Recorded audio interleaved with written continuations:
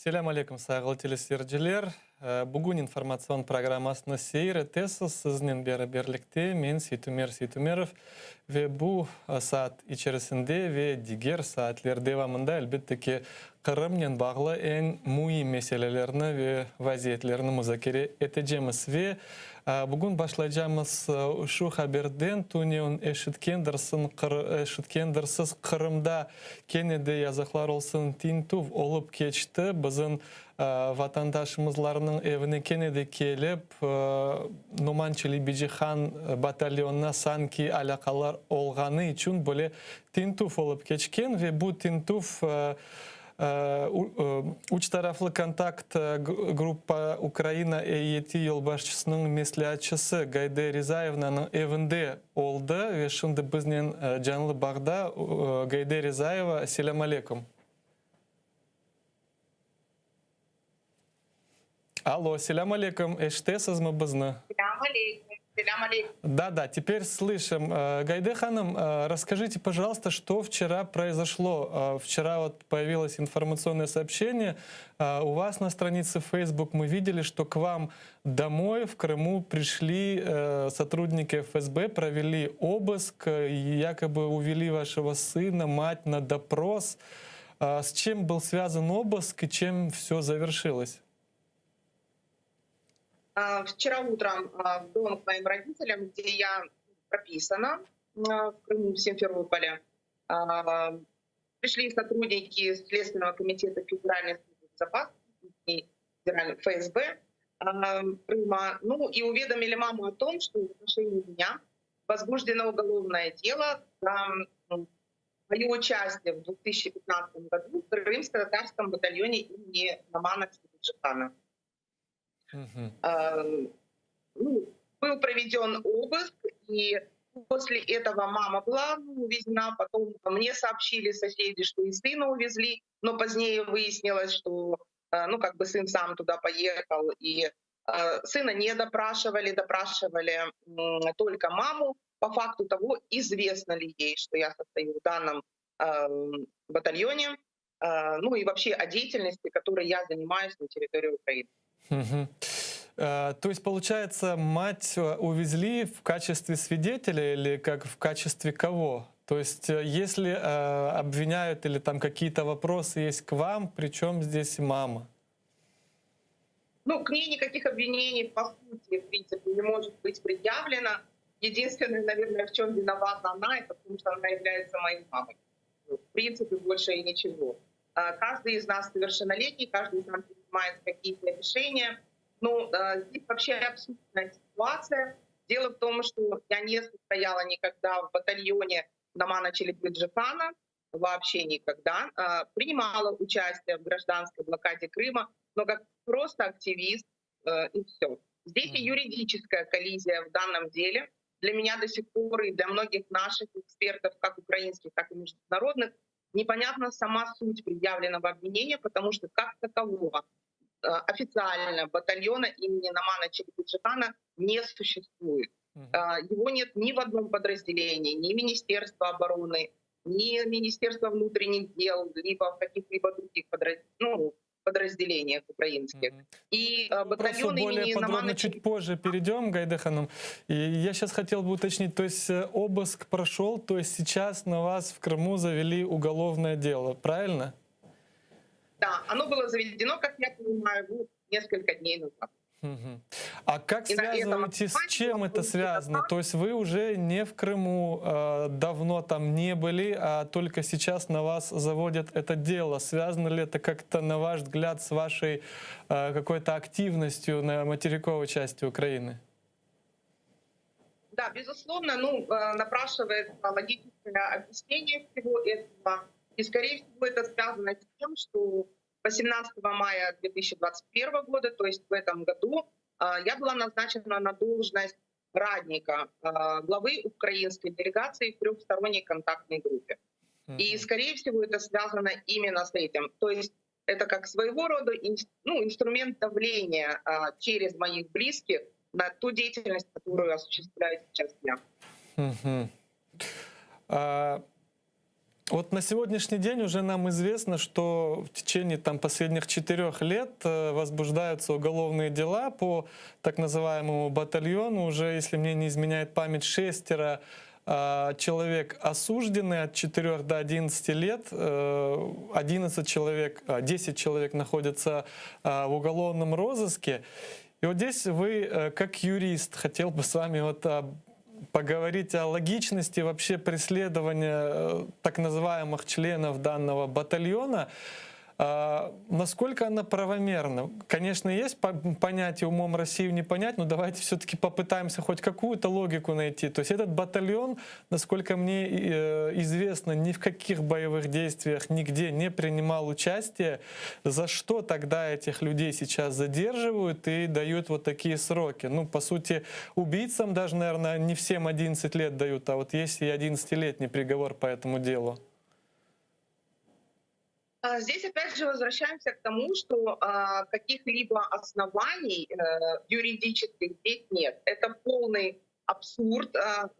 Юридическим обоснованиям никаким это не подлежит, потому что действительно, я повторюсь, что батальон имени Намана Челебеджихана не значится ни в каких военных подразделениях Украины. То есть он вообще не существует де юра. То есть как, если не существует де юра батальона, может быть применена какая-то уголовная ответственность за участие в нем? Это, знаете, если так объяснить просто, это как в казаках разбойниках. Две команды делятся, одна команда называлась «Мухи», другая «Бабочка», и назвали это дело батальоном. Там батальон бабочек, батальон мух. Ну так извините, де юра нигде официально этот батальон не состоит. И носит он какое-то название в этом социуме маленьком, в котором он находился. В частности, принимали участие эти ребята на гражданской блокаде Крыма как мирные люди. Вот и все. Это же не какой-то вооруженный конфликт на границе, это не какая-то там спецоперация, это гражданская блокада просто активистов. Вот и все. То есть логическим объяснением это не поддается никаким. Вы были, как отметили выше, принимали участие в гражданской блокаде. Как вам помнятся те дни и, на ваш взгляд, насколько это было все-таки данная блокада ощутима для оккупантов? Я уверена прежде всего в том, что это было правильно, это было необходимо делать. Мы должны были каким-то образом заявить о том, что то есть показать им, что их действия неправомерны по отношению к Крыму, непосредственно по аннексии Крыма. И, соответственно, мы как нация, как граждане Украины должны были каким-то образом реагировать на это. И это, я считаю, что это прекрасный жест, который показал уже не только Украине, не близлежащим странам, не только там странам СНГ, а всему миру, что существует такая нация, крымские татары, по отношению к которой к их родине, к их домам на протяжении огромного количества времени продолжается геноцид. Этот геноцид не прекращается, геноцид в отношении коренного народа. Он не прекращается, он просто каким-то образом форматируется, модернизируется в другие абсолютные вещи. Что вот на сегодняшний день существует такая вот ситуация, как аннексия, как захваты политзаключенных, их дальнейшее тяжелое освобождение, а некоторые вынуждены будут, скорее всего, и просидеть весь срок. Ведь на самом деле, это было своего образа демонстрация, что привлечь внимание прежде всего к проблемам данной нации, к существованию данной нации. И в частности, блокада, гражданская блокада Крыма, это один из инструментов показать это все всему миру. Недовольство раз, полную беззаконность два. Я имею в виду в отношении нас со стороны России. И вы, наверное, тоже слышали, недавно были приняты несколько законов важных. Один из них о коренных народах и второй об отмене свободной экономической зоны Крым. Много полемики велось вокруг этого закона. Вот он сейчас отменился. Как вы считаете, правильно ли? И даже по-другому задам вопрос, почему этого не делалось ранее, на ваш взгляд? Вы знаете, много вот таких вопросов, которые хочется задать, почему это не делать ранее. Ведь действительно для этого была почва, для этого было все, как говорится, все рычаги для того, чтобы это было сделано. Но, как говорится, сейчас говорить о том, почему, об этом можно размышлять всегда. Почему-то. Очень жаль. Но это вот так вот. В частности, не только этот вопрос поднимался. Вот в 2016 году я поднимала вопрос по отношению включения в Минск Крыма. Потому что ведь у нас, если есть была площадка все эти 7 лет для каких-то хотя бы переговоров с Луганском, с Донецком, то у нас не было площадки для переговоров на протяжении 7 лет с Крымом. Понимаете? И тоже почему-то эта инициатива не была услышана ранее. Слава богу, что сейчас создается какая-то платформа при этой власти, и что вот наши инициативы услышатся, в частности, и мои. Мгм. И касательно самого вот закона о коренных народов, очень большое возмущение мы услышали как от самого Кремля, как от прокремлевских сил на территории Украины. Все мы знаем их имена, ОПЗЖ и им подобные. Что же это их так разозлило, на ваш взгляд?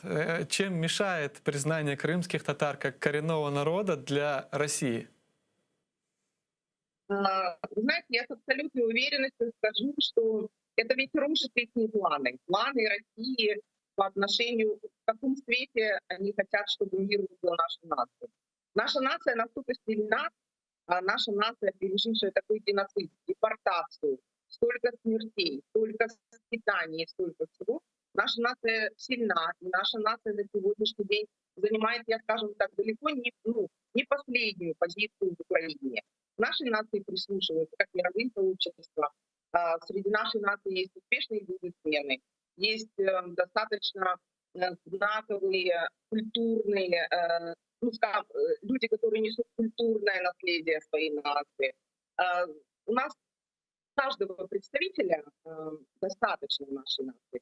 И сейчас такой нации, если дать еще и такую свободу мышления, свободу развития в украинском социуме, Россия прекрасно понимает, что эта нация будет сильнее. А это не входит в их планы.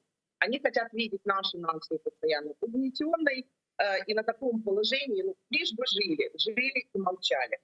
То, что происходит сейчас, это, соответственно, рушит планы России. И в моем случае тоже. Это маленькое такое разрушение, потому что на сегодняшний день им придется в трехсторонней контактной группе говорить со мной, выслушивать какие-то мои доводы, как по обмену пленных, так и по другим моментам, которые касаются конфликта на Донбассе.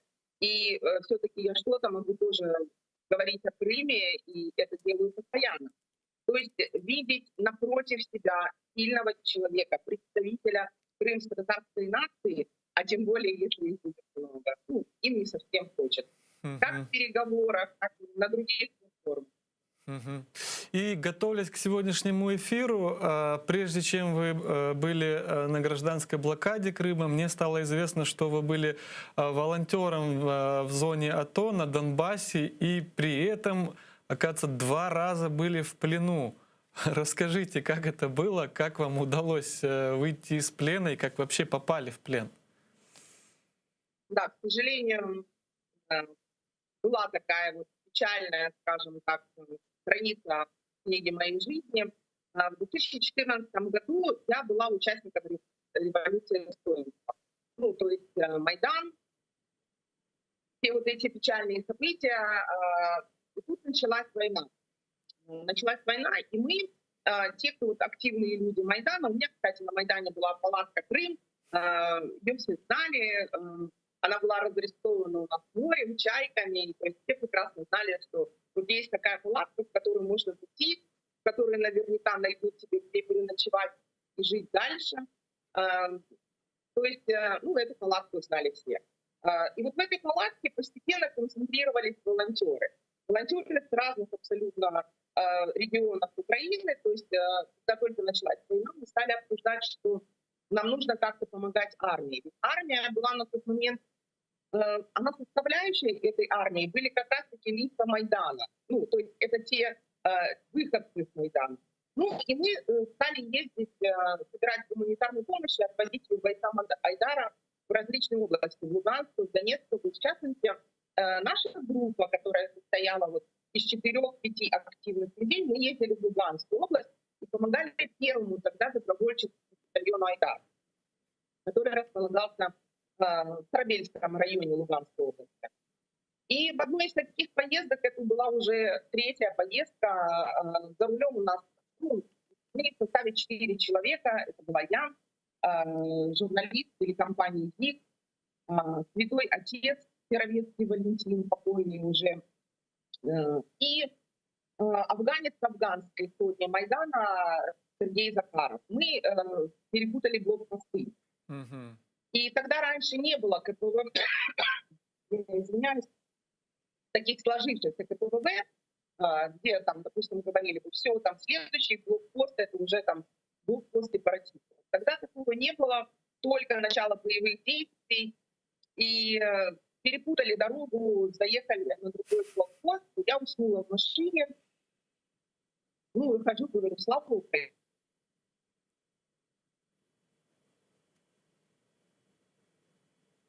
Алло.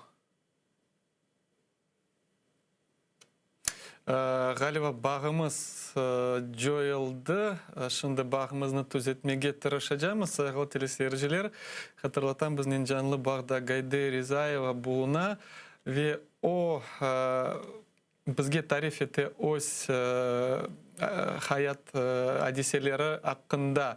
Ve şimdi bizge tarif eten nasıl o Ukrayna'da cenk başlaganda Donbas vilayetlerinde nasıl anda volontör olarak iştirak etti ve aynı anda Gayde Hanım esirlikке düşken, yani попала в плен. Екі кере түшкен еді, ama nasıl çıkkanı bizge de айтып берамады, бақ жойылды. Ve şimdi devam edecek. Гайде Hanım, вы снова с нами? Да. Продолжайте. Мы остановились на том месте, где вы говорили, что вы уснули и проснулись. Да. Уснула, проснулась, нас остановили на блокпосту. Ну, и я говорю, как привыкли мы говорить. То есть мы проехали приблизительно 12 блокпостов, и на них я привыкла, ну, соответственно, выходишь и говоришь «Слава Украине!». Ну и тут, допустим, на 13-м я выхожу и говорю «Слава Украине!». Они мне говорят «Что?». Я говорю «Ну что, слава Украине!». Смотрю на шеврон, а там написано «Новороссия». Ну, соответственно, все 4 мы попали в плен. А еще при обыске у святого отца нашли фотографию в блокноте, где он на Майдане обнимает Порошенко. Соответственно, попало нам по полной. Вот. Угу. И как Через вам относились? месяца... Известно, что вот в Донецкой, Луганской областях, кто в плен попадает, там очень суровое отношение. Как вы находились и сколько времени пробыли в плену там? Вы знаете, меня принимала вообще страшная группа, которая всем, в принципе, известна, это казаки. Они называются там Всевеликое войско Донское. Люди, которые отличаются особой жестокостью по отношению ко всем. Они абсолютно не разбираются, мужчина это женщина, святой отец это кто это, подросток и так далее. То есть в плен меня брали именно они, отношение, конечно, было очень жестокое. 2,5 недели я была в расположении Козицына, потом меня перевезли в Луганскую военную комендатуру. Ну и 4,5 месяца в Луганской военной комендатуре. Путем обмена я была освобождена 28 октября 2014 года на мосту Счастья, где меняют и сейчас всех наших военнопленных. Вот. Освобождала меня такая группа «Патриот», волонтеры. Впоследствии я уже потом стала, кстати, также участником этой группы «Патриот», которая занимается поиском без вести пропавших, ну и освобождением военнопленных. И Оксана Белозір, народный депутат Украины. Угу. Вот. И насколько мне известно, вы сейчас являетесь ее советником также. Нет, уже нет. Я являлась ее помощником в Верховной Раде каденцию, когда она, ну, в 8-м созыве. А сейчас я являюсь советником главы украинской делегации в трехсторонней контактной группе. Ну, Ну и это то есть давайте советником перейдем к Леонида ней, Матвеевича. к трехсторонней контактной группе. Какие планы вообще сейчас? То есть трехсторонняя контактная группа — это площадка по разрешению конфликта на Донбассе, Донецк, Луганск. Как вы отметили уже выше, никак не хотели туда вопросы Крыма включать, только Донбасс. Сейчас на каком все уровне уже годами длится ситуация, когда по сути окопались с двух сторон, периодически там когда-то реже, когда-то чаще происходят обстрелы, какие-то переговоры сейчас ведутся, какова их основная цель? Да, конечно, переговоры ведутся всегда, и переговоры ведутся, вы знаете, с применением различных и формул, и различных вариантов, но направленных на то, чтобы любой ценой спасти хотя бы одного человека, то есть вытащить с плена и каким-то миром, каким-то образом полностью урегулировать данный конфликт мирным путем. Переговоры ведутся, сказать, признаюсь честно, сложно. На данный момент переговоры покинули два посла. Надеемся там на скорейшие замены, то есть вообще состава трехсторонней контактной группы, многих людей там. Надеюсь на то, что это будут лучшие изменения, что будут подобраны более объективные люди, более грамотные люди, люди более дипломатичные, которые знают, как правильно выйти из каких-то ситуаций вот таких вот тупиковых. На сегодняшний момент пока боремся за то, чтобы освободить всех наших пленных, боремся как за каждого по отдельности, так и за всех. Известно ли вот общее количество, сколько сейчас граждан Украины находится в плену на Донбассе, Донецк, Луганск? Да, конечно, это 286 человек в целом. Из них 211 — это оккупированные районы Донецкой области, 75 человек — это Луганская область. Из них 25 женщин. 20 в Донецкой области, 5 в Луганской.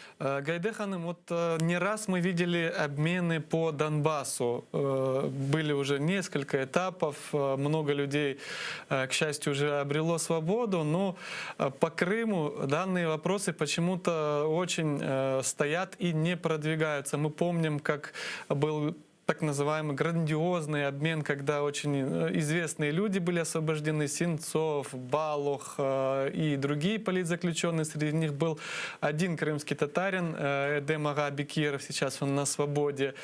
Потом был ряд обещаний, вплоть до того, что сам президент Украины Владимир Зеленский обещал, что в следующих этапах обязательно будут крымские татары, которых уже 114 политзаключенных в Крыму.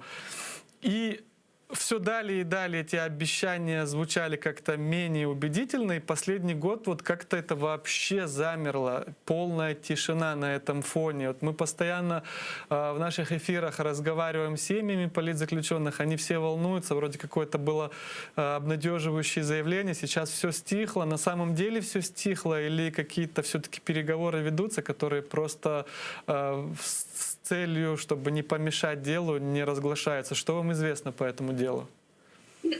Я вам скажу, что ситуация по Крыму действительно очень сложная. Во-первых, с момента аннексии Крыма прошло 7 лет. Если говорить честно, то за эти 7 лет не сделаны нашим государством те шаги, которые, точнее, за 5 лет они не были сделаны, а сейчас за 1,5 года новой каденции нового президента они физически не могут быть сделаны. И если даже, допустим, данная власть, нынешняя власть, очень бы сильно захотела бы это вот в одно мгновение ока быстренько наладить отношения по освобождению людей, крымских политзаключенных, то это очень сложно получается. Опять же, возвращаемся к тому, что мною была выдвинута инициатива и был проведен митинг в 2016 году об обязательном включении Крыма в Минский процесс. Что бы нам это дало? Нам бы это дало платформу для переговоров. Почему у нас не фиксируется ничего? И даже когда приходишь в службу безопасности Украины и говоришь: господа, на территорию Крыма там происходит то-то, то-то, там украли человека, нужно вытащить этого политзаключенного и так далее, они говорят: мы не можем говорить о Крыме. К сожалению, у нас нет этих полномочий, потому что Крыма нет в Минске. Если так называемые эти псевдореспублики ЛНР и ДНР являются площадкой для переговоров, то Крым никак, к сожалению, не является площадкой для переговоров. Что нужно сделать? Нужно максимально быстро этот процесс каким-то образом урегулировать. Огромные надежды на крымскую платформу. Гайдеханым, вот понимаете, мое видение ситуации, то есть если глава государства об этом заявлял, и заявлял это, как бы, скажем, достаточно уверенно, что вот будут следующие этапы, там они будут, такое понимание формируется, что он же не говорил просто от себя, придумал, вот сейчас захотел, так сказать. Это не такой человек, это первое лицо государства, президент. Возможно, какие-то были обнадеживающие обещания или там какие-то договоренности, но потом, по всей видимости, как-то что-то пошло не так. Вот мне так кажется. И Путин то ли передумал, то ли Украина не готова заплатить ту цену, которую хотели за крымских татар. Много разговоров велось вокруг того, что якобы условием того, чтобы крымские татары были освобождены, это была вода в Крым, но так как украинское общество категорически выразило свою позицию, также и позицию свою выразили наши соотечественники в Крыму, что ни в коем случае, то есть как бы вот этот процесс полностью затормозился, по всей видимости так. Все же, почему Путин так вот схватился и держится, и не хочет ни в коем случае отдавать крымских татар? Для того, чтобы цена этих людей с каждым днем То увеличивается. есть игра на поднятие понимаете? ставок. Да. И он делает все, что... То есть он же прекрасно понимает, что родные этих политзаключенных, их близкие, адвокаты и так далее, целая машина, скажем так, работает на их освобождение. И, соответственно, с каждым днем цена, политическая цена, к сожалению, очень жаль, что мы о людях вот говорим как, я в кавычках скажу, очень извиняюсь еще раз, как о товаре в данном случае. Точнее, люди — товар в глазах Путина. Это политический товар, цена которого с каждым днем растет. Соответственно, где-то они выдвигают сами. И условия, допустим, мы вам отдадим политзаключенных на обмен на воду, на еще какие-то условия, заранее зная о том, что эти условия не примет наш государство.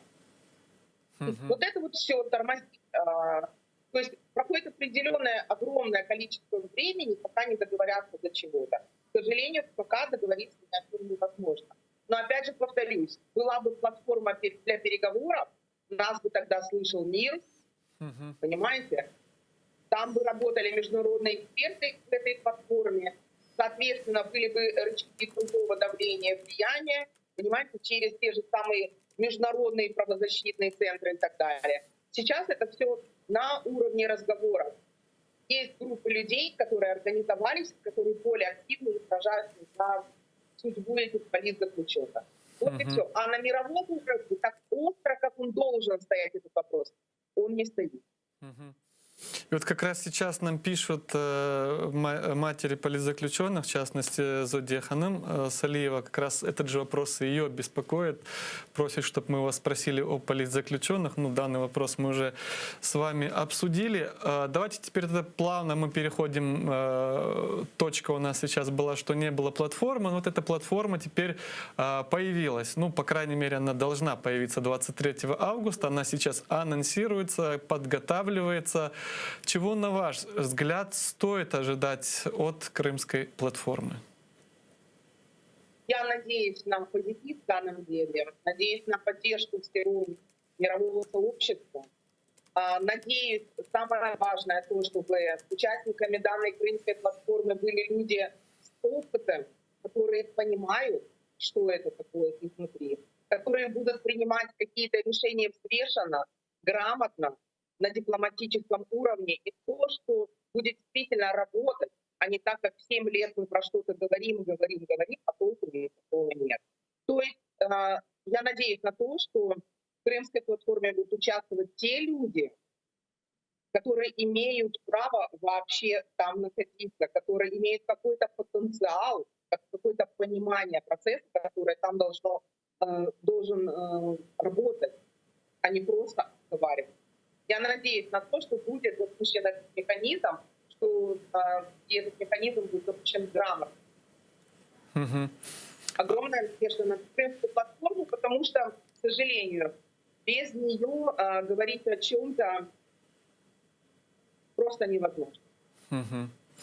А касательно того, кто примет участие, насколько мне известно, уже около 20 стран, все-таки большинство говорят, что, скорее всего, будет какая-то принята резолюция.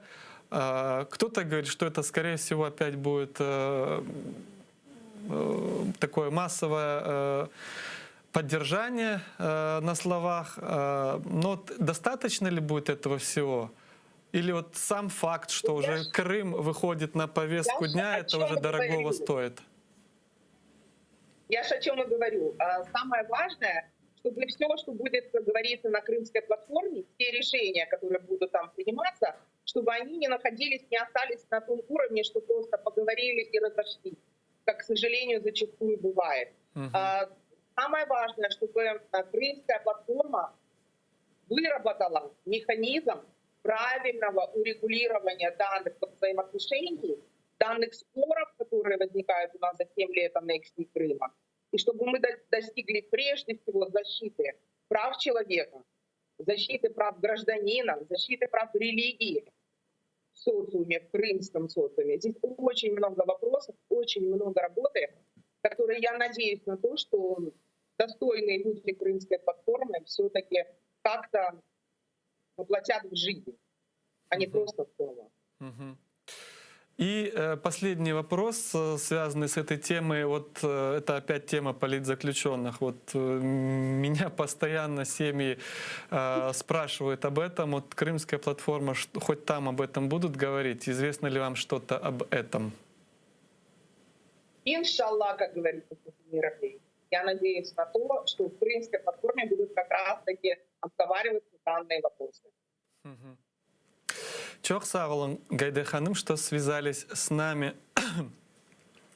Сайгыл телесердилер, біз yayınımızны devam etemiz. Şimdi ise eşitkendirsiz Zelenskiy tarafından böyle cinayetçiler cedveli teşkil etilgen edi ve onların arasında bazı Kafkaz'dan çıkan ve aynı atoda iştirak etken Çeçen vatandaşları çıkan ve onlar şimdi buna karşı şikayet bergenler. Keliniz bu nasıl mahkeme olğanı seyreteyik.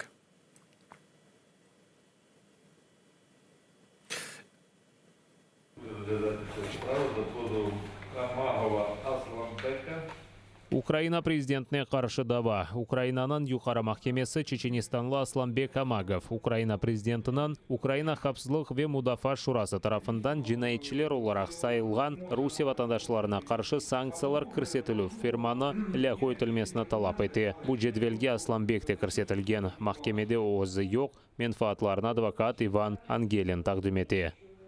Будет подготовительное судебное заседание. Наша цель – получить дополнительные документы, которых у нас нет на руках, чтобы я мог защищать своего доверителя. Мы услышим, если явится вторая сторона, мы услышим их позицию и определимся, какие дополнительные доказательства нужно предоставить суду. После этого будет уже непосредственно рассмотрение этих доказательств. Асланбек Русиеге сүргін етілсе, бірден апске ташланып азапларға ұғратыла біле. Если его депортируют с территории Украины, он не сможет нигде находиться, кроме как на территории Российской Федерации, гражданином которой он является. Вместе с тем, так как он находится в списках, которые называют списки воров в законе и криминальных авторитетов, на территории России его ждет привлечение к уголовной ответственности за принадлежность к этой иерархии. То есть человек, не являясь ни криминальным авторитетом, ни вором в законе, по решению органа государственной власти становится таковым, выдворяется на территорию его гражданства и будет помещен в места лишения свободы. Если я не ошибаюсь, там достаточно большие наказания, то есть от 8 до 15 лет только за наличие такого статуса у человека. Асланбек Амагов Украина Русия женкінің бірінші еллары гонылы оларақ Украина ордысына ярдым етеді. Этот факт еще больше усугубит его положение, поскольку на территории Российской Федерации он будет преследоваться и внесудебно еще и за это. То есть действительно Асланбек помогал армии и продолжает помогать, помогает государственным органам, и во время пандемии раздавали маски и средства индивидуальной защиты. Ну, конечно, у нас есть все опасения утверждать, что это станет также предметом преследования со стороны правоохранительных органов России. Украина президентінің менфаатларны махкемеде адвокат Оксана Байдаченко тақдим ете, ама дава бойынша өз позициясын ачыламақтан ваз кечті.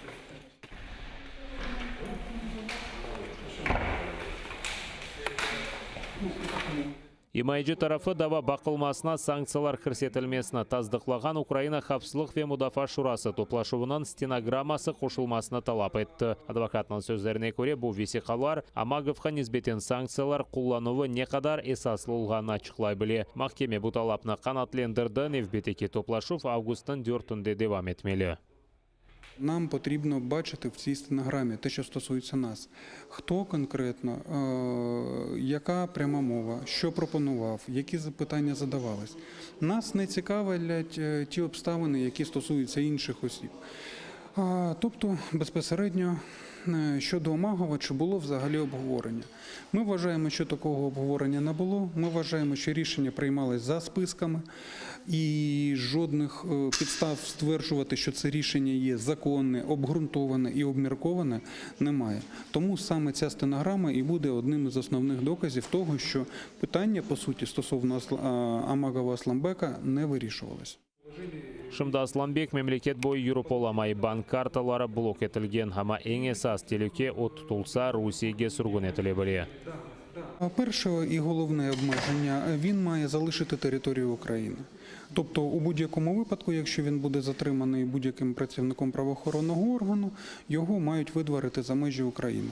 На цьому тлі навіть економічні обмеження, там блокування карток, ну хоча і це і теж є дуже істотною обставиною і обтяжливою обставиною, ну виглядає не так жахливо, як те, що людина буде відірвана від сім'ї і видворена за межі нашої країни. Майыс айында Украина президенті жинайчылерге қаршы женкілян етті. Бұл меселе Украина Қапсылық ве Мудафа Шурасынан топлашуында бақылған еді. Ми продовжуємо щоденну роботу, активний захист нашої держави і відновлення справедливості. А різні ніхто і ніщо, які роками завдавали країні великих збитків і болючих ударів, отримують у відповідь великі неприємності і болючі санкції. Бұл санкциялар жетвеліне жинайчылерінен берабер Русияден сияси қачақлар, иш адамлары, Русия-Украина женкнан ветеранлары ве Шейх Мансур адына Гуноллер батальоннан аскерлері ве волонтерлар көрсетілген. Уларның чоқысы Шимали, Кавказ сакенлерідір. İşte sağlı teleseyirciler seyrettik bu süjetimizni ve elbette ki böyle haksızlık oldu ama Rusya'ya karşı böyle kıyaslasak elbette ki anda içte öyle dava açılmaz idi. Ama mında göremiz dava açıldı ve şimdi bu meseleye neden bakılacak ve umut etimiz böyle haksız temiz insanlar nasıl bu cedvellerge kırsetildi öyle de andan çıkarırlar. Ve yayınımızda devam etimiz sağlı teleseyirciler. Şimdi bizden canlı bağda advokat Edem Simidlayev. Selamun aleyküm Edem ağa.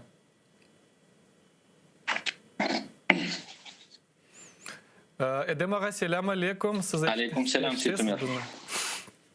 Edem ağa, başlayık böyle meseleden indi nasıl deyik haftanın sonki günü böyle neticelerini getireyik. Birinciden indi belli oldu sizge öldürülgen Nabi Rahimov'un cesedini kesen kes öyle vermeyeceğimiz deyip айтылар. Bu nenen bağlı asıldı, nasıl şey? Bir kimse bilmeyip keldiler, nasıl onu öldürdüler, bir vesikalar bir şey vermeler, cesedini bile cenaze etmege, kommege vermeler. Bu nasıl şey asıldı?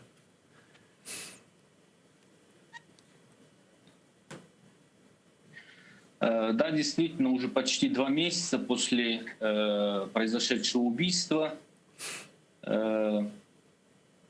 Через месяц после убийства следователь Следственного комитета нам ответил о том, что мы не выдаем тело в связи с тем, что проводится судебно-медицинская экспертиза. Однако по прошествию еще 2-3 недель мы на очередное ходатайство о выдаче тела мы получили ответ о том, что мы вообще вам тело не дадим в связи с тем, что якобы Набир Рахимов был убит во время террористического акта. Хотя защита супруга Набира Рахимова с этим не согласна. Считаю, что в Российской Федерации должна работать презумпция невиновности. По Набиру Рахимову нет никакого, по крайней мере, нам неизвестно, что отсутствует какой-либо судебный акт, нет приговора, вступившего в законную силу, о том, что он признан террористом, либо участвовал в каком-то террористическом акте. Поэтому данное решение следователя Следственного комитета мы обязательно будем обжаловать и добиваться того, чтобы, конечно же, выдали тело, если, конечно, они уже его каким-то образом не уничтожили, либо не захоронили. На ваш взгляд, с чем связан тот факт, что не хотят его отдавать? То есть здесь сразу напрашивается такая логическая мысль, что, скорее всего, есть то, что указывает на то, если проводить какую-то, я не знаю, экспертизу независимую, что никаких сопротивлений, там, каких-то этих он не оказывал, и это может раскрыть, да, всю вот эту порочность, вот этот непосредственное убийство невиновного человека. Может ли быть с этим связано отказ выдачи тела? Ну, по данному делу, к сожалению, у нас очень мало информации, и все, что я скажу, это будут догадки. Единственное, я хочу привести пример. Это то, что буквально дней 10 назад произошло в Российской Федерации, в Кабардино-Балкарии, когда была объявлена контртеррористическая операция, и якобы было ликвидировано 5 террористов. И после того, как людям выдали тела родственников, многие из них заявили о том, что на телах людей есть множественные следы пыток. Да? То есть, возможно, это с этим связано, что на теле Набира Рахимова имеются какие-то признаки пыток, либо следы пыток, поэтому следствие пытается скрыть. Ну, опять же, я повторю, что это догадки, и именно вот такая версия ходит на сегодняшний день среди людей, и многие думают, что только именно с этим связано, что не выдают тело. Угу. Эдем-ага, насколько мне известно, наши соотечественники, которые были на месте с первого, вот с начала, как это произошло, там даже Крымской солидарности удалось у самого дома взять небольшое интервью, записать. Потом было выложено видео ФСБшников, что вот якобы мы ликвидировали террориста. Много нестыковок вот увидели. Я вот разговаривал с активистами, что тело не так лежало, что были какие-то волочения его по комнате, по помещению, в котором он был убит. Что-то об этом можете рассказать? Есть ли какие-то косвенные указания на то, что это все-таки было какое-то постановочное убийство? Как бы сложно говорить, конечно, об этом. Я немного о другом скажу. Что вызывает сомнения вообще в законности и противоправности действий сотрудников? Всегда, по крайней мере из нашей практики, когда проходят какие-то следственные действия, следственные мероприятия, элементарно проводят обыск в доме, сотрудники ОМОНа, спецназа, всегда у них имеются видеокамеры. И все свои действия они фиксируют на видеокамеры. Это и камеры на касках, это и на грудные видеокамеры. Это специально отдельный человек, даже бывает, который просто ходит с камерой и все фиксирует. Где эти записи? Если человек отстреливался, так как озвучивают силовики, если человек пытался что-то взорвать или взорвал, должна быть видеофиксация. Да, а нам показывают только Почему то, что ее было не потом. демонстрируют? Да, почему ее не показывают? Почему не показывают, каким образом человек отстреливался, пытался нападать на сотрудников правоохранительных органов и все остальное? Нету этого видео.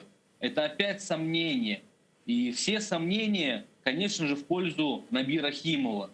И пока сотрудники правоохранительных органов публично не покажут эти видео, где он отстреливался, где с ним велись какие-то переговоры, как обычно это делается, для того, чтобы он сдался, сложил оружие и все такое. Этого, к сожалению, нету. И, соответственно, когда нет вот таких веских доказательств, то люди, все остальные додумывают, конечно же, в пользу Набира Химова, так как, к сожалению, доверие к правоохранительным органам очень слабое, его практически нет. И учитывая тот факт, что Набир Рахимов, рахметли, был таким достаточно открытым человеком, постоянно находился в джемате среди людей, нам известно, что как раз это произошло в последние дни месяца Рамадан. Весь месяц он готовил пищу на ифтары готовил, то есть занимался строительными делами, вот, и убит, да, собственно говоря, на месте своей работы.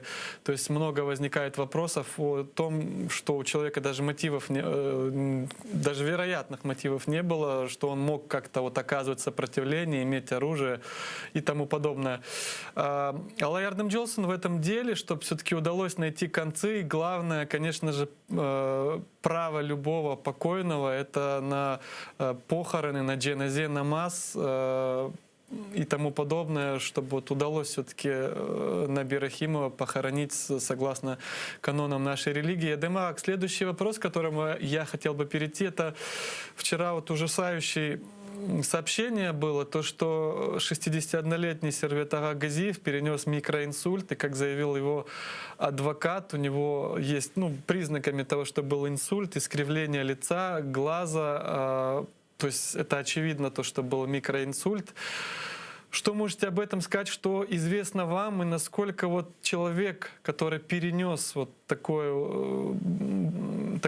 микроинсульт, может находиться вот в таких условиях СИЗО? Ну, конечно, это вопиющее событие, о котором должны говорить все, о котором должны кричать все. Потому что когда пожилой человек находится в нечеловеческих условиях, когда человеку больному не предоставляется элементарная медицинская помощь, это преступление. И нельзя это каким-то образом упускать из вида.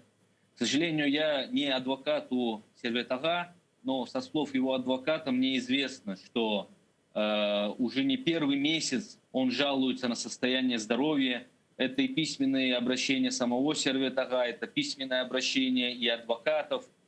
Однако все, что сделал следственный изолятор, это один раз вывезли якобы на диагностику его в больницу, где его визуально осмотрел врач и сказал, что вы здоровы, не взяв никакие анализы, не проводя никакие исследования.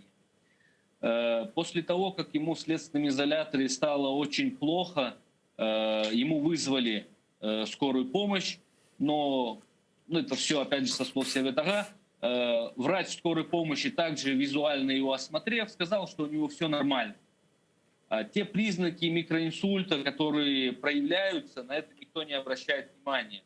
И, насколько я знаю, его адвокат Александр Стасюк направил ряд жалоб, обращений в разные инстанции для того, чтобы все-таки этого пожилого человека обследовали. Действительно, вот сейчас на экранах показывают фотографии его, когда элементарно не могут провести судебные заседания, когда ему на каждом судебном заседании становится плохо, вызывают скорую, скорая констатирует, что у него высокое давление, делает укол и уезжает. То есть человеку необходима квалифицированная медицинская помощь, его необходимо положить в лечебное учреждение, обследовать, то есть выяснить, в связи с чем у него постоянное высокое давление, ухудшения здоровья, и после этого лечить, а не просто так давать какие-то лекарства или делать уколы, которые просто снижают давление и все. Считаю, что со стороны следственного изолятора, со стороны ФСИН это преступная халатность, которая, не дай бог, доведет до тяжелых последствий для здоровья человека, и Аллаху стремится, конечно, до летального исхода. Эдема, вот мне всегда волнует тот вопрос, вот неужели вот к крымским политзаключенным, к нашим соотечественникам, Аллаха шкур, все-таки хоть какая-то по отношению, скажем, к другим регионам материковой части Российской Федерации, вот и внимание, да, пристальное, то есть за ними следят, постоянно высказываются политики, государственные органы Украины, делают какие-то заявления. Вот Аллах Костермесон, да, что-то станет с человеком, не дай Аллах, он умрет. И это же не один сервет ага, то есть там уже порядка десятка людей, которые находятся в очень таком тяжелом состоянии здоровья.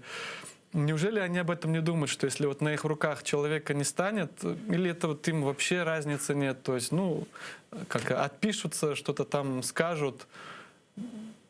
Как это вот все понять? Неужели они не беспокоятся о том, что я будет считаю, вот... что это системная проблема всех следственных изоляторов, это системная проблема всех колоний в Российской Федерации, потому что практически нигде, за исключением каких-то показательных следственных изоляторов, где действительно могут оказать квалифицированную помощь. А в основе такая ситуация со всеми. И действительно, если ты, простой зэк, которому нету какого-то внимания со стороны средств массовой информации, народа, то, конечно же, никакого лечения тебе не будет обеспечено. Лично вот из моей практики я видел, когда был в следственном изоляторе, когда приносят человека без сознания на носилках, ложат его перед видеокамерой, так как у него процесс по видеоконференц-связи, что-то происходит на телевизоре, на экране, оказывается, ему продлевают срок содержания, и через полчаса просто такого же без сознания человека выносят и уносят обратно в камеру. Это, конечно, для меня лично был шок, что такого человека вообще содержат в следственном изоляторе, и еще и продлевает ему меру пресечения. Эдема, у нас буквально 3 минуты осталось. Хотелось бы еще успеть проговорить то... такое. Ага. Эдема, у нас 3 минуты буквально осталось. Хотелось бы еще проговорить. Вы, насколько мне известно, только с утра вернулись из Ростова-на-Дону, то есть были очередные судебные процессы по так называемому 3-му уже бахчисарайскому делу. Что было, насколько мне известно, допрашивались свидетели обвинения, это были сотрудники ФСБ, что они говорили, вот буквально за 2 минутки постарайтесь нам рассказать. Да, процесс по Бахчисарайской 3-й группе идет, можно сказать так, к завершению. На последних процессах мы допрашивали оперативных сотрудников, которые участвовали на обыске. И на все те противоречия, которые все-таки удается стороне защиты узнать, либо выявить в судебном процессе, все это замыливается судом, задавая такие вопросы. То есть в конце, после того, как все участники зададут, суд задает вопрос свидетелю. Скажите, свидетель, вы лично подбрасывали литературу? Конечно же, никто не скажет, что я подбрасывал или не подбрасывал. Конечно, человек говорит, нет, я не подбрасывал. Скажите, ваши сотрудники либо знакомые подбрасывали литературу? Он, конечно же, отвечает нет. И я считаю, что именно вот эти ответы суд положит в основу приговора. Поэтому и мы очередной раз говорим, что суд в данном случае, или в этих процессах, он не является каким-то арбитром, он больше на стороне обвинения, то есть обвинительный уклон такой у суда. Поэтому и в конце мы получаем обвинительные приговоры. Ну, будем надеяться на то, что найдутся какие-то пути, средства, чтобы вытащить наших соотечественников из этих ужасных мест, из этих российских следственных изоляторов, колоний. Алла ярдәмче булсын ишләреңездә, демага умут этемиз, Алланың ярдәменнән галибе мутлакка бызын олар вепimiz бу кара көннәрдән соң боле айдын байрам көннәрендә күрермиз. Аллах ярдәмче булсын ишләреңездә. Сагылы телесерджилер, хатırlатам безнең җанлы Багда адвокат Эдем Семидляев булынды. Беренче саатымыз соңына келмекте. 5 дакалык тенефустен сон эфирimiz devam edecek. Atereli olunuz.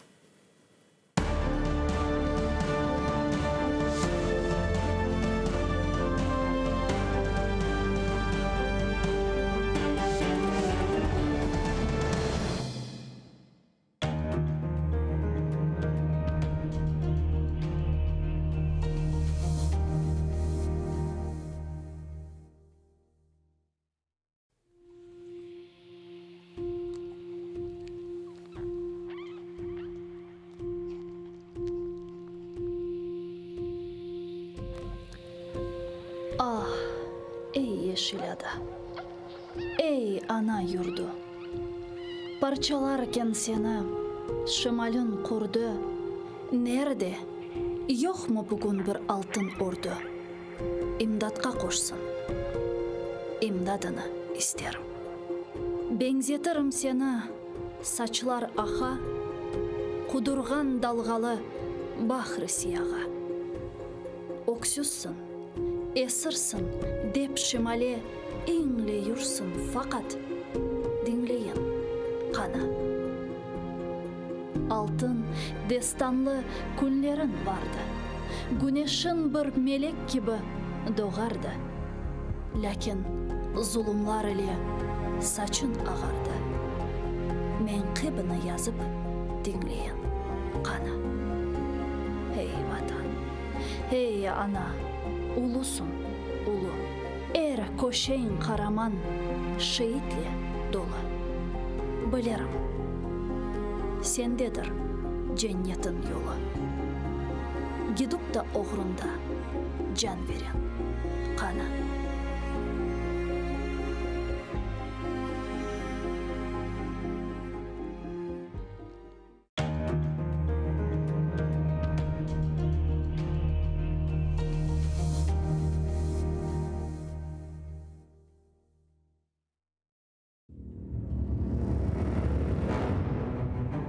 Хаджи Герай Кырым ханлығыны тізгенде 29 yaşında еді. Тахминен 350 yıl devamında Кырым ханлығы devlet olarak hüküm sürdü.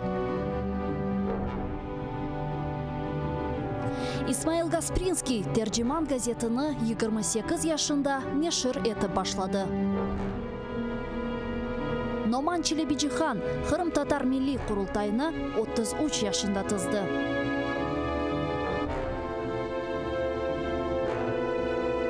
Bekir Çobanzade 27 yaşında profesör olarak Latin elifbesini Türkiye devletlerge teşvikat etti.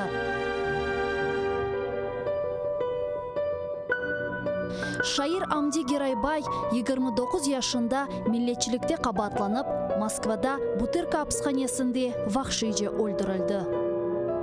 Ahmetхан Sultan birinci kere karamanlıkını 23 yaşında kazandı. 25 yaşında ise 2 defa karaman oldu. Musa Mahmud 1978 senesi hakimiyetke karşı isyan etip ozunu yaktı. Milli meşal oldu. Ayşe Setmuratova 27 yaşında adalet kureşine kırıştı ve bütün ömrünü Kırım Tatar milli hareketine bağışladı. Genç ve yaşlar, fedakarlık ve kahramanlık için kureş meydanı açıktır.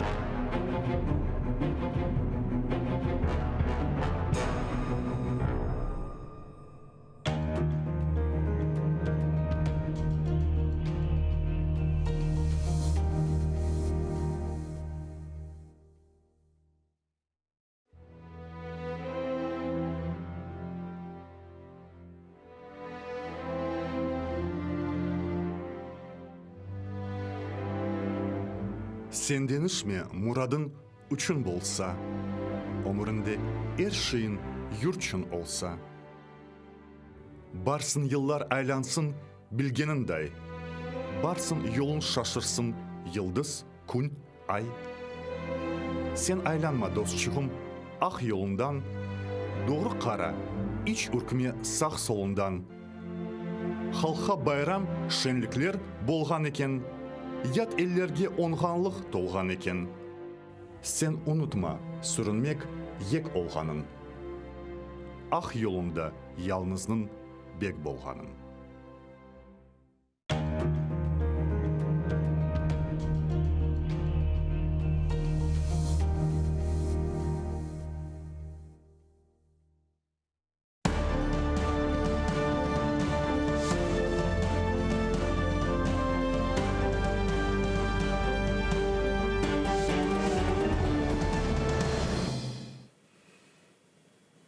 Selam aleyküm sayılı teleseyirciler.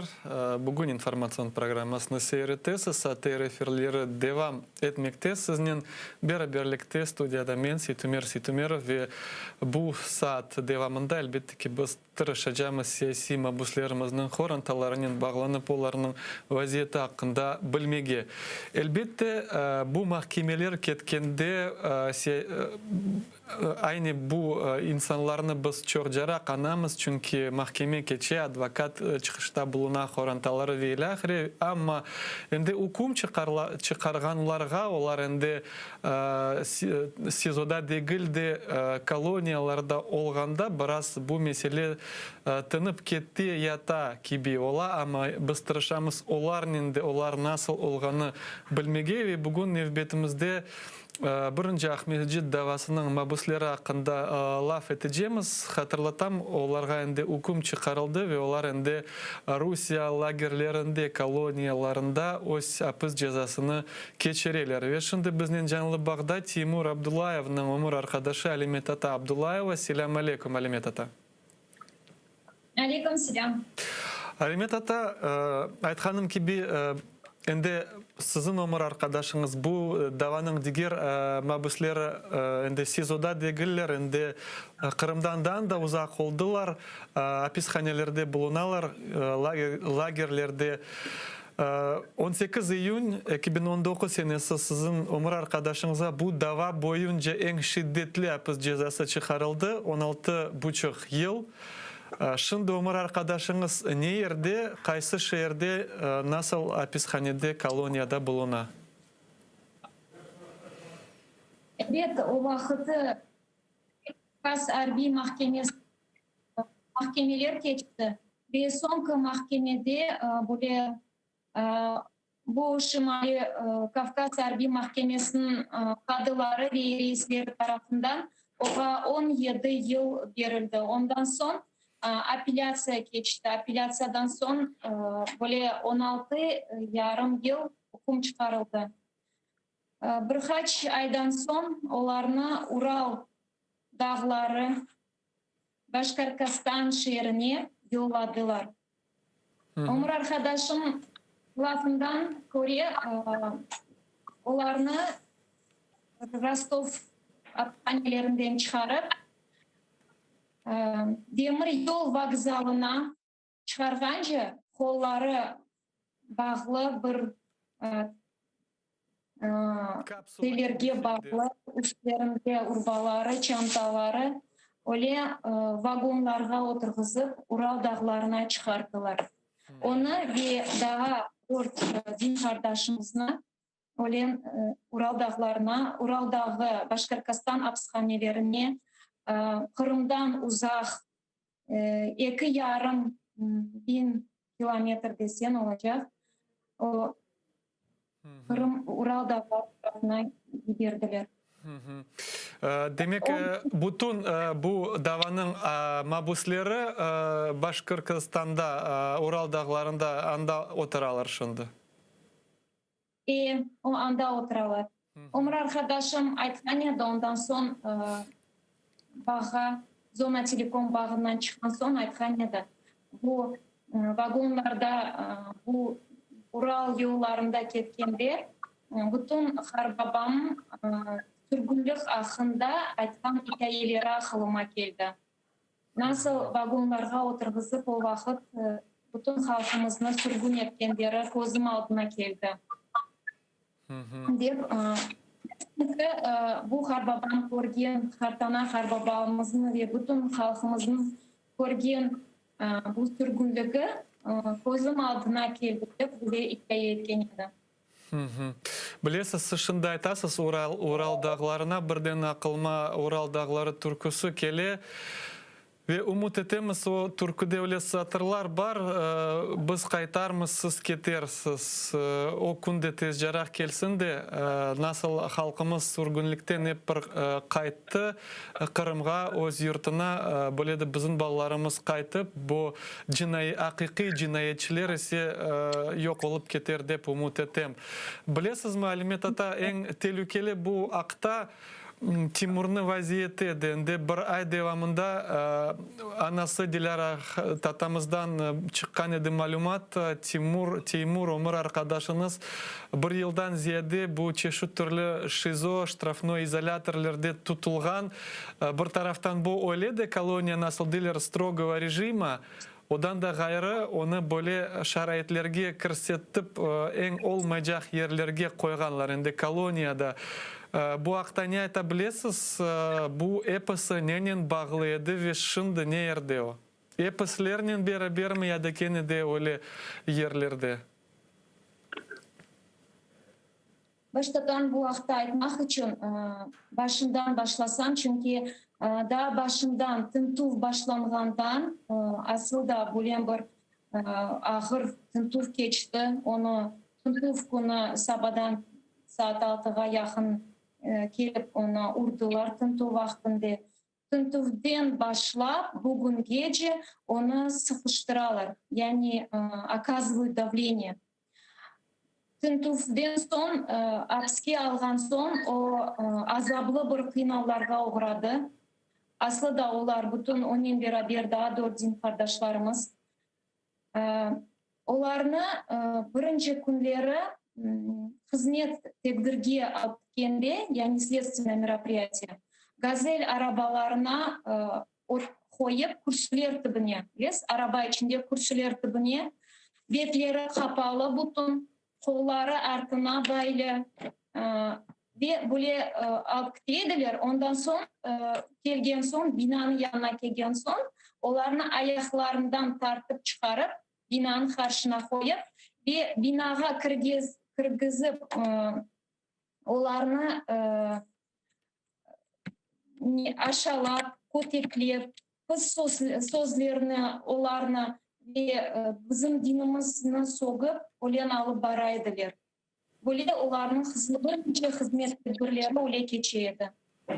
Ondan son 2 yıldan son onlarını Rostov hapishanesine yolladılar. Anda Rostov hapishanesinde en birinci görüşüler olabildi. Ama bu görüşülerde kene böyle sıkıştılarga uğradı. Bizim görüşülerimizde bizge öz tilimizde laf etmege yasak ettiler. Biz laf etsek bu görüşlerini kesiyediler. Yani devam etmege vermediler. Dediler öz tilimizde laf etmemiz. Ondan son mına işte anda da Rostov hapishanesinde olgan son liberdiler Ural'da.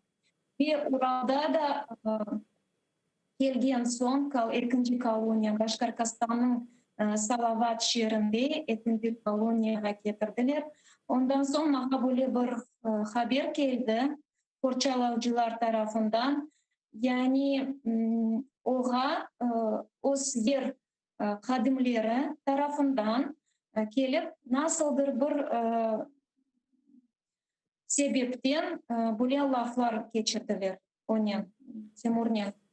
Evet, Timur onlarla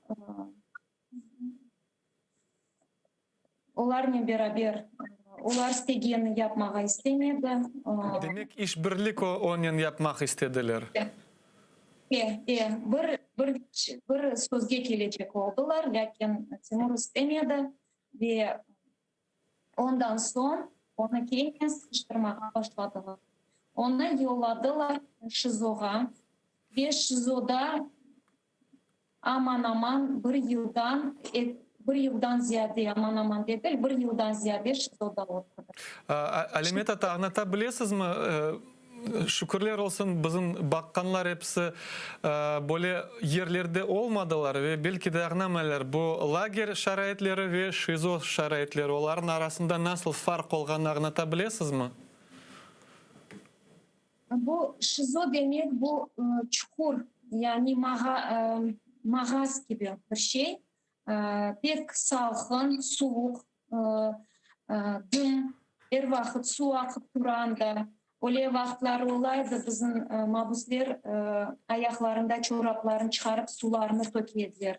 Yanas pek sonra sabahdan saat 6'dan saat 10'gacha yatak yerlerini duvarga bağlap koyardı. Buna göre insan 16 saat tek ayak üstünde durmak gerek. Oturmağa, yatmağa yasak edilir. Çok sınırına 16 saat bu ayak üstünde durmak gerek. Ve asıl da yemek taraftan sabahlık verirler, öğle vaktinde ve akşam.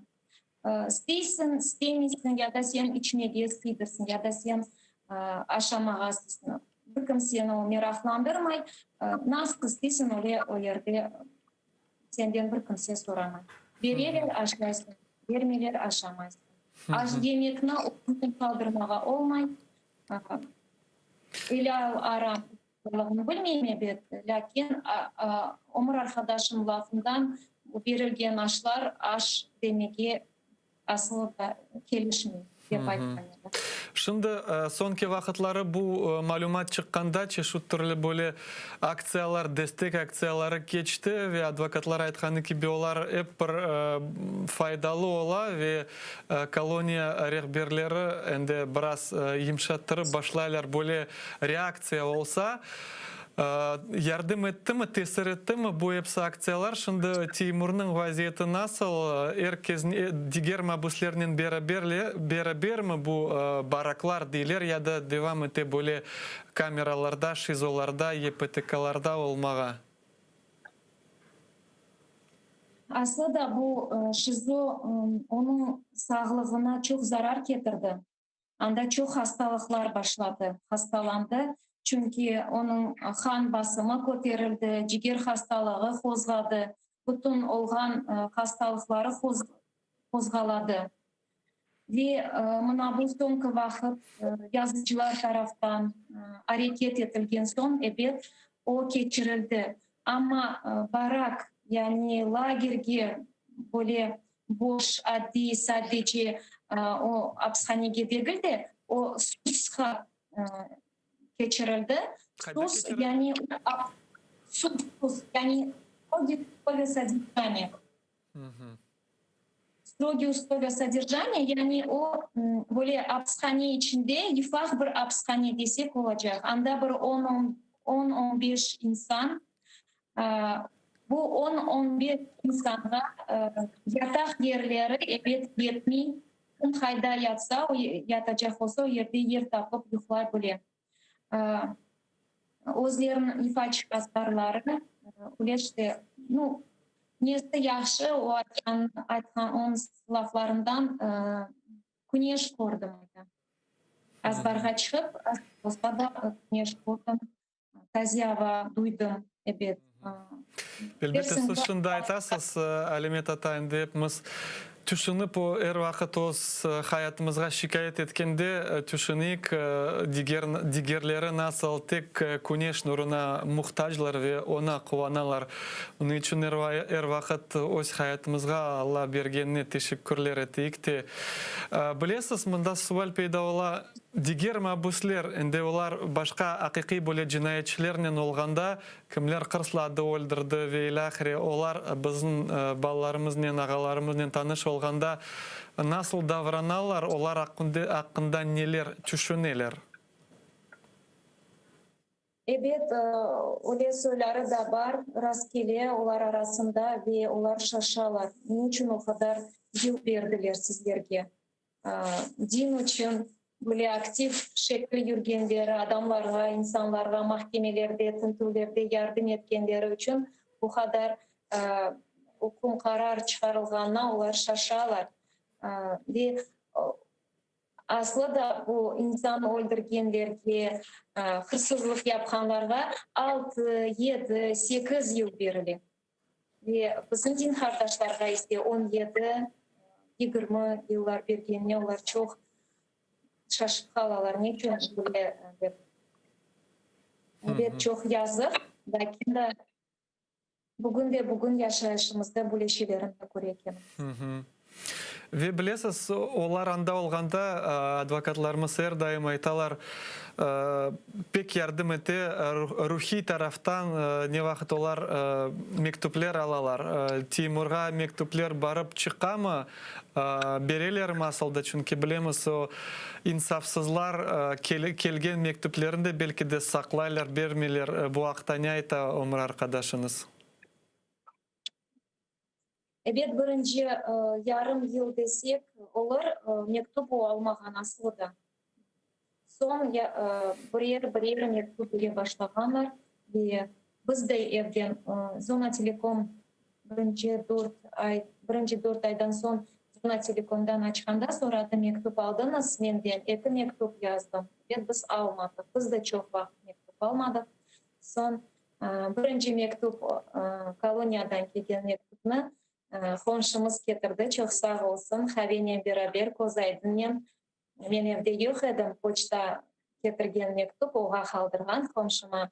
Ve dadam o Havi Kozaydın Havisi'nin beraber mektupunu getirgen edi. O vakit kuanıp hepimiz okudu.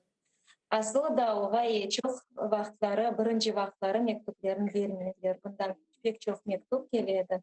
Oğa yazaydılar ama vermediler.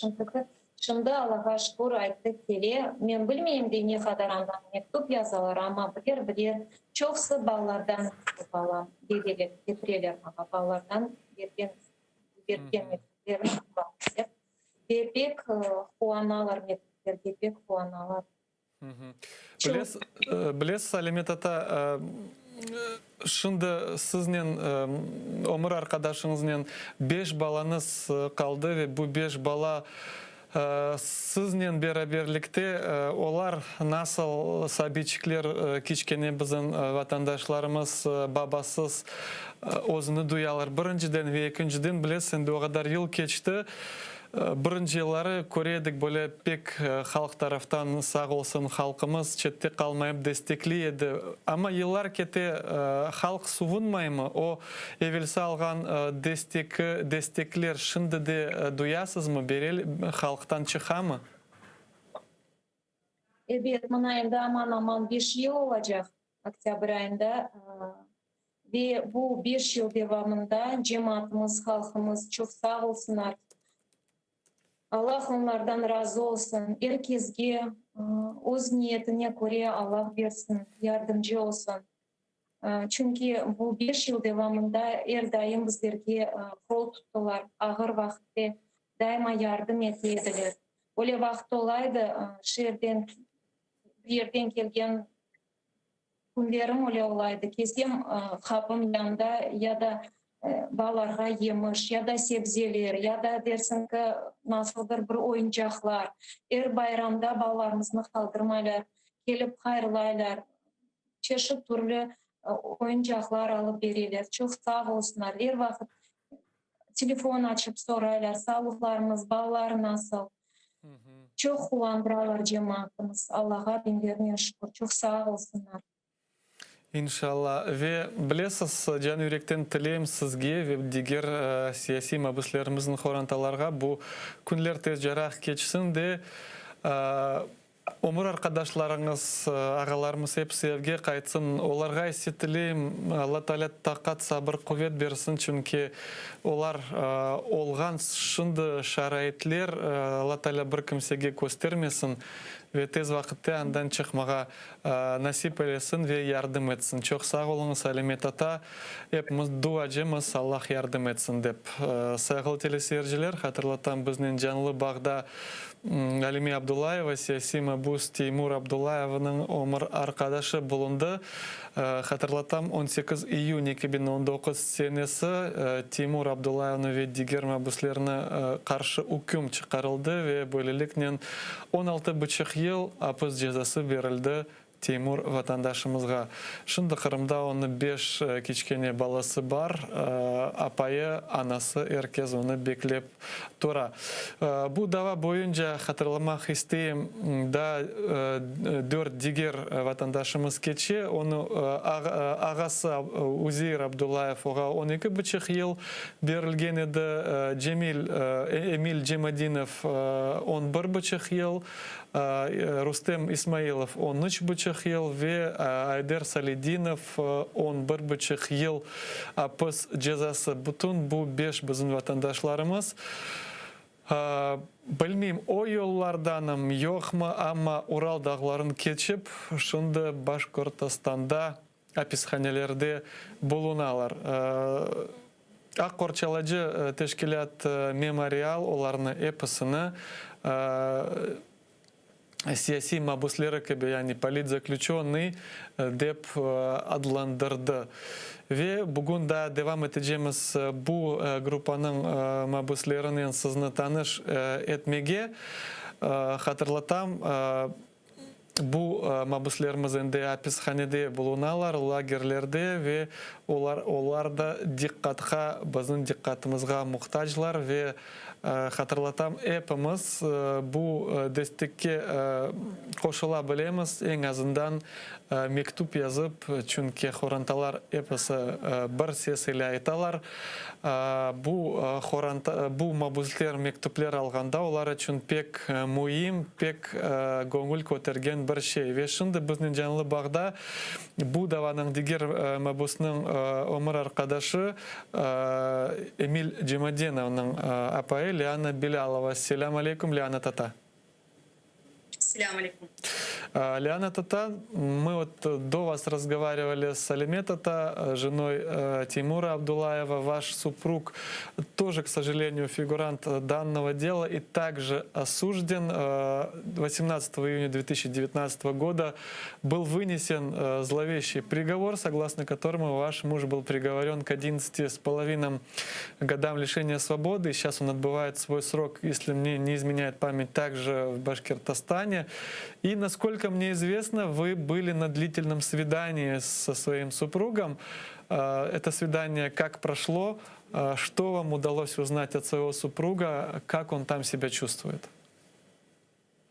Да, действительно, с 14 по 17 июня я была на длительном свидании. Увиделась с Эмилем почти за эти 5 лет. Он передал всем огромный селям алейкум, благодарность родным, джемаату и тем неравнодушным людям, которые переживают за него, постоянно делают дуа за ребят. Эмиль заучивает Куран в колонии, долго делает намаз, что за ним я это заметила. По состоянию здоровья, конечно, учитывая то, что 160 дней он пробыл в штрафном изоляторе, и в последний раз это было на протяжении 25 дней в месяц Рамадан и на Байрам, он также был в штрафном изоляторе. Он застудил нерв, его беспокоит рука и шея. Онемение. И вот сегодня был официальный звонок от Эмиля по Зона Телеком, на что он сказал, что боли продолжаются. Вот. Я когда ехала на длительное свидание, я взяла с собой уколы, думая, что на протяжении 3 дней я сама смогу оказать какую-то помощь.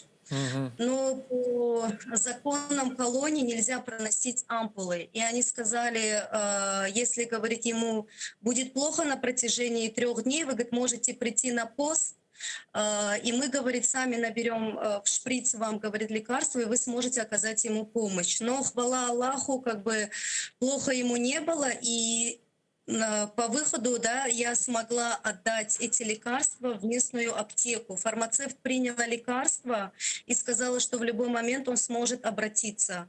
И вот сегодня, когда он позвонил по официальному звонку, я ему сообщила о том, что лекарство находится в медсанчасти, и что ты можешь обратиться, и тебе окажут необходимую помощь посредством этих уколов.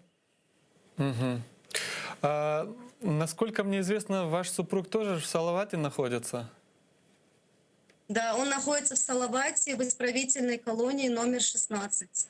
Это в 2000 километров от Крыма, да. Дорога была дальняя, дорога была нелегкая, но, хвала Аллаху, при виде Эмиля вся усталость, как говорится, ушла. То есть это за вот эти 5 лет, которые он уже, по сути, отбыл, из своих 11,5, которые мы вынесли, это у вас была первая такая, скажем, длительная встреча, да?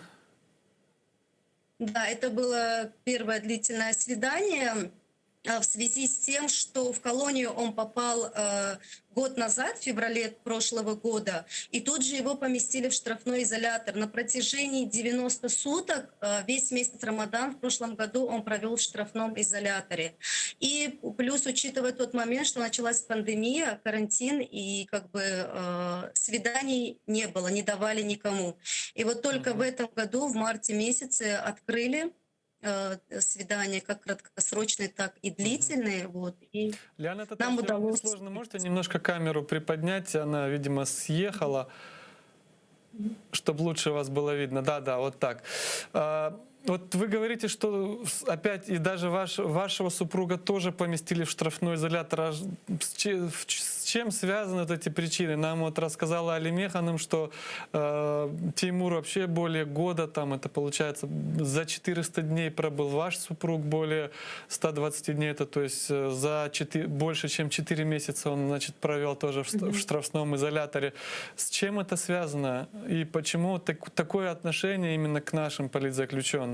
В прошлом году, когда в феврале месяце он только прибыл в исправительную колонию номер 16, его даже не успели поднять в барак. Находясь на карантине, тут же уже начался своего рода прессинг, то есть провокация, выходить на зарядку, не так оделся, не так заправил постель. То есть это могут быть различные причины. Вот. И было более 35 взысканий по отношению к Эмилю, вот, и ему постоянно продлевали. Но, находясь в штрафном изоляторе, там он находился постоянно под камерным наблюдением 24 часа в сутки. Кровать пристегивается, наверное, тоже уже вы знаете, да, об этом, и человек находится все время на ногах. И даже когда ему хотелось присесть на табурет и положить голову на столик, камера это зафиксировала, и ему продлили. То есть постоянно продлевали. Вот. И в общей сложности на сегодняшний момент 160 дней он пробыл в штрафном изоляторе. Естественно, здоровье подрывается. И я бы хотел объяснить нашим телезрителям, как мне удалось выяснить. Кто-то может сказать, ну, значит, они нарушают, поэтому туда их помещают. На самом деле, как сказал один политзаключенный, условия содержания вот в этих лагерях, они созданы, то есть написаны самими этими полицейскими. Их главная цель — сделать нахождение заключенного за решеткой максимально тяжелым. То есть вот это вот самая главная цель, чтобы все наши телезрители понимали. И выполнять их физически нереально. То есть есть колонии так называемые черные, где относительно закрываются глаза на вот это все, то есть на то, что заключенный может что-то где-то так не совсем делать, так как реально выполнять это все невозможно. А есть зоны красные, так называемые, ментовские. И вот я бы тоже хотел отметить, что всех наших политзаключенных, к сожалению, отправляют именно в красные зоны, где вот за неисполнение заранее, заведомо написанных вот ими же правил, которые нереально соблюдать, вот как вы уже отметили, Лиана Тата, что там 35 взысканий, конечно, их за день можно насчитать, потому что вы сами написали законы пребывания так, что ты вынужден будешь их нарушать. Давайте продолжим. Что вам рассказал муж? Чем вот он занимается все время там, когда, ну скажем, уже не сидит в штрафном изоляторе? Каковы взаимоотношения его с другими заключенными? Отношения со стороны сотрудников и администрации, можно сказать, нормальные. Отношения с самими заключенными тоже нормальные. Эмиль не работает, я у него спрашивала, потому что там очень много заводов, и заключенные есть, которые работают, Эмиль не работает. В основном, что он делает? Заучивает Коран, читает Коран, вот, и все. Я бы хотел тоже пояснить нашим телезрителям, что для тех, кто находится вот в этих лагерях, то есть по, скажем, внегласным таким лагерным уставам, то есть работа считается, как это правильнее выразиться, неправильным действием. То есть когда ты работаешь, то значит ты как-то вот подчинился, покорился вот этой системе. И поэтому мы можем слышать от всех наших политзаключенных, что они категорически не работают не из-за того, что они дембели или не хотят, что это по, скажем, зоновским понятиям считается неприемлемым. И на работу идут лишь те, у кого ну, совсем бескрайний выход, или те, которые ну, готовы на сотрудничество с администрацией колонии. Хотел бы, знаете, что вас еще спросить? Ваш супруг по образованию политолог. И мне вот очень интересно, да, то есть как политолог оказался вот в такой ситуации, обвинен в терроризме, в стремлении свергнуть государственный строй. Мы его еще по крымским временам помним, он в различных мероприятиях участвовал, высказывал свои мнения о каких-то политических происходящих событиях, был достаточно активен. Вот когда заключенные другие узнают, что вот такого человека обвинили в терроризме и тому подобное, какова их реакция? Да, вот на самом деле, находясь в таких местах, тем более мне пришлось где-то полдня выжидать тот момент, когда нас запустят, когда мы увидимся со своими родными. И, естественно, ты знакомишься с мамами, с женами, с бабушками, которые заходят, да, также к своим родным. И когда ты начинаешь спрашивать, да, за что ваш супруг или сын сидит, но в основном ты слышишь наркотики, грабеж, воровство, насилие, убийство. И когда спрашивают у меня, да, я отвечаю за то, что мой супруг мусульманин, да, верит в единого Бога, и тем более, когда узнают, что у человека 2 высших образования, и еще узнают о том, что их из Крыма привезли в такую даль, да, за 2500 километров от Крыма, естественно, удивление на их лице не скрыть. И вот разговаривая с Эмилем, то же самое, да, он говорит, кто окружает? Те, которые убили, своровали, изнасиловали, наркотики использовали, применяли, продавали. Поэтому в основном вот так.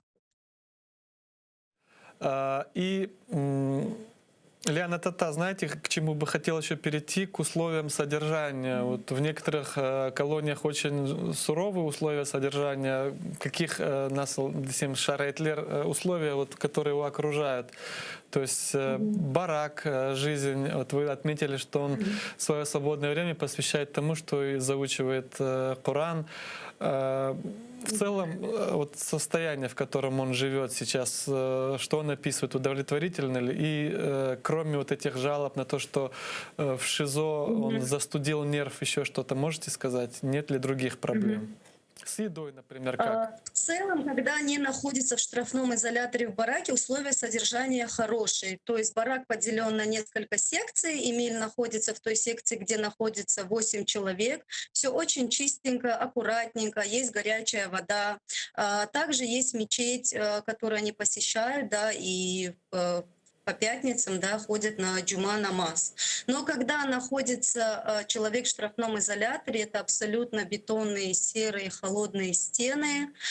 В 4:50 уже включается свет, тебе нужно быть уже на ногах. Весь день ты также на ногах под наблюдением камер.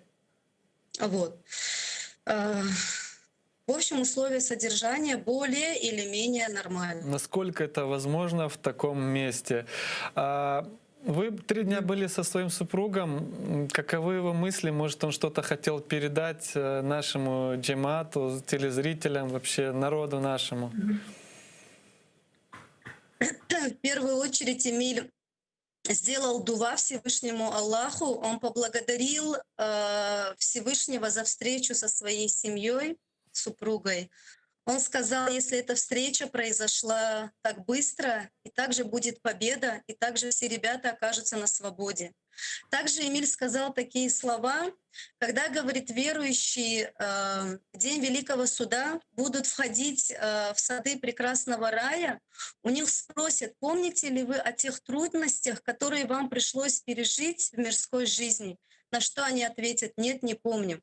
Поэтому хвала Аллаху, Эмиль понимает, за что он сидит, за что он находится в этих суровых условиях. Вот. И также продолжает свою мирную борьбу и доказывать, что он никакой не террорист, и остальные ребята также. Также он сделал дуа за скорейшее освобождение всех ребят на свободу и воссоединение со своими семьями. Мгм. А находясь там, то есть вот они все 5 фигурантов этого дела в разных колониях, или они там кто-то с кем-то попал в одну общую, то есть вот в той колонии, где сидит ваш супруг, другие фигуранты этого дела или из других дел тоже находятся, или он сам там? В 16-й колонии также отбывает свой срок наказания Абдулаев Узир. Вот. А в колонии номер 2 Исмаилов Рустем, Салидинов Айдер и Абдулаев Теймур. Также с Эмилем находятся фигуранты другой группы. Это Ялта Алушта, Джипаров, Алимов, Сейд Усманов из Севастополя и Эмир Усейн Куку. Мгм, мгм. И знаете, вот насчет писем тоже хотел спросить. Вот Алимет Ата говорит, что были проблемы с тем, как передавались письма Теймуру. Доходят ли письма до вашего супруга? Получает ли он? И есть ли возможность у него отвечать тем, кто ему написал? Поначалу, да, Эмиль рассказывает, что письма приходили в срок, как бы без задержки, но в последнее время, наверное, они месяц или 2 лежат в колонии, только потом ему отдают. Эмиль получает очень много писем из Крыма от джемаата, благодарит всех. Он говорит, это такие слова, говорит, поддержки, которые приходят и в месяц Рамадан, и на байрамы, и с хадисами, и с аятами. Он даже говорит, не само, говорит, содержание, а то, что тебе, говорит, уже приносят письмо, это настолько радует и воодушевляет.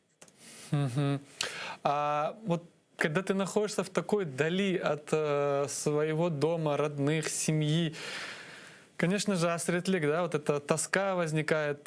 Почему больше всего тоскует Эмиль? Что он нам рассказал? Больше всего это я заметила по нему, это по детям. Когда я начинала рассказывать про какие-то определенные ситуации, как дети меняются, как они растут, что они говорят и что они делают, естественно, я видела в его глазах это. Очень сильно, естественно, скучает по деткам своим. Мгм. Когда вы ехали на Урал, скажем, в Башкортостан, не были ли вот параллели, что когда-то еще более 60 лет назад по этим же дорогам везли наших бабушек, дедушек, и вот сейчас столько лет прошло, и как будто история заново повторяется, и біздің халқымыздың, наших соотечественников вот так же, по сути, только уже в гибридной форме, но депортируют из своей родины, из своего родного Крыма. Да, вы знаете, вот это тоже момент, хорошо, что вы напомнили. Я как раз-таки спросила у Эмиля, потому что от супруги Теймура Абдулаева, Рустема Исмаилова я слышала, как их перевозили, но мне, конечно же, хотелось услышать это из уст Эмиля. Да, как их доставляли, и действительно, на самом деле это было жутко. Эти столыпинские вагоны, которые все в решетках, он говорит, что все находятся внутри, и даже те, кто курящие, они курят прям находясь вот в этом вагоне, то есть выходить нельзя. И также он рассказал, когда их выводили на перрон, их подвязывали к огромному тросту, такому толстому. Говорит, одной рукой наручниками мы были привязаны к этому тросту, и всех посадили на корточки. Пока все не выйдут, пока все не будут пристегнуты. И вот представьте себе те все вещи, которые они везут с собой, да, это все должно быть перед ними, на коленях, да, и ты должен вот таким образом передвигаться по перрону. Да, вот это вот действительно, ну так было, и он это рассказал. Уже 6 лет, как почти ваша семья разлучена, прошел обыск, 5 лет, да, прошу прощения. И наш народ постоянно вот оказывал поддержку семьям. Ну вот, как знаете, говорят, фактор времени. Поначалу сильнее, потом слабее, слабее. Вот через 5 лет даже вот, вы ощущаете ли эту поддержку, если она, насколько она значима для вас? Нет, такого нету, конечно, слабее, слабее. Хвала Аллаху, наш народ в единстве. Да, и мы, когда находимся в единой солидарности, помогаем друг другу, действительно, на самом деле, как только забрали Эмиля, тоже хочу подметить такой факт, что мне в личные сообщения стали приходить смски абсолютно от незнакомых людей, потому что буквально через 9 дней у нас родилась дочь после ареста Эмиля. И мне приходили сообщения с предложением помощи. Да, давайте, говорит, мы придем, посмотрим вам ребенка, поможем. Альхамдулиллях, двери дома, как на тот момент были открыты, по сей день то же самое. Хвала Аллаху. Баларыңыз насыл, дети как? То есть дочка ваша хоть как-то смогла увидеться с отцом? Отец увидел свою дочку за эти годы долгие? Нет, к сожалению, за эти 5 лет они не увиделись, и в первый раз я не стала как бы брать детей, но по приезду это была длительная разлука самая с дочкой, то есть, считай, отца не видела, и мама уехала на несколько дней, и теперь она у меня постоянно просит, говорит, возьми меня в следующий раз с собой к бабаке, говорит, я тоже хочу его увидеть. А на вот этой встрече, то есть дозволяется только одному человеку, то есть вы не можете взять с собой детей, чтобы они тоже увиделись с отцом, да? Нет, всех троих не разрешено брать, либо вот один взрослый и один ребенок. То есть в следующие разы, грубо говоря, вы можете брать ребенка одного только и вот таким образом посещать. Иншаллах, иншаллах, да. Знаете, я вам пожелаю, чтобы до этого не дошло, и раньше, чем вам вновь будет позволено увидеться с супругом через следующие 4 месяца, чтобы к этому времени ваш супруг и другие наши политзаключенные уже были на свободе. Алла ярдәмче болсын сезгә, Леонид ата, тез вакытта бүтән балаларыбыз азат олып чыксын. Сайгылы телесөйерчеләр, хатırlатам, безнең җанлы багда Саяси мәбүс Эмиль Джимаденовның өмір аркадашы Лиана Белялова булынды ве бірқач афта евелсі Лиана татамыз Эмиль ағамызмен көрішіп олды. Бөле колония көрішівінде хатырлатам 4 ай енді кімлер колонияда булыналар, оларға ақлары бар оле uzun дейлер көрішіп, ама оның uzunлығы 3 күн девамында ве екінші тараф белки де о еңгіл олар еді егерде олар Қырымда отырған олсалар. Ама бұл жинаятчы өкімет біздің халқымызны да чекіштірмек үшін бұтын біздің мабуслерімізні Қырымға яқын қоймайлар апысханелерде ве Башкертостан ве Русияның ең шимали вилаятлеріне колонияларға қоялар ве бұл хоранталар бұл бір өзі қалған апайлар балаларын мәжбүриетті қалалар 2,5 километр кетіп Улар Урал дағларыны кечіп, ось ақайларының көрішмеге ве пек ағыр вазет, Алла тақат құвет берсін әркезге ем ақайларына, ем апайларына ве бүтін халқымызға. Чүнки бізге де бұны көріп ағыр пек даянмаға. Ве яйнымызны девам етеміз, ве шынды бізнен жанлы бағда фаліміз Лютфе ханым Зудиева, телефон бағы вастасы еле. Селям алейкум, Лютфе татай, штесіз мы бізні? Алейкум селям, ақшам шешілерін қайырлы olsun. Cümlemizge hayırlı olsun. Lütfet ata bağlanğanımız sebebi böyle adet peyda olğan edi cuma günü olup geçken bu hafta içerisinde davalar hakkında neticelerin işte böyle geçirmege yazıklar olsun böyle konuşup laf etip olamayız, bugün imkaniyetimiz yok. Ama keliniz bu haftanın en mühim şeylerini müzakere ettik. Birinciden başlamak istedim elbette bu öldürülgen Nabi Ağa Rahimov'un cesetini vermege kesin istemeler ve endi bilmeyim onun ne oldu cesedinin. Sizce bu ne için onu vermege, kaytarmaga, kömmege insan olarak cenaze yapmaga vermeler? Gerçekten de haklısınız Ketimler Bey. Afsuski bu haftada öyle ağır haber aldık. Advokatlar Следственный комитет tarafından bir ihtiyat aldılar ve onlar biz Nabi Rahimov'unu kaytarmayacağız ve onu nerede kondular, kimse bilmeyecek deyip öyle bir karar çıkardılar. Elbette bütün Kırım cemiyeti için, Kırım Müslümanları için bu ağır bir haber. Çünkü biz bilemiz bir Müslüman insan bu dünyanı terk etti. Bizim can borcumuz bu adamı öbür dünyaya özgarmağa ve onun cenazesini geçirmeydi. Advokatlar şimdi arıza hazırlaylar ve bu kararga karşı çıkarlar. Elbette umut ederler.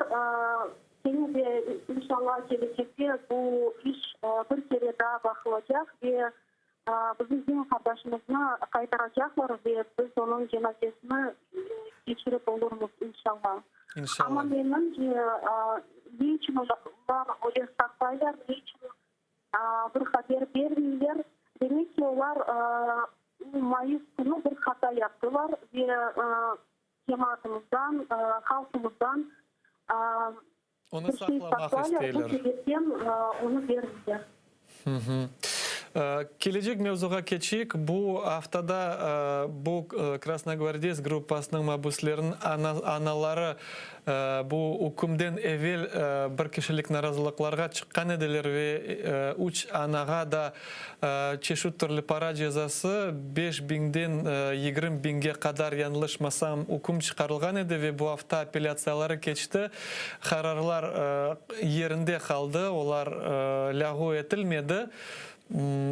Bu nenin bağlı siz nasıl bu meseleni görüyorsunuz? Bu asıl da mahkeme absurd desen olacak. 3 ana çeşit türlü yerlerde turganlar bir kişilik narazılıkta onların hepsini bir davaga koşup o sanki onlar miting geçirdiler deyip işte böyle ceza verildi. Buna nasıl bakasınız? Menimce bu bizim analarımızga, babalarımızga bir baskıdır. Çünkü onların oğlanları çok yıl hapiste bulunalar ve onların hiçbir başka imkanı yoktur. Cemaatka seslenmegi ya da başka yerlerde seslenmegi. Onlar çıkarlar ve öz narazılığını gösterirler. Aslında bu gerçekten de bir kişilik bir protest, bir kişilik bir protest olar ve öyle karar çıkardılar. Onlar 3 yıl bir kereden öyle protestine çıktılar. Bu demek ki одиночный протест değil, bu массовое мероприятие. Ve onun ardından bir güçler var. Bu analarını bir kimse yolga çıkararak öyle karar çıkardılar. Ve onlara tek büyük para cezaları verdiler. 5.000 rubleden 10.000 rubleye kadar her bir anamız için öyle bir ceza verdiler. Elbette kimse bu mahkemeden bir hakikat ve öyle bir ağılga yatkan bir karar beklemiyordu. Çünkü biz bilemiz onlar çoktan öyle kararlar çıkararlar ama kendimiz düşünmeyiz. Bu ananın ne günahı var? менің ұлым терроризмге кіргеп, ол шықты, 5 daha yolda тұрды, ve bu sebepten o da oğlunun beraber bir cinayetçi oldu, oğa енді bir штраф cezasını verilir. Menimce öyle onlar siyasi mahbusların korandalarını korkutmağa isteyiz. Ve onlar da aslında izlemesinler. Onların uzanları apsıyorlar, onların korandaları bir söz aytmasınlar, uzanlar için güreşmesinler. Demek ki bu kararlarının katlanıp yaşasınlar deyip öyle bu sebepten öyle yaparlar. Лутфет ата, böylelikle bu haftada siyasi mebus Emil Ziyadinov memorial tarafından siyasi mabus olarak statusunu kirgenine belgilediler. Bu çeşit türlü hukuk korçalıcı teşkilatlar bizim mabuslarımızı siyasi mabus olarak tanıyırlar. Bu aslında tek deklaratif şekil mi? Onlara bu davalarda ve ilah reşelerde böyle status yardım ete mi aslında? Ben bileceğim, birinciden bizim asıl taraftan bakınız bizim ağalarımız, öncelerimiz, tüm kardeşlerimiz mahkemede çıkıp aytalar. Bizlerin terörizmle bir alakamız yok. Bizim elimizden başka bir insanlarda bir ağır cinayet bir vakit gelmedi. Biz özümüz öyle şeylerge karşı çıkamız çünkü Peygamberimiz sallallahu aleyhi ve sellem dedi, Müslüman kişi öyle bir insan, onun elinden ve onun dilinden başka adamga zarar gelmez. Ve bizim bağlarımız bu sözlerini mahkemede çıkıp aytalar. Bu sebepten tek Müslümanlar değil, gayri din insanları bu şeylerini korup, mesela için Ukrayna ve Rusya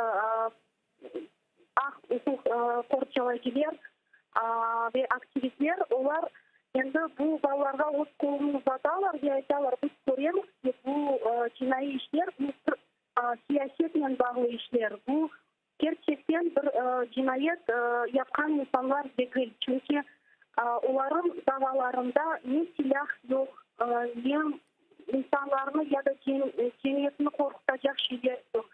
Demek ki bu insanlar tek o din kırlar için devlet tarafından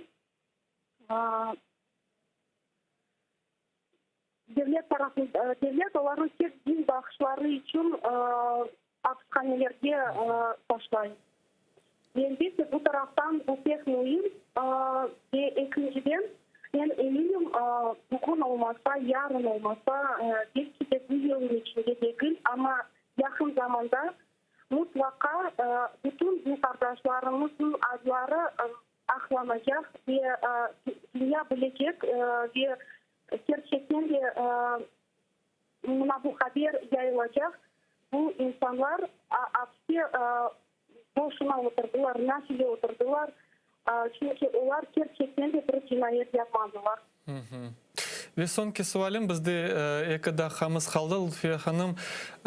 Servet ağa Gaziyev hakkında tunin böyle muşkul malumat çıktı. Mikroinsult olgan onun dep aytты advokatı. Mahkemede onu nasıl dillerinde öyle şeyini hastalıkını zarar görgende insanların işte tekrardan közleri kıyışabili, ağızları kıyışabili ve böyle şey göründü Servet ağada onu vaziyet hakkında ne aytabilirsiniz ve aslında bilmem ne yapıp biz oğa yardım edebiliriz bu vaziyette? Son sefer sizin efirde görüştüğümde ben size haber ettim. Servet ağa Gaziyev için en azından 5 kere acele yardım ekinlerin mahkemeye çağırdılar. Çünkü gerçekten pek zayıf ve yardıma muhtaç eski başına bir insandı. O sefer onun aslında bir akşamda mahkemeden son Sizo'ya getirdiler ve bir akşamda Sizo'dan hastahaneye çıkardılar. Ama anda doktorlar baktılar ve ayttılar, senin her şey yaxşı, sen yine oturgan kime kaytacaksın. Onu kaytardılar ve bu vakalardan son o Sizo içinde o harp insan нам біраз ағызы беті біраз қиышты, чүнки білесіңіз, экранчик болғанда кімерде тек бетінде дегіл асылда бұтын беденде бір параличті бір şey ола. Allah сақтасын, daha ziyadesi olmasın. Bu sebepten şimdi biz Kırım Tatarlar gibi, Müslümanlar gibi bu mevzuva tek dikkat çekmeye gerekmiz. Elimizden ne gelirse onu yapmaya gerekmiz. En azından Servet Ağa'nı hapisten çıkarıp домашний areст edip öyle kararga geçsinler. Çünkü onun için her gün hapiste olmağa bir Tehlikeli bir şey. tehlikedir. Büyük bir tehlikedir. Ve Allah saklasın onun bir şey olsa bütün halkımızın omuzlarımızda bu mevzu olacak. Çünkü biz sessiz kalmağa bizim hakkımız yoktur. Mutlaka biz hepimiz gösterilip bizim kartlarımızı hapishanelерden çıkarınız deyip öyle dünyaya seslenmeye gerekmiz. Ve o Rusya devletini öyle alğa getirmeye gerekmiz. En azından bizim kart insanlarımız, onlar 15 kişiden ziyade en azından yakın zamanda onları hapishanelerden çıkarsınlar deyip. Çok sağ olun Lutfiye Hanım bizning bağlanğanınız için ve böyle dayjest gibi en mühim haberlerini sizinle müzakere ettik. Allah yardımcı olsun ve hayırlı haberler almağa çok jarak bizge nasip eylesin. Sağol teleseyirciler, bizning canlı bağda faalimiz Lutfiye Hanım Zudiyeva bulundu. Programmamız ise sonuna gelmekte. 5 dakikadan informasyon programını bugünü Gülsüm Halilova devam edecek. Ben ise sizinle sağlıklaşam. Gelecek hafta bazar tersi günde görüşürüz. Eyliklerde görüşeyik.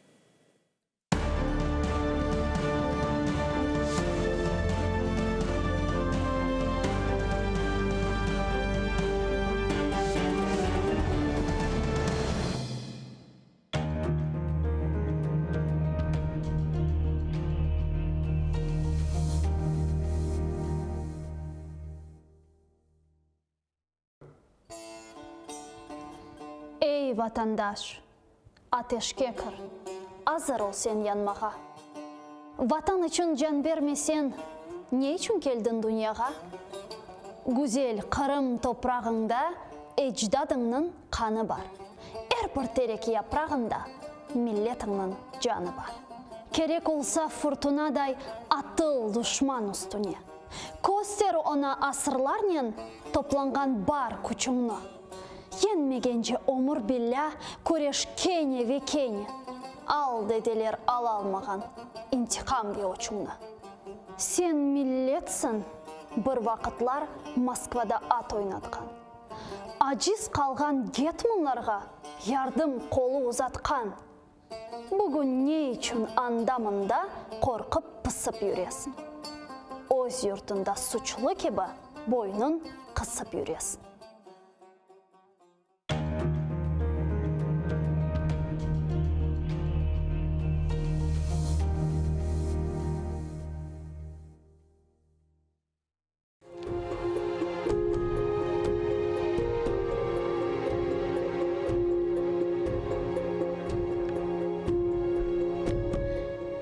Олерісем Дефна Еленас мені қабірде.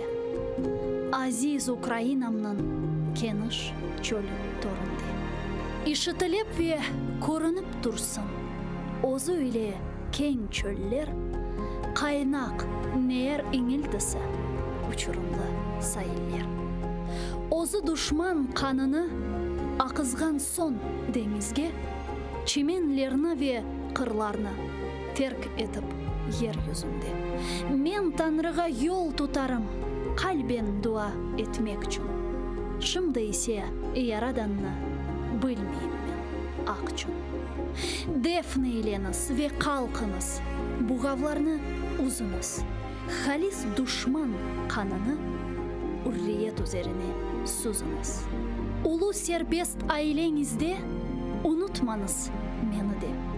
Hayriyetli sözünüzde tutunuz hep hatırda.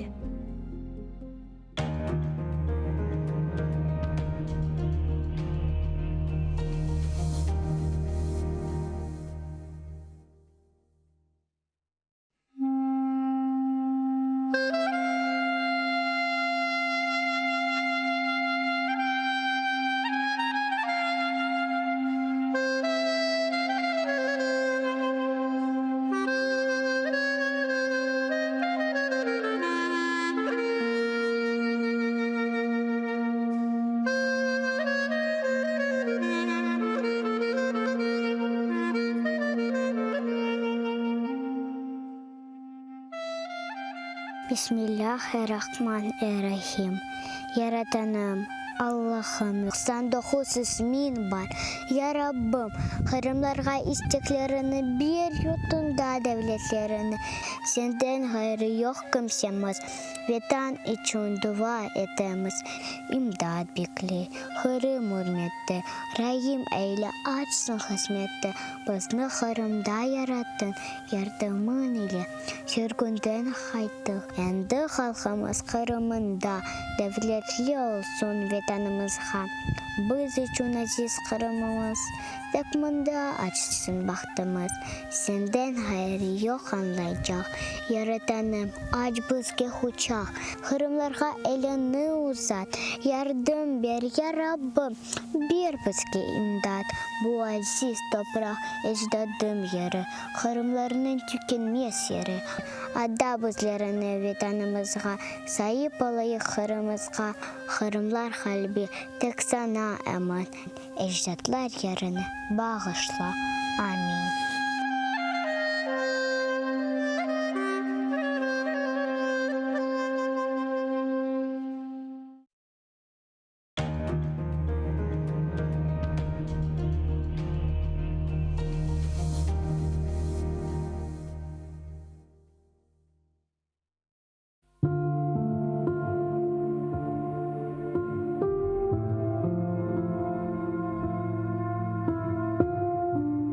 Қартлық іч sevmeyim. Yaşlık meni beğenmey.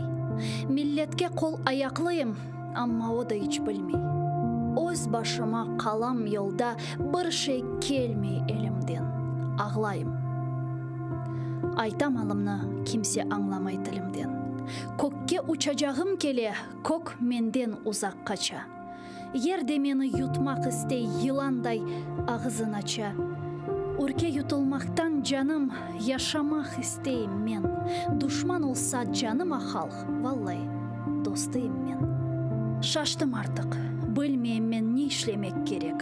Pek aylana başım billa, titre içimde yürek. Gözlerime perde ola türlü şeyler, havalar, gözüm ile koramayım. Kimler meni saralar.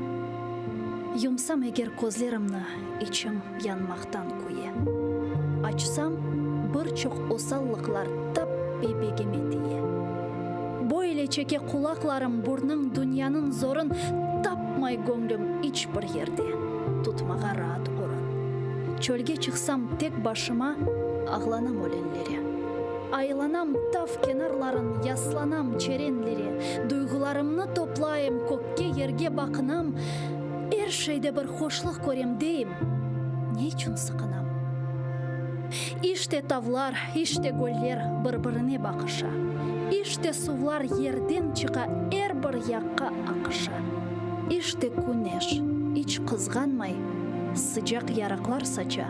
İşte kuşlar toplanalar, korkmayıp uça uça.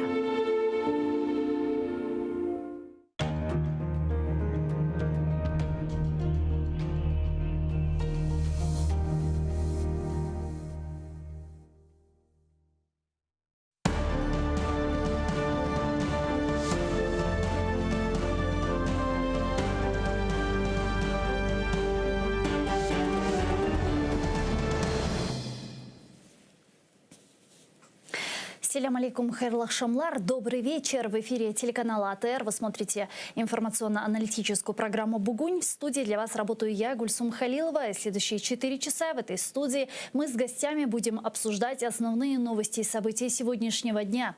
Вы также можете присоединяться к нашему эфиру. На экраны ваших телевизоров режиссеры периодически выводят номер телефона +3 80 73 419 41 58. Звоните к нам абсолютно бесплатно по Вайберу. Присоединяйтесь по скайпу atr.tv, это наш адрес. И не забывайте подписываться на наш YouTube-канал. Там мы вещаем как в онлайн-режиме, так и выкладываем самые интересные фрагменты из наших эфиров, выкладываем все наши программы в записи. А я рада представить гостя нашей студии. Это народный депутат Украины, фракция «Голос» Юлия Клименко. Витаю вас, пани Юлия. Ассаляму алейкум. Добрый вечер.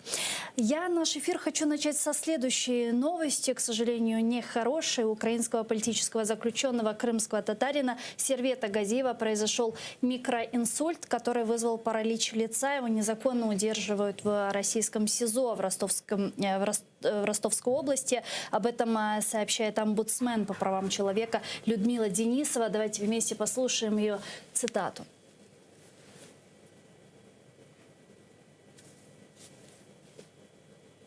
Так, Наш співгромадянин також скаржився на загострення хронічних захворювань шлунково-кишкового тракту, хвороби ніг, суглобів, серцеві та головні болі. Однак звернення до адміністрації СІЗО про надання необхідної медичної допомоги та проведення кваліфікованого лікарського огляду ігноруються.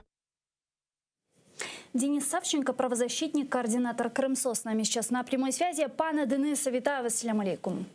Салям алейкум. Да, пане Денисе, с правозащитной точки зрения, что мы можем сделать в этой ситуации, что могут сделать правозащитники, как быть? Треба в першу чергу, як завжди ми це і робимо, привернути увагу до ситуації зі станом здоров'я, відповідно, органи державної влади і представників міжнародних організацій, партнерських держав. Тому що саме розголос і привернення уваги до ситуації з усіма політв'язнями насправді, тому що Сервет Газієв, він не є єдиним політв'язнем, котрий зараз знаходиться в такому стані близькому до критичного. І привернення уваги може максимально наблизити той момент, коли адміністрація там, де знаходяться місць позбавлення волі наші політв'язні, що вона почне реагувати на ці проблеми, надавати доступ лікарям незалежним, надавати дозвіл на те, щоб наші політв'язні знаходилися на стаціонарному лікуванні в лікувальних закладах і отримували відповідну допомогу, яку вони потребують.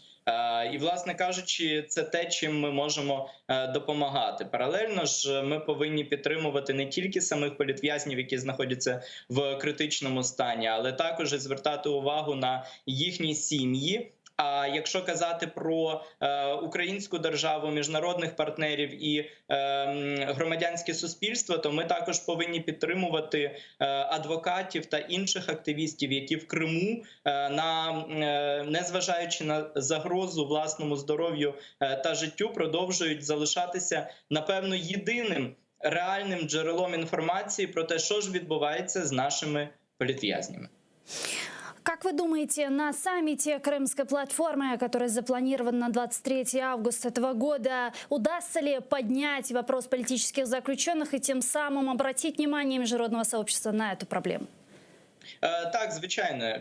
Зважаючи на те, що права людини і міжнародне гуманітарне право є одним із важливих блоків тематичних Кримської платформи, як на найвищому рівні голів держав, так і на рівні експертному, до якого долучена в тому числі наша організація Кримсос. Питання політв'язнів, їхнього статусу, надання допомоги їм, але також і, окрім термінової допомоги, визначення їхнього статусу в рамках українського законодавства і формування відповідної сфери соціальної підтримки. Ми кажемо про грошову допомогу, ми кажемо про психологічну допомогу, ми кажемо про реабілітацію у випадках, коли є хронічні захворювання або інші проблеми зі здоров'ям, а 99% людей, котрим не пощастило опинитися в тюрмах, в колоніях Російської Федерації або в СІЗО Сімферопольському в Криму, вони автоматично практично набувають дуже великий набір проблем. Тому так, звичайно, ця тема буде розвиватися як на внутрішньому рівні всередині держави, так і на Кримській платформі і через інші інструменти на міжнародному рівні. Дякую вам дуже, пане Денису. Чохсагулнус Денис Савченко, правозащитник, координатор Крымсос, был с нами на прямой связи. Пани Юлия, действительно, уже больше 7 лет оккупации Крыма. И на протяжении всего этого времени правозащитники говорят о необходимости принятия, наконец, закона о статусе политического заключенного. заключенного. Скажите, сегодня в Верховной Раде Украины есть ли такие инициативы?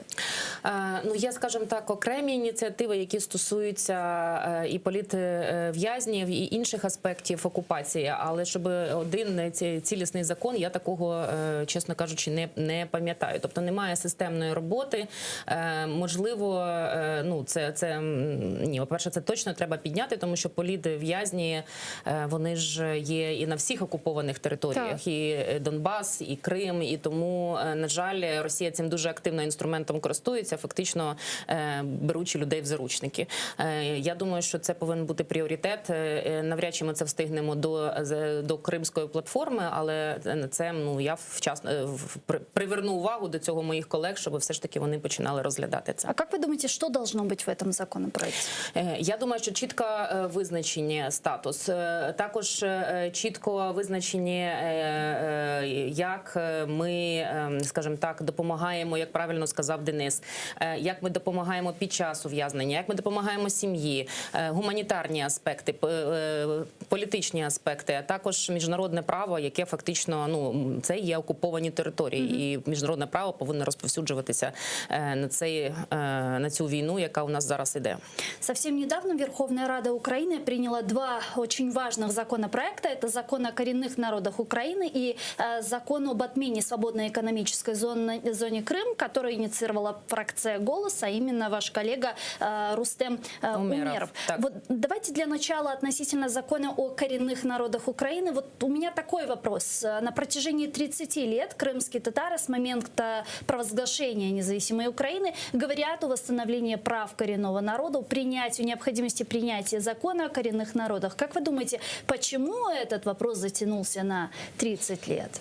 Ну, чесно кажучи, поки у нас не було окупації і війни з Росією, я думаю, що це питання, знаєте, так, всі вважали, що це щось таке, яке не першочергове. Так, кожний парламент, який приходив, він розглядав багато інших питань. Дійсно, в Україні було серйозні питання економічні в 90-х роках і так далі, тому подібне. Зараз ситуація така, що насправді, якщо ми хочемо перемогти Росію і звільнити наші окуповані території, ми повинні в тому числі користуватися всіми інструментами, в тому числі закон про корінні народи.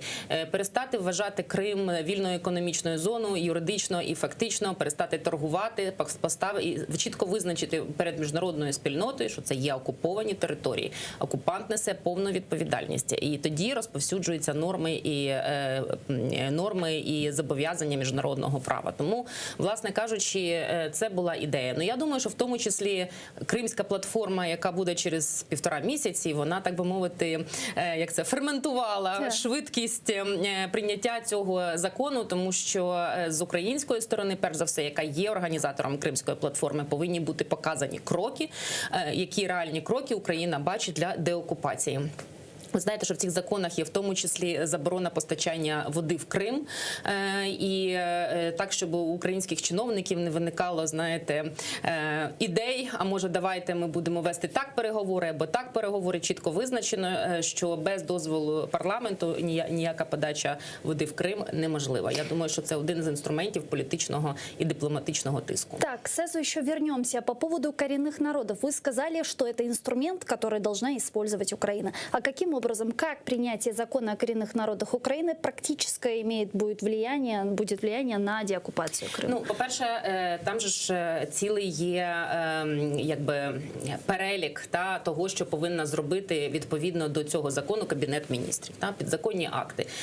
Це в тому числі створення органу, який буде опікуватися. І, власне кажучи, я сподіваюся, що це все буде зроблено в якомусь періоді часу, можливо, не до кінця цього року, але хоча б протягом 6 місяців, щоб кримські татари і всі корінні народи, які визначені в законі, мали чітке представництво. Ну, тобто вони мають представницькі органи, які опікуються, це визнається. Вони, відповідно, мають розширені і більші права на міжнародній арені. І в будь-якому випадку, навіть політично, це, мені вважається, такий достатньо серйозний крок. Тому пан Путін, вірніше не пан, а Путін, він був настільки проти цього закону. Тобто із всіх законів, які приймає Верховна Рада, цей закон не давав йому спокою, і він там тиждень чи два волав, що, значить, не приймайте, не можна, це взагалі... Значить, там, ми на це... правильному путі. Абсолютно. Я тільки бачу заяви Кремля, я розумію, що це ми точно повинні дотиснути, і точно на правильному шляху. Так а внутри Украины пятая же колонна тоже не дремлет? Не дремлет, Да, не дремлет. Бойко недавно сказал, что они планируют жаловаться и обжаловать этот закон в Конституционном суде.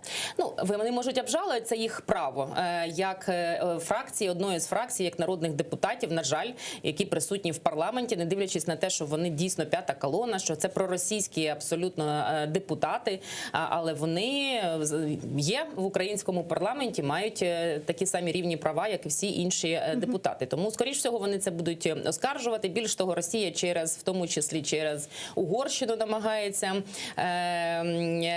скажімо так,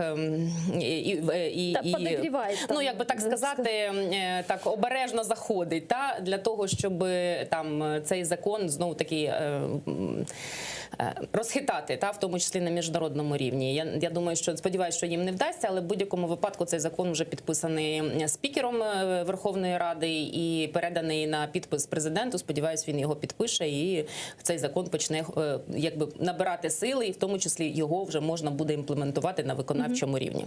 Отменили закон о свободной экономической зоне Крым. Что это означает для Украины?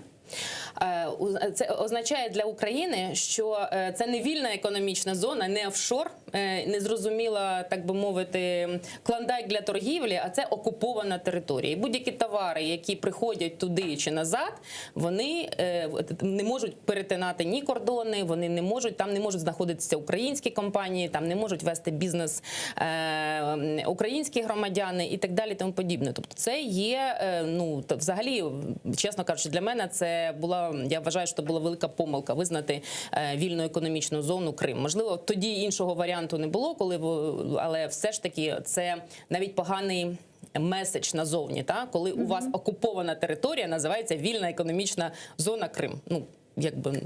Як це розуміти? Та? Мне известно, что с отменой этого закона СС была там своя подноготная, и более того, в офисе президента не было консенсуса в этом вопросе. Что вам известно по этому поводу? И действительно ли в офисе президента есть те, кто выступал против отмены этого закону? Ну, мабуть, не секрет, що багато українських товарів знаходяться, якимось чином попадають на вільну економічну зону Крим. Там є мережі, які продовжують працювати. Українські, з українськими бенефіціарами. Це великі обороти, безумовно, там є серйозна різниця в ціні. Ну, тобто це є великий бізнес. І, безумовно, лобісти великого бізнесу завжди знайдуть шляхи, як дойти до Офісу президента і до парламенту, але бачите, у нас фактично конституційною більшістю ми затвердили ці закони. Тому назад шляху немає. Та? Лобісти, скоріш всього, заходили всюди, але вони не отримали ніякої підтримки. Я, наприклад, щаслива з цього приводу, тому що не можна розмінювати політичні і дипломатичні аргументи на гроші, навіть на великі. Правильно ли я понимаю, что теперь вопрос поставки воды в оккупированный Крым через Северокрымский канал этот закон полностью искореняет, абсолютно. И теперь без согласия парламента нельзя будет, в принципе, поднимать этот вопрос? Він забороняє поставки в Крим води без згоди, ну, для того треба буде згоду парламенту. Тобто, якщо зараз, до цього моменту, до підписання цього закону, цей важель фактично був на рівні виконавчої органів влади, і там у них були завжди, знаєте, як вагання, а може так, а може тут, а давайте, ми чули багато всяких заяв, уже і уряд змінився, але заяви все-таки продовжуються, давайте будемо продавати, а давайте будемо на цьому заробляти гроші, а там наші громадяни, а там гуманітарна катастрофа. Одним словом, є багато таких маніпулятивних заяв, які спонукали виконавчу владу шукати варіанти поставки води в Крим. Та? Були всередині, я знаю, що всередині виконавчої влади були пошук, яким чином це зробити. І, тобто можна ли сказати, що вопрос води був предметом торга? Я думаю, що це один з пунктів, який обговорювався постійно. І це не було там останніх 6 місяців. Я думаю, що це питання піднімалося постійно, тому що для Росії це достатньо важливе питання. Та? Там недостатньо води, там великий контингент військових, там недостатньо води для військових баз, і Росія не зробила нічого для того, щоб забезпечити на півострів водою. Хоча вони протягнули туди, вони побудували міст, за скільки, я вже не пам'ятаю, за 6 мільярдів, чи скільки вони на нього витратили. Паралельно вони могли б насправді зробити водовід. Так. Нічого їм не заважало вкласти ще якісь гроші і зробити. Але чомусь вони цього не зробили. І тепер вони вимагають від України, щоб ми фактично виконували їх обов'язки. Це обов'язки окупанта. Вони повинні забезпечити всіх людей, які там знаходяться, водою. Тому що України немає фізичної можливості ні контролювати, куди використовується ця вода. Одне діло, якщо вона використовується для громадян, інше, я впевнена, що вона піде на військові бази, тому що якимось чином саме там ця частина цікавить Путіна, а не громадяни Криму. Безусловно. Тому, власне кажучи, зараз цей закон перекрив можливість приймати це рішення на рівні виконавчої влади і навіть на рівні там окремих, скажімо так, чиновників, які інколи намагалися це зробити. Вот какая новость сегодня прошла, которую я бы хотела обсудить. Министерство иностранных дел Украины со спецслужбами Украины сорвали очередную попытку российской дезинформации по легализации аннексии Крымского полуострова. В частности, из веб-ресурсов Межправительственной океанографической комиссии было изъято упоминание об организованной Россией конференции «Моря России» в Севастополе, сообщила замминистра иностранных дел Украины Эмине Джапар. Я предлагаю вместе послушать ее цитату. Як результат, інформація про конференцію була вилучена із зазначених веб-ресурсів. Зокрема, на веб-сторінці 31-ї сесії Асамблеї МОК доповідь Російської Федерації, що містила перелік запланованих заходів на 2021 рік у рамках МОК ЮНЕСКО, включаючи конференцію «Моря Росії», була заблокована секретаріатом ЮНЕСКО. Секретаріат ЮНЕСКО відповідною нотою підтвердив свої зобов'язання щодо неухильного дотримання резолюції Генеральної асамблеї ООН від 27 березня 2014-го «Територіальна цілісність України», а також інших відповідних резолюцій Генеральної асамблеї ООН і рішень Виконавчої ради ЮНЕСКО. Что это вдруг задумала Россия? Очередная вона атака, цим займається регулярно. Вона через всі абсолютно міжнародні організації, незалежності від їх розміру і рівня, вона намагається проникнути для того, щоб підтвердити, що Крим – це Росія. Оцей концепт. Тобто юридично намагається постійно виграти додаткові аргументи і порушити міжнародне право де-факто. Але вона цим займається не тільки на рівні морів. Це абсолютно системна політика. У них працює дуже багато людей, які в будь-які міжнародні організації намагаються просунути свої ідеї. Я взагалі не знаю, як ПАРЄ і ОБСЄ взагалі наважилися, наприклад, на такі заяви щодо Криму, які вони зробили останнім часом. Тому що вони блокували все абсолютно будь-якими шляхами. Вони на персональному рівні з депутатами європейськими працюють, вони працюють на рівні організацій. І в тому числі це. Тобто Україна повинна бути дуже обачлива і абсолютно відслідковувати всі такі міжнародні конференції. Тому що не встигнеш оком моргнути, як вони вже десь щось визнають в черговий раз своїм. Я предлагаю сейчас подключить к нашему эфиру директора Чорноморського центру політичних досліджень Дмитро Колцуна. Він зараз з нами на прямому зв'язку. Пане Дмитро, вітаю вас, селям алейкум. Витаю. Да, пане Дмитро, наверняка вы слышали информационное сообщение, где говорится, что Министерство иностранных дел со спецслужбами Украины сорвали очередную попытку российской дезинформации относительно вопроса легализации аннексии Крымского полуострова. И в частности, там говорится, что из веб-ресурсов Межправительственной океанографической комиссии было изъято упоминание об организованной Россией конференции «Моря России». Вот как вы оцениваете действия России и нашу реакцию?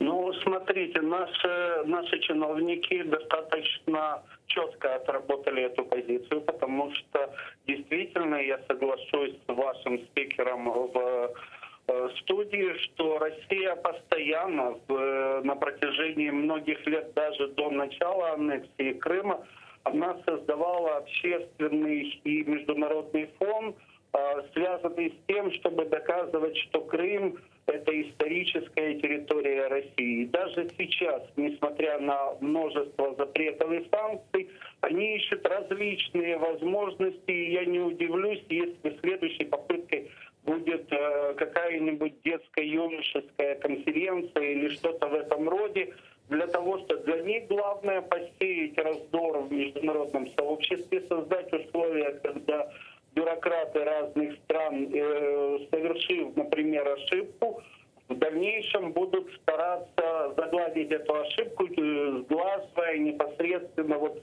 ничего страшного не произошло. Знаете, как бюрократия, она во всех странах одинаковая, и если бы сейчас ЮНЕСКО не заметила, точнее, если бы наши чиновники не заметили из Министерства иностранных дел эту ошибку ЮНЕСКО и не обратили бы на нее внимания, то в дальнейшем бы бюрократы из ЮНЕСКО могли бы говорить, что, ну, ребята, давайте как-нибудь сгладим ситуацию. Действия наших служб достаточно хорошо. Надеемся, что наши международные партнеры не будут позволять себе в дальнейшем таких ошибок. Вот, это я и хотела спросить. В последнее время мы видим, как Европа, различные международные организации, ОБСЕ, ПАСЕ и так далее принимают довольно жесткие резолюции в отношении России, называют ее агрессором и так далее. Вообще, если даже предположить, что такая конференция состоялась, осмелился ли бы кто-то вообще приехать и принять в ней участие? Вот в том-то и дело, вы правильно сказали, что мы должны, понимаете, как бы международное сообщество, оно едино в нашей поддержке, но мы тоже должны проявлять инициативу и достаточно быстро реагировать на подобные мероприятия. И действительно добиваться того, чтобы в дальнейшем в России не было даже близко возможности даже задуматься о проведении таких провокаций. По сути, такая конференция является провокацией, как и многие подобные идеи, подобные приглашения иностранных официальных лиц в Крым. Дякую вам дуже, пане Дмитро. Чохсаг у нас Дмитро Колцун був з нами на прямому зв'язку, директор Черноморского центру политических досліджень. Действительно, у ОБСЕ, которая недавно приняла резолюцию относительно враждебных действий России и ее стягивания войск к границам Украины в оккупированный Крым, в оккупированный Донбасс и так далее, вот непонятно. У них ведь до этого, да, как бы что произошло? Ведь до этого позиция ОБСЕ относительно ситуации на Донбассе была довольно неоднозначна, а сейчас вдруг такая жесткая резолюция. Вот в чем заключается эта трансформація риторики і позицій? Я думаю, що це рух з двох сторін. Перше, що українська делегація, а також українські парламентарі, а також всі українські небайдужі громадяни постійно фактично роблять маленькі кроки, там пишуть листи, там проводять зустрічі і багато всього, проводять велику роботу для того, щоб донести Європейському парламенту, що Крим і Донбас – це окуповані території, там іде війна, немає там ніякого внутрішнього конфлікту, і Крим – це не історично російська територія. Це риторику, яку треба постійно повторювати, тому що, ви розумієте, в світі є багато проблем, і більшість країн і депутатів живуть своїми проблемами, а не чужими проблемами. Ми ж не питаємо, там, яка проблема в Уганді, чи яка проблема, наприклад, у Франції, чи є якісь незгода між французами і англійцями. Ми ж не висвітлюємо це в наших, ну, інколи відсвітлюємо, коли вже велика проблема. Так само і в Україні. Україна повинна сама робити те, щоб було на порядку денному. Але з іншої сторони, я думаю, що це сув геополітичної, скажімо так, стратегії, і активну участь в цьому, скоріш за все, взяли Сполучені Штати. І я думаю, що саме вони, коли вони мають більш жорстку риторику, це в тому числі і сигнал для європейської спільноти, європейських депутатів. Тому що пам'ятаємо, що до цього теж були такі дуже, ну, не то, щоб Трамп робив завжди такі дуже дивні заяви, і воно збивало з пантелику більшістю людей. Вони не розуміли, там, Трамп розуміє, що Крим – це Україна, чи взагалі, що він визнає, що це окуповані території. Тому більш жорстка риторика зі сторони Сполучених Штатів, зі сторони Британії, вона стимулює в тому числі європейських колег, які навіть інколи вагаються, займати більш жорстку позицію. А замечаете ли вы такую трансформацию риторики у нашего президента Украины Зеленского, который с человека-пацифиста, который пытался увидеть мир в глазах Путина, превратился в человека, который говорит, что единственным путем решения ситуации войны на востоке Украины – это вступление Украины в НАТО, что если бы мы были одним народом с русскими, то в Кремле развивался бы украинский флаг и так далее? Я думаю, перша трансформація однозначно відбулася. Президент приземлився на землю, тому що він ніколи не був в політиці, і людям здається, знаєте, люди, які не живуть політикою постійно, їм здається, що це легко вирішується. Потім виявляється, що є багато нюансів. Але основне, я думаю, що питання не в президенті прізвищі. Питання в інституції і в тому, що більшість українських громадян не сприймає риторику, коли, взагалі, це показують соціологічні дослідження. Більшість українських громадян хочуть Європейський Союз, вони хочуть мати НАТО, як бути в альянсі з НАТО, і вони хочуть, щоб окуповані території повернулися на українських умовах. Це чітко артикулюється українським суспільством. Тому хто би не прийшов на місце президента, у нього не буде, і у нього не буде люфта. Нет другого виходу, кроме як стати патріотом. Абсолютно правильно. Тобто, хто би не прийшов, якщо це не буде захоплення влади, я не знаю, проросійськими бандерлогами, то у будь-якого іншого президента ні маневра, ні люфта в цій риториці не буде. Тобто, Зеленський просто зрозумів, що якщо він буде говорити щось інше, він втратить більшість свого электорату. К вопросу НАТО мы обязательно вернемся. У меня есть несколько вопросов по интеграции в Североатлантический альянс. Мы с вами упоминали Крымскую платформу. Остается не так много времени, буквально через 1,5 месяца уже должен состояться инаугурационный саммит. Скажите, вот какой результат первого саммита Крымской платформы вы будете считать наиболее успешным? Я, по-перше, буду вважати, що проведення Кримської платформи – це вже успіх. Навіть якщо туди не приїде, ми повинні розуміти, що це серпень місяць. У більшості політичних лідерів, особливо європейських, у них священна корова – це відпустка. Вони з 15 серпня не функціонують до 1 вересня, навіть з 10 серпня, так само, як на різдвяні канікули. Тому, безумовно, дата є проблематичною з точки зору зібрати зірок. Але оскільки це 30-річчя незалежності, і це саме Кримська платформа, вона підв'язана під 30-річчя незалежності, під те, що частина лідерів і частина поважних людей прилетить на незалежність України святкувати, тому дата Кримської платформи, в принципі, правильно була вибрана, для того, щоб ми могли зібрати найбільше. Я точно знаю, що будуть посли, цей рівень послів. Безумовно, рівень перших осіб, я думаю, що буде проблематичний. Не всі перші особи зможуть приїхати. Але якщо навіть там будуть підніматися і обговорюватися політв'язні, гуманітарні питання і політичні питання безпекові, і це буде проговорено чітко, коли в резолюції цієї платформи буде чітко виписано 5 пунктів, які повинні зробити світ для того, щоб деокупувати Крим, я буду вважати це абсолютно чіткою перемогою. Тому що, ви розумієте, все рівно на рівні окремих комісій, окремих парламентів, спілкування, воно губиться. Так, це буде такий, знаєте, як висновок, який будь-який лідер, який зараз влада міняється і в європейських країнах, в Німеччині поміняється влада з великою ймовірністю, і в багатьох інших країнах. Будь-яка інша влада, яка буде приходити, вона буде бачити комюніке і висновки Кримської платформи і буде розуміти хоча б, як формувати свою політику. Це дуже важливо, щоб проговорили, а основне – мати висновки. Сейчас, насколько я понимаю, Министерство иностранных дел Украины уже готовит эту Крымскую хартию, под которой должны поставить свою подпись те или иные страны, которые приедут на саммит Крымской платформы.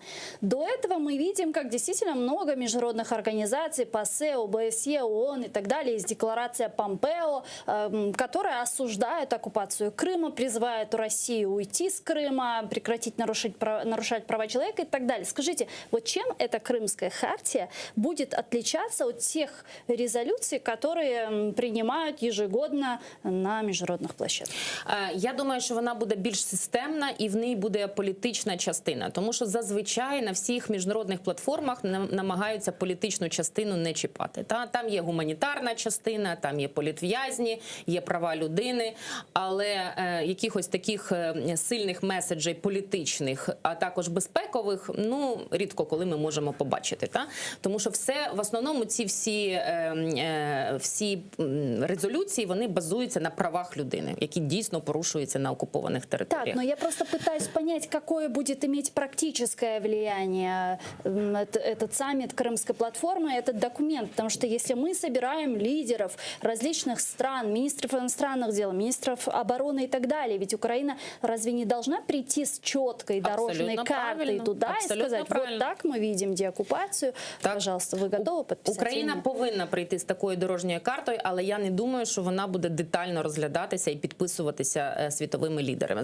Я думаю, що буде підписане загальне комюніке, а питання чіткої порядок дій деокупації Крима – це вже питання, перш за все, України. І вона повинна бути дійсно як, от знаєте, як аксіома. І, можливо, вона повинна бути узаконена на рівні, не знаю, парламенту, та? Або на рівні виконавчих органів влади. Тому питання в тому, скоріш всього, там будуть якісь висновки, якісь, під яким дійсно підпишуться. Вони повинні бути консенсусні. Для того, щоб багато лідерів підписалися, вони повинні всіх влаштовувати. Та? І це дуже складно зробити. Тому що якщо виписати план дій, в якому буде 350 пунктів, то, скоріш всього, там комусь щось не задовільнить. Я не вірю в ситуацію, коли можна підписати план дій 10 президентами, чи там послами, чи комусь, якоюсь широкою аудиторією. План дій повинен бути, перш за все, закріплений на рівні постанови і закону України. Але підтримує нас, ви ж бачите, активно підтримує і Британія, чиї кораблі стоять і проходять спокійно вздовж Керченської затоки. Кстати, а что вы, как вы думаете, что это было? Это был такой Я думаю, що це був троллинг стейтмент, це називається англійською мовою. Та це був показати, хто в домі хазяїн. Ну, тобто, що вони не бояться, і я думаю, я впевнена, що вони були готові до найгірших сценаріїв. Тому, проходячи повз в цих водах, розуміючи, що Росія вважає, що це їх води, та? Хоча це порушення міжнародного права. Тому я очікую від Кримської платформи, не знаю, 2 сторінок, на яких чітко виписані політичні, безпекові, гуманітарні і, можливо, там окремий блок для політв'язнів, оскільки це дуже чутливе питання. Предположим, состоялся Крымский саммит. Окей, мы услышали очень важные сообщения, очень важные тезисы из уст различных лидеров и высокопоставленных лиц тех или иных стран, которые приехали на этот саммит. Что дальше? Вот какая институциональная модель может быть создана этой Крымской платформы? Может ли она из себя представлять что-то похожее на нормандский формат с ограниченным количеством участников без России только в данном случае? Или же что это должно быть? Я думаю, що це може претендувати на те, щоб зробити окрему платформу по Криму. Чому? Тому що і нормандський формат, і ТКГ, і всі там обговорення, вони росіяни роблять так, що Крим виключають за скобки. Вони намагаються вивести постійно Крим з переговорів. І для того, щоб обговорювати Донбас. Це те, що їх цікавить. Та? А нас цікавить всі наші окуповані території. Тому ми намагаємося Крим повернути на порядок денний. Тому окремо, якщо ми говоримо про те, що у нас велика увага буде надана Кримській платформі, як мінімум комунікаційно і політично, це буде меседж в кожній країні донесений. І якщо лідер там чи представник іншої країни приїде сюди, побачить, проговорить, це велика справа. На таких конференціях всі збираються разом, і це більше розуміння для більшості лідерів і представників, що відбувається. Тому я думаю, що Кримська платформа, як мінімум, можливо, не на такому високому рівні, але постійно діюча і функціонуюча, яка збирає в тому числі, допомагає державним органам в питаннях деокупації. Тому що у нас велике питання з реєстром майна, з громадянами, які народилися, там, отриманням документів і багато всього іншого, що навіть якщо завтра станеться деокупація, адміністративно повинно все бути готове. Не може бути ситуація, в якій в Україні завтра відбудеться деокупація, ми не знаємо, що з цим робити. Розумієте? Тобто повинні бути чіткий план, що ми робимо з громадянами, які народилися за останні 7 років, як їм отримувати громадянство, куди отримувати паспорт, як вони абсолютно все. Так, як Росія фактично анексувала Крим, да, маючи чіткий адміністративний план, як вони з'їдають державні українські органи. Стратегія реінтеграції. Стратегія реінтеграції, але стратегія – це високий документ. Повинна бути тактика реінтеграції. Тому що якщо буде стратегія реінтеграції, ніхто не буде розуміти,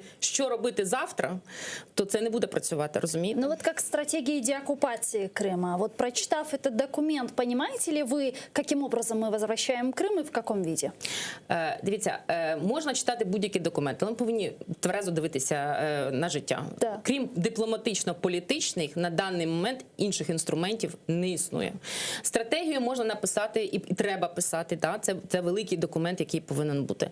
Але під стратегію повинен бути план А, план Б і план В. І в залежності від того, як змінюється ситуація в світі, ви ж розумієте, завтра може там кремлівська влада змінитися. Післязавтра може щось статися ще. Ми повинні бути готові на наступний день прийти і забрати адміністративно, економічно, і гуманітарно, і соціально всіх наших громадян для того, щоб вони отримали нормальний сервіс і нормальні відношення української держави. Скажите, а насколько сейчас мы должны готовиться и не упускать вопрос возможного военного сценария возвращения Крыма? Вот мы в эти дни очень активно обсуждали опыт Нагорного Карабаха, опыт Азербайджана, у которого также был 30-летний опыт, 26-летний, точнее, опыт Минских соглашений, что, в принципе, нам показалось, что политико-дипломатический путь, соглашения и так далее, это хорошо, но, к сожалению, неефективно. Ви знаєте, так, але сценарій, я не вірю в військовий сценарій, тому що Росія, я не буду там зараз дані оголошувати, але я чітко знаю, що контингент військовий російський і зброї там накопичений набагато більше, ніж на Донбасі. І там просто так прийти і забрати, це будуть великі жертви.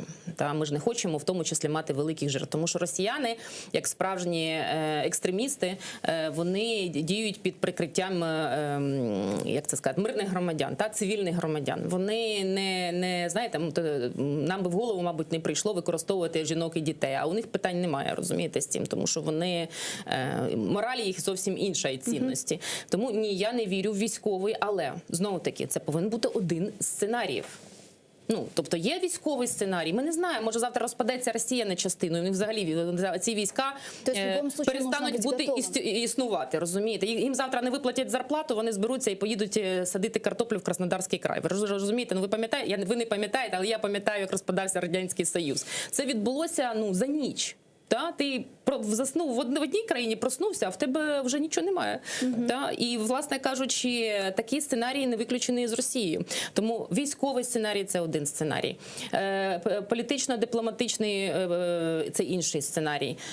Питання також власне кажучи, в економічному сценарії, давайте згадаємо Німеччину. Як об'єднувалась Німеччина? Вона побудувала спочатку потужну Німеччину, західну, а потім абсолютно, а потім вона фактично забрала свою територію таким шляхом, тому що люди зрозуміли, що там немає чого жити. Насправді це відбувається вже навіть на Донбасі.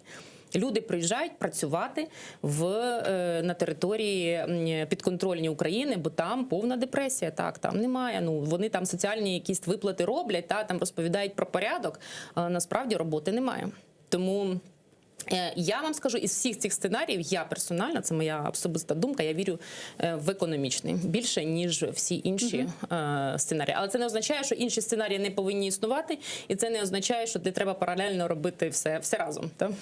НАТО мы с вами упоминали, я предлагаю перейти к этой теме, учитывая, что недавно специальный представитель Генсека НАТО Джеймс Апатурай ответил на предложение Зеленского предоставить конкретный перечень реформ, которые должна внедрить украинская сторона. Апатурай заявил, что такого перечня нет. Вот его цитата.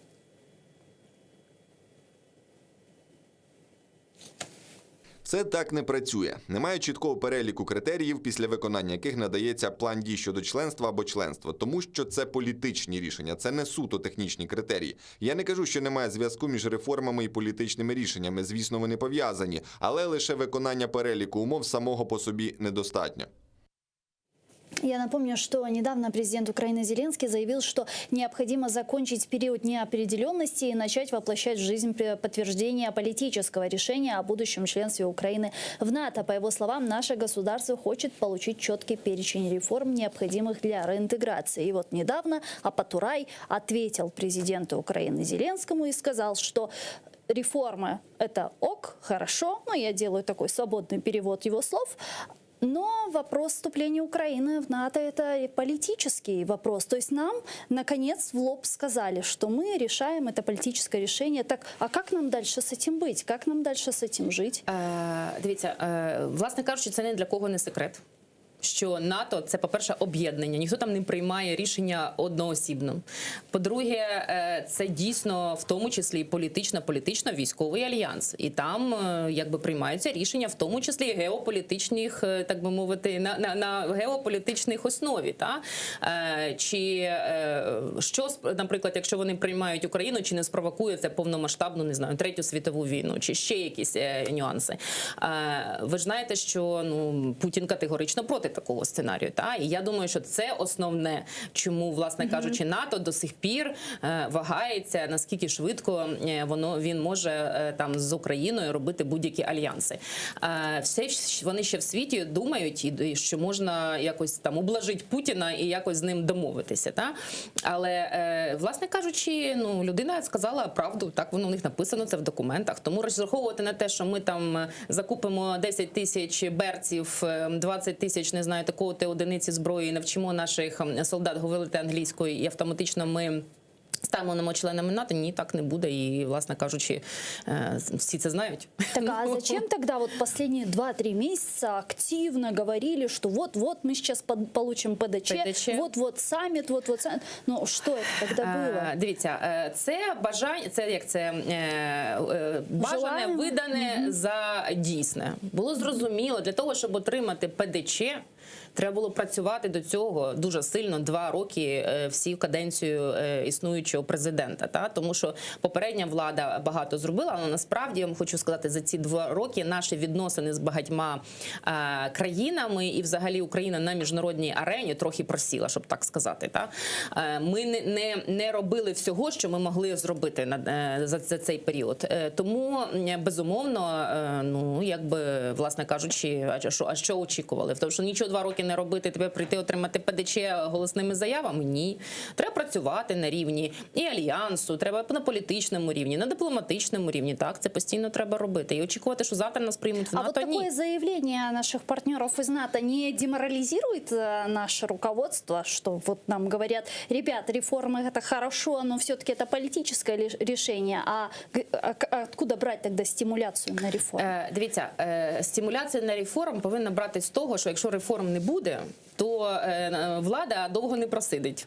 Розумієте, це єдина взагалі, тому що в реформах зацікавлені не США, ні європейці і ні НАТО. Ми зацікавлені, як громадяни України, в тому, щоб в нашій країні був порядок. Якщо в нашій країні буде порядок і достатньо велика сума грошей на те, щоб себе захищати, то тоді вже можна йти з забралами, говорити, там, ми хочемо те. А поки ми беремо гроші, вони десь зникають, а потім ми приходимо і просимося піти там кудись в якийсь альянс, і там чи якісь вимагаємо до себе там увагу. Ні, ми повинні це робити. Та, ми повинні постійно Україну на порядок денний. Але ми, тверезо ж треба дивитися на життя. В кінці кінців ми ж не можемо жити в якомусь рожевому світлі і це. Але реформи, він правильно сказав, що реформи, він просто не сказав це, але насправді off records вам будь-який дипломат іноземний скаже, реформи потрібні для вас, а не для нас. Вони ж повинні, правильно? Ми ж повинні там мати якісь там прозору систему, не знаю, пенсійного фонду, там другий рівень пенсійної реформи. І тобто у нас повинно бути щось для того, щоб ми могли жити нормально, безбідно і підняти людям в кінці кінців ці мізерні зарплати і якісь, збалансувати наші, так би мовити, наше життя. Та? Ми повинні перш за все для себе це зробити. Без цього діла не буде. А НАТО – це паралельний процес. Пані Юлі, я предлагаю підключити к нашому ефіру Андрія Ленко, народного депутата України 8-го скликання. Він зараз з нами на прямому зв'язку. Пане Андрію, вітаю вас. Салям алейкум. Доброго дня. Пане Андрію, доброго дня, салям алейкум. Пане Андрію, как вы оцениваете последнее заявление специального представителя Генсека НАТО Джеймса Патурая относительно того, что вопрос вступления Украины в Североатлантический альянс является политическим решением НАТО? В принципі, це так і є. Насправді НАТО – це військово-політичний блок. Відповідно, про те, чи брати якусь країну в НАТО чи ні, воно приймається політичним керівництвом країн, які входять до НАТО. Тому так, звичайно, перш за все, це політичне рішення. Інша справа, що це політичне рішення, воно ґрунтується на певній логіці.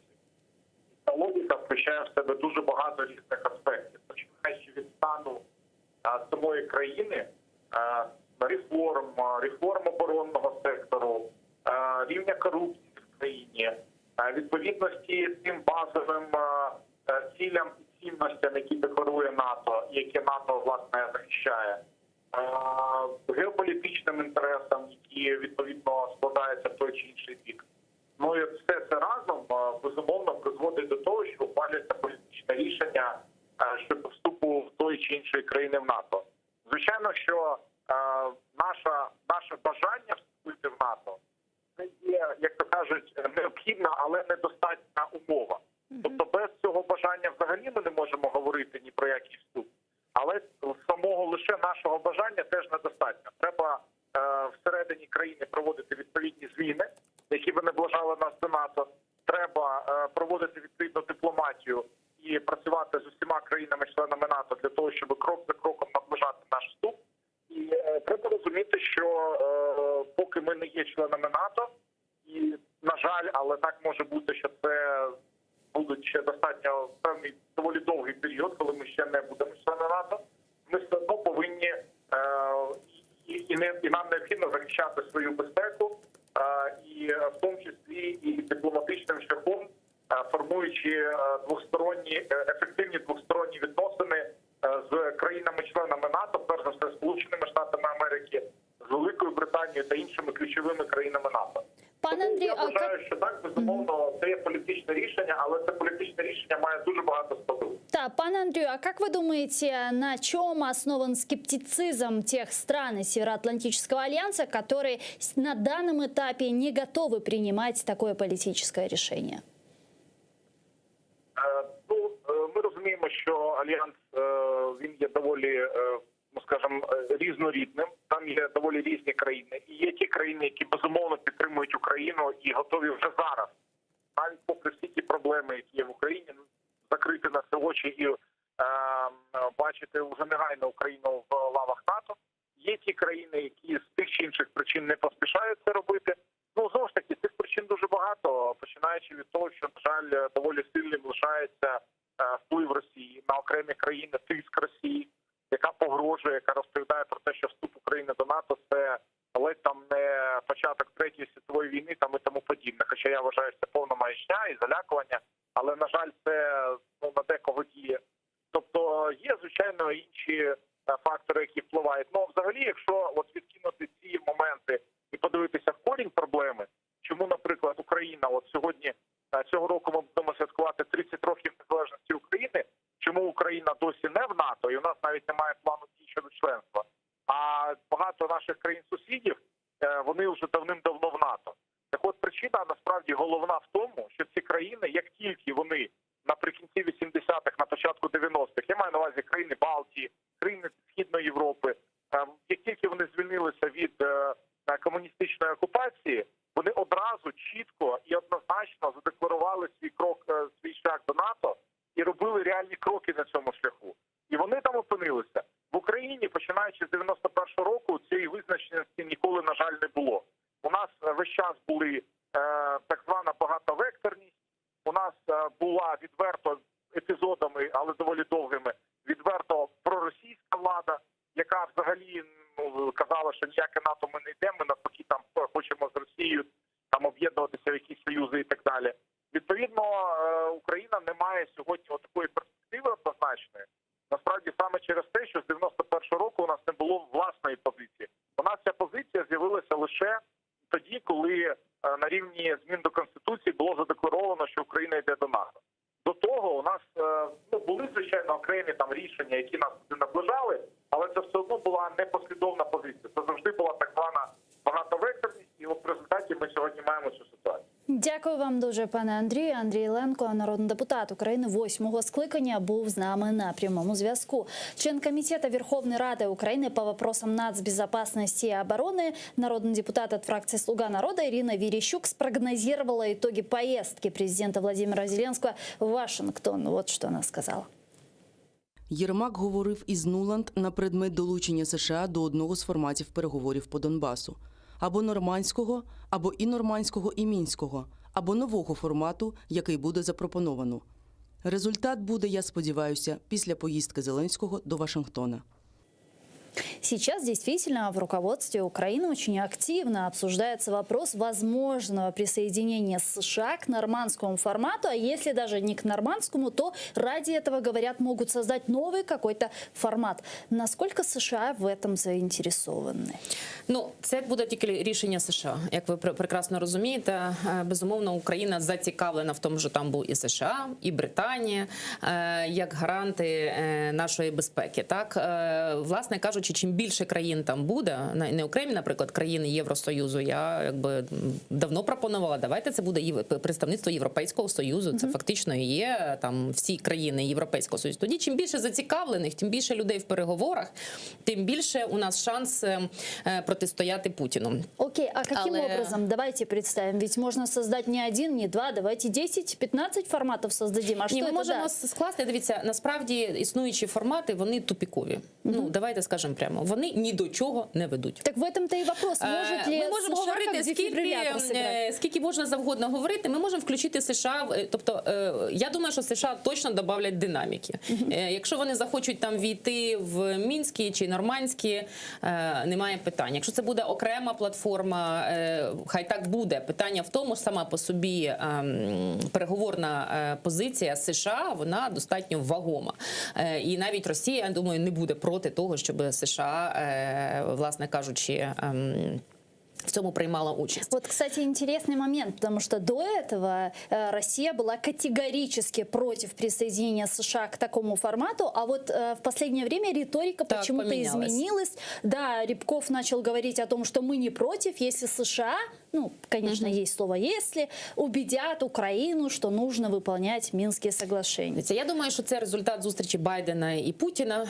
Про що вони говорили, тільки вони знають, але риторика дійсно дуже змінилася. І насправді не тільки зі сторони Росії, а з багато інших сторін лунає про те, що США долучиться до вирішення питання з окупованими територіями. І яким чином це буде? Я думаю, що це вже техніка і тактика. Там, де буде США, там, я думаю, буде більш динамічна розмова, скажімо так. Тому що в будь-якому випадку Росія сприймає США більш якби такого серйознішого партнера, ніж багато інших країн. Це, можливо, не дуже коректно з дипломатичної точки зору, але так воно і є. Намагаючись показати, що Росія – це, тобто, участь США додасть ваги Росії. Тому що Росія весь час намагається стати рівною Сполученим Штатам Америки. Якщо вони будуть рівні серед рівних, сидіти за столом сверхдержави, то це мрія Кремля, що вони, значить, підвищують свою статусність. Нас цікавить в цій ситуації виключно динаміка переговорів, там, щоб вирішувалось хоч щось. Тому що зараз взагалі це, ми скільки років, це абсолютно мертвий формат. Пан Володимир Воля зараз з нами на прямому зв'язку, політолог-міжнародник, експерт Українського інституту аналізу політики. Пане Володимире, асаляму алейкум, вітаю вас. Алейкум ассалям. Да, пане Володимире, в обозримом будущем должна состояться встреча президента Украины Зеленского с президентом США Джозефом Байденом. Чего вы ждете от этой встречи? И можем ли мы в результате этой встречи увидеть каких-то прорывных решений? Я ожидаю, что будут некоторые достигнуты договоренности по экономическому сотрудничеству. Возможно, будут подписаны какие-то соглашения или даже контракты на полях визита, то есть в рамках визита президента Зеленского в Соединенные Штаты. Возможно, будут достигнуты договоренности об усилении военной поддержки, в смысле поставок вооружений, техники и снаряжения. Что касается вопросов Донбасса, Крыма, то я вообще не вижу каких-либо перспектив на ближайшие несколько лет, потому что поведение США, оно ограничено теми рамками, которые, допустим, заданы текстом Минских соглашений. То есть других соглашений нету, других альтернативных вариантов по урегулированию проблемы возвращения ордлов под суверенитет Украины Поэтому вот текст Минских соглашений, его все одобрили. Альтернативу реалистичную никто не предлагает. Это должна была предлагать Украина в первую очередь. Поэтому разговор может и будет. И даже если допустить, что Соединенные Штаты присоединятся к этой четверке, четверка станет пятеркой, а может быть кто-то еще присоединится десятка, все дискуссии, они ограничены рамками Минских соглашений. Невыгодных для Украины однозначно, но пока что никто ничего альтернативного не предложил. Поэтому что там, пункт об особом статусе, статус расшифровывается, и тут можно говорить хоть медленнее, хоть быстрее. Это вот то, вокруг чего все сейчас крутится, все разговоры. Да, пане Володимире, еще вот такая новость сегодня прошла, которую я хотела с вами обсудить, а именно американские эксперты в сфере кибербезопасности считают, что группировка Rayville, стоящая за множеством недавних кибератак на американские организации, действует из России. США могут предпринять действия в отношении этих преступников, если Москва не начнет действовать сама. Об этом заявила пресс-секретарь Белого дома Дженнифер Псаки. Как вы думаете, может ли это послужить триггером того, что Соединенные Штаты Америки ведут еще один пакет санкций против России из-за кибератак? Несомненно, это может стать причиной для того, чтобы в течение какого-то времени, ближайших несколько месяцев или до конца текущего года, такие санкции появились. Потому что действительно выглядит так, что Россия отнекивается от этих всех историй с кибератаками. Но тут вопрос, если эти хакеры действуют с территории Российской Федерации, есть убедительные доказательства, то тут тогда вопрос об ответственности России, он более конкретизируется. Тут даже если речь не идет о прямом вмешательстве, то есть прямом участии правительства, властей России в подобных атаках, санкционировании, то тут вопрос, а что делает Россия для того, чтобы такие атаки масштабные и с гипотетическими трагическими последствиями все-таки не исходили именно с территории России. Вопрос: российская власть контролирует то, что происходит на ее территории, или нет? То есть здесь способность власти, способность его контролировать. На том фоне, как они в России там показывают ограничения провайдеров, ограничения деятельности иностранных компаний, интернет-компаний, да, как они ограничивают вообще все, что касается интернета, киберпространства. И тут выглядит как-то действительно нескладно, что российские власти ничего не могут поделать с группировками, которые осуществляют атаки на государственные сервера, то есть за пределами Российской Федерации. Это выглядит как минимум молчаливое такое, знаете, благословение или пособничество. Дякую вам дуже, пане Володимире. Чохсагул, у нас Володимир Воля, політичний аналітик, був з нами на прямому зв'язку. А тем временем министр энергетики Украины Герман Галущенко во время визита в Центр передового опыта НАТО по вопросам энергобезопасности в Вильнюсе высказался о российском газопроводе «Северный поток-2». Галущенко не хочет, чтобы газопровод был инструментом давления. Вот его цитата. Вважаю, що «Північний потік-2» – це зброя проти України та загроза енергобезпеці і України, і всієї Європи. Газ має бути товаром, а не інструментом політичного тиску. Лише спільними зусиллями ми зможемо протистояти російській монополії. Я напомню, что президент Украины Зеленский заявил, что готовится важная встреча с канцлером Германии Ангелой Меркель. Она будет касаться энергетической безопасности, в частности, строительства российского газопровода «Северный поток-2». Пани Юлия, уже стало понятно, что, наверное, «Северный поток-2» достроят. Осталось несколько десятков километров, даже 16 километров, даже меньше, если я не ошибаюсь. Даже 5 остается. Спасибо за информацию. Что будет дальше? Вот какая наша дальнейшая стратегия? Окей, до 2024 года у нас есть контракт. А что дальше? А далі Росія просто не підпише новий контракт і все. Власне кажучи, я не вірю в те, що на даний момент можна повернути стрілки годинника назад і якимось чином зупинити Північний поток-2. Навіть якщо влада в Німеччині зміниться, і навіть якщо там будуть зелені, безумовно, вони зможуть, якщо їй буде бажання політичне, загальмувати, тому що вони видають дозвіли на експлуатацію, на екологічні дозволи і багато інших аспектів. Тому що ця труба, є питання з її взагалі використанням і з шкоді довколишньому середовищу. Тому такий варіант є, але він дуже маленький.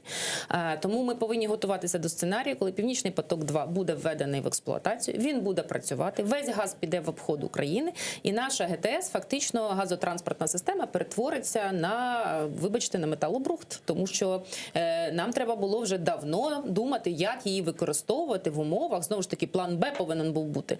Тому що ще в 2019 році нам було зрозуміло, що контракт на 5 років, що в ньому зменшений обсяг газу, тоді вже він зменшений був. Раніше ми отримали 5 мільярдів від транзиту, потім ми стали отримувати 3 мільярди від транзиту.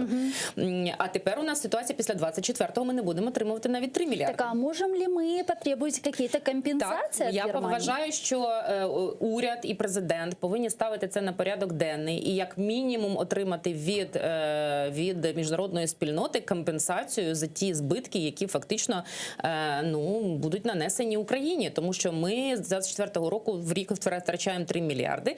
І плюс нам треба серйозні інвестиції. Це не мільйони доларів, це мільярди доларів і євро для того, щоб цю газотранспортну систему перелаштувати на інші види якогось там, я не знаю, водню, одні кажуть водень, хтось ще каже, це вже повинні казати спеціалісти, транзиту іншої речовини, скажімо так. Хто буде і звідки брати ці інвестиції? І це треба було думати з 19 року. Знову таки, ми з 19-го року фактично прошляпали Північний поток-2. Тому що ми як Україна, як країна, практично нічого не робила для того, щоб його зупинити. Ми повинні були політично-дипломатично зупиняти, зразу вже просити компенсацію. Якщо ми розуміли, що ми не можемо політично, щоб наші міжнародні партнери були готові, наприклад, до створити фонд на розвиток або на реконструкцію газотранспортної системи України в розмірі, не знаю, 50 мільярдів євро чи 35 мільярдів євро. Це насправді не великі гроші для того ж Європейського Союзу. Пам'ятаємо, скільки вони підтримували Грецію, які обсяги фінансування Греція отримувала скажімо так, в стані дефолта. Я розумію, що вони члени Європейського Союзу, але, власне кажучи, Євросоюз буде бенефіціаром Північного потоку-2. Так, а зачем, я просто пытаюсь понять, зачем Германии газ с точки А в точку Б без опции хранения этого газа в наших природных газохранилищах? То есть Европа разве себя таким образом не подставляет под угрозу? Вона підставляє себе під угрозу. Ви розумієте, це великі гроші. Німецькі, це ми тут розмовляємо в Україні, нам все зрозуміло.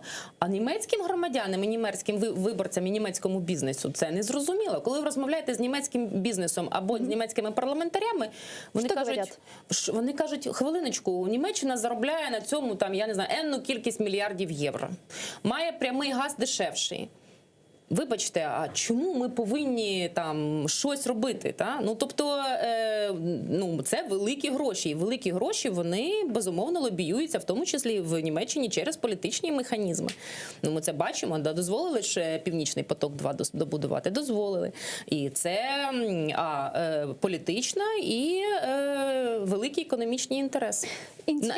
Наївно думати, що Німеччина відмовиться від додаткових 5 мільярдів, я не знаю, чи скільки 10 мільярдів якихось прибутків, які вона може отримати, і не дозволить добудувати Північний поток-2. Там сильне лобі бізнесове. Позиция Соединенных Штатов Америки вам ясна? Просто некоторое время назад они выступали категорически против Северного потока-2. Во время каденции Трампа вводили жесткие санкции. Сейчас пришел Байден. Мы видим, что он не хочет подвергать такому тест-драйву отношения с Германией. И вот недавно отказались вводить новые санкции против Северного потока-2. Что дальше?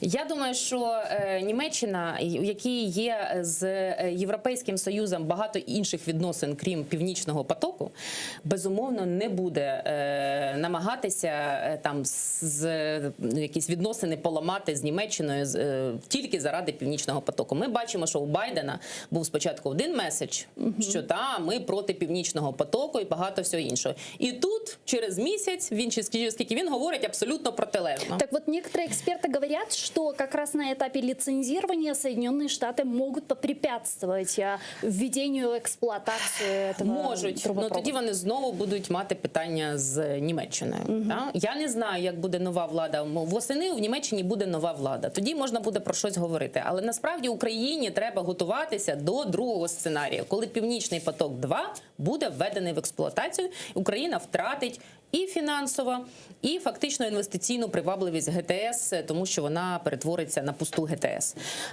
І треба робити чітку її модернізацію. Все. На цьому я думаю, що сценарій Північний поток-2 не буде введений в експлуатацію, він десь, не знаю, 2% з 100. 98 – це він буде введений в експлуатацію. Пани Юлия, и последний вопрос, который я хотела бы обсудить. У нас остается буквально 10 минут до завершения нашего эфира. Это Беларусь. Там Александр Лукашенко заявил о начале террористической атаки на Беларусь. Запад якобы хочет лишить республику суверенитета. По его словам, наблюдается постоянное усиление наступательного потенциала Североатлантического альянса возле границ Беларуси. Давайте послушаем его цитату. Расширяется состав сил быстрого реагирования, активно ведется разведывательная деятельность, началась террористическая атака на Беларусь. До этого, помните, во время каденции Петра Порошенко Лукашенко постоянно говорил о том, что в Украину он приедет только на комбайнах и тракторах, намекая на то, что атаки и нападения со стороны Беларуси в Украину не будет. Сейчас мы слышим такие враждебные заявления со стороны самопровозглашенного президента Лукашенко. Есть ли угроза? Однозначно є, тому що я вважаю, що Лукашенко вже давно перестав бути суб'єктом, він став об'єктом, ніхто його вже не питає. І якщо завтра Путіну треба буде ввести війська через Білорусь, насправді його вже Лукашенка ніхто питати не буде. Тому він давно вже де-факто втратив свій суверенітет. Я не знаю, чого він боїться НАТО і Альянса. Його вже давно з'їв Кремль. Ну, тобто і економічно, і політично, і насправді Кремль загнав його різними рода провокаціями, маніпуляціями в лузу. Тому, в принципі, те, що говорить Лукашенко, можна не слухати. Я тут останню його заяву прочитала про те, що прапор Білорусі є екстремістським, чи щось він таке сказав, я ще до кінця не дочитала. Але я думаю, що у людини якісь проблеми з головою, тому що таке говорити, власне кажучи, по національних символах, це вже, я навіть не знаю, як це трактувати. Але те, що говорить Лукашенко, можна не слухати, тому що насправді його вже ніхто не питає. Я предлагаю подключить к нашему эфиру радника з міжнародних відносин лідера білоруської опозиції та кандидата в президенти Республіки Білорусь Світлані Тихановської Франтішека Вечерку. Він зараз з нами на прямому зв'язку. Вітаю вас, селям алейкум. Доброго дня. Вітаю. Да, пане Франтишек, мы зараз чуем, сейчас слышим такие враждебные заявления пана самопровозглашенного президента Беларуси Александра Лукашенко в отношении Украины. Недавно он говорил о том, что дал поручение пограничникам вообще закрыть границу с Украиной. Вот чего нам, Украине, ждать от Лукашенко, от руководства Лукашенко? Лукашенко ищет врагов. Сейчас ему нужно оправдать тот хаос, который он организовал в Беларуси, тем, что какие-то враждебные силы это все срежиссировали. Он обвинял то Польшу, то Чехию, то Америку, то Великобританию, то Литву, то Украину. Достается всем. Обвинял Ангелу Меркель в подготовке террористических спящих ячеек. Кайка Мас в том, что он финансировал какие-то группы провокаторов. Но я думаю, за этими обвинениями на самом деле не стоит никаких реальных фактических подтверждений. Он просто пробует найти врага, как и любой диктатор, тиран, когда чувствует себя неуверенно. Так куда сейчас ведет Александр Лукашенко Беларусь. Мы видим, как Беларусь полностью изолируется. Европейский Союз, Запад вводит санкции против Беларуси. Посадка самолета Ryanair и похищение Протасевича фактически лишило Александра Лукашенко от каких-либо маневров от России. Вот что дальше? Да, у него на самом деле немного вариантов, что можно делать. Он понимает, он становится токсичным и для мирового сообщества, и для западных стран, но и для России в том числе, потому что удержание вот такого диктатора становится слишком неудобным. Даже санкции, про которые мы говорим, санкции против лукашенковских предприятий, они в том числе бьют и по российской экономике. Вот те предприятия, которые попали в последний санкционный список, через них, например, шла санкционная продукция, в том числе в Россию. Да, он пробует выиграть неделю, месяц, максимум год, но он также понимает, что нужно искать какой-то выход. Сейчас он демонстративно эскалирует репрессии, чтобы показать, что он контролирует как бы ситуацию. Но в какой-то момент он просто начнет отпускать, делать уступки. И вот тогда вот эта пирамида, эта вертикаль, которую он выстраивает, она просто начнет разваливаться. То есть можно ли сегодня утверждать, что у Александра Лукашенко только один билет в один российский конец? Ну, я бы сказал, что это упрощение. Да? И вообще говорить, что вот эксперт, который в студии находится, я позволю себе не согласиться. Такое было бы говорить упрощением, что он полностью утратил какую-то там независимость, является марионеткой. Да, он очень зависим сейчас от Кремля, потому что это единственный ресурс его легитимности, ну, кроме насилия, которое он применяет против белорусского народа. Но говорить, что он сейчас полностью там влился в российскую систему, это не совсем так. Он демонстрирует лояльность, он кланяется, катается на яхте, но на самом деле за вот эти демонстративные такие символические шаги это не идет. Он понимает, что Россия угрожает ему и его президентству намного больше, чем Европейский Союз. Потому что Европейский Союз не придет менять власть в Беларуси и снимать его с президентства. А Кремль может. То есть он будет до последнего пытаться сохранить власть. И тут вопрос суверенитета и личной власти Лукашенко, получается, совпали. Так я понимаю? Да, он понимает, что когда он полностью будет отдавать все элементы суверенитета Москве, он сразу же начнет падать, потому что он наверное, сейчас не руководствуется интересами государства, а руководствуется интересами самосохранения.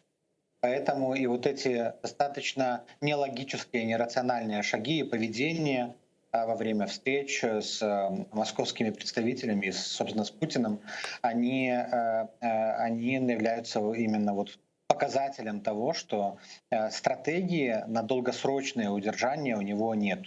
Он сейчас, знаете, он сейчас руководствуется таким принципом: день простоять, это ночь продержаться, но я не думаю, что это долго протянется. Скажите, что с белорусским протестом? Что может стать следующим триггером для следующей волны белорусского протеста? Или же уже нереально поднять народ? Реально, энергия никуда не делась, репрессии беспрецедентные. Десятилетия в Европе не было таких репрессий, когда людей просто вылавливают на улице, приходят в дома. За последнюю ночь от 150 до 250 активистов, говорят, задержано. Это участники дворовых чатов, местных сообществ на Телеграме. Разгромлено 12 редакций СМИ. Многие из них успели выбраться, но редакторы, менеджеры задержаны, находятся в тюрьмах по обвинениям в терроризме, организации массовых беспорядков. Вчера разбили редакцию старейшей газеты «Наша Нива». Понятно, что в таких условиях такого террора, ежедневного террора, организованного террора трудно людям протестовать. Но и террор проводить такой постоянно невозможно, потому что тогда государство становится нефункционирующим. И в какой-то момент вот то, что он сейчас делает, ударит против него. И знаете, много людей, которые раньше были из окружения Лукашенко, поддерживали его, они сейчас тоже ищут пути выхода. Многие с нами коммуницируют и говорят: слушайте, мы, конечно, там по ту сторону, но мы не такие, как он. Мы не хотим делить ответственность за то, что он делает. А это знак того, что эта система разлагается, гниет, и в какой-то момент произойдет то, что называется в теории политологии раскол элит. Дякую вам дуже, пане Франтішек. Франтішек Вітчерка, радник з міжнародних відносин лідера білоруської опозиції Світлани Тихановської, був з нами на прямому зв'язку. Пані Юлия, действительно возник такой у меня вопрос. А нужен ли такой Александр Лукашенко в принципе России? Почему бы его не заменить на более компромиссную фигуру, на того же пророссийского Бабарыка, например? Ну, є Аксьонов, можна імпортувати його з Криму. Насправді, ну, кадровий потенціал, так би мовити. Ну, це жарт, але я мала на увазі, от Франтішек сказав, але я мала на увазі, що Лукашенко втратив суб'єктність і він є об'єктом, тому що насправді я не думаю, що він приймає якісь великі стратегічні рішення. Так, він намагається вижити, і насправді не тільки він, а еліта навколо нього. Тому що єдине, що його тримає, це якби дуже тісна еліта навколо нього, яка не розпалася. Якби розпалася ця еліта, пішов би розпад взагалі лукашенковського режиму. Ця еліта намагається все ж таки, і вона дуже об'єднана. Так от ця еліта, якщо вона буде, скажімо так, Путіним абсорбована якимось чином, та грошима, політичними там гарантіями, ще щось, то Лукашенко втратить насправді суб'єктність. Я думаю, що вони над цим працюють, ФСБ над цим активно працює.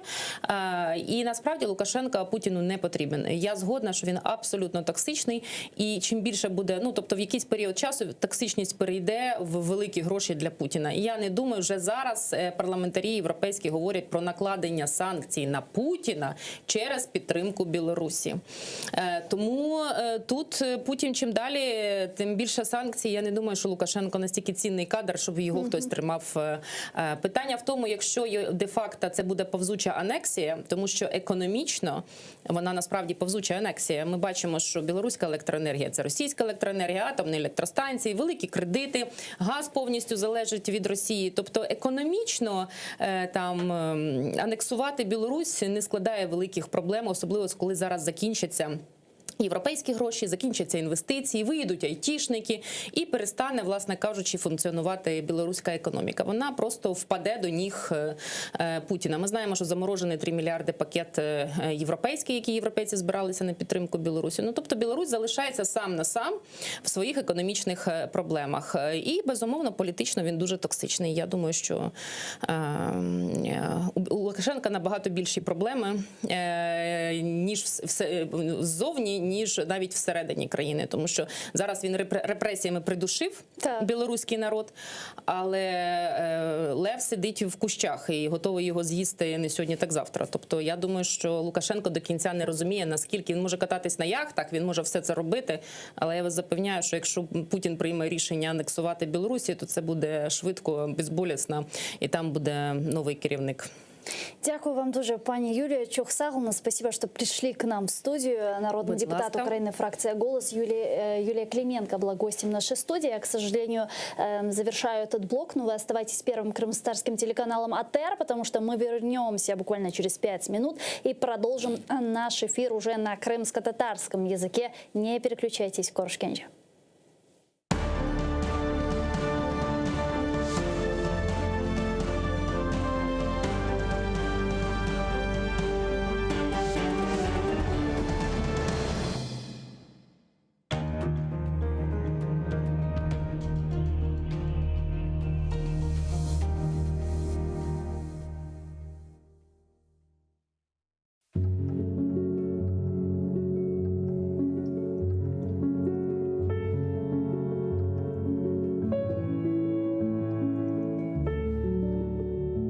Вы знаете, что люди могут не вернуться.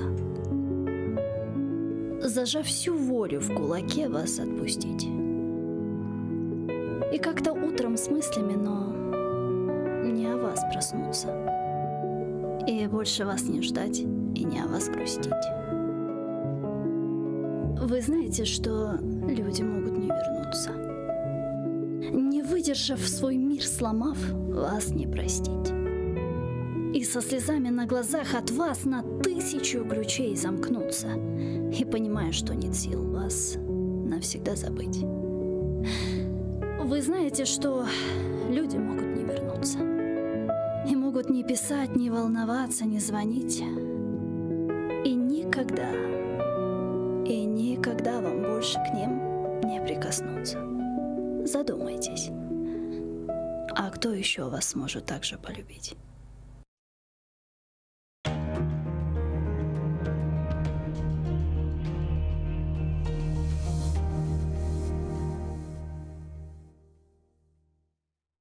Марифчы, нешырчы, драматург ве публицист Асан Сабри Айвазов Алупка көйінде майысының 6-сында 1878 сенесі дүнияға келді. О елке тасыны иптидаи мектепте алды. Медреседе оқыды. Медреседе оқуыны бітіріп, мектеплерде муалlimlik yaptı. Sonra bilgi seviyesini yükseltmek maksadıyla ketip, İstanbul ve Kair üniversitetlerinde tahsil aldı. Асан Сабри Айвазов çetel memleketlerden kaydıp gelgen son, başta Baku şehrinde neşir etilgen Hayat adlı gazetada muarir olup çalıştı. Sonra Karasuv Bazar şehrinde Abdurashid Midiyev ile beraberlikte Vetan Hadimi namında gazeta çıkardılar. Асан Сабри Айвазов Vetanı Kırımға avdet olgan son 1913 senesinden başlap Kadimi Bahçesaray'da İsmail Gaspralı tarafından çıkarılgan Tercüman gazetasında çalışa başladı. İsmail Gaspralı 1914 senesi vefat etken sonra Асан Сабри Айвазов tercümanın baş muhariri oldu. Sonra o Ahmetçit şehrinde Millet dep adlandırılgan gazeta neşir etti ve aynı zamanda Kırım Milli Kurultayı reisi vazifesinde bulundu.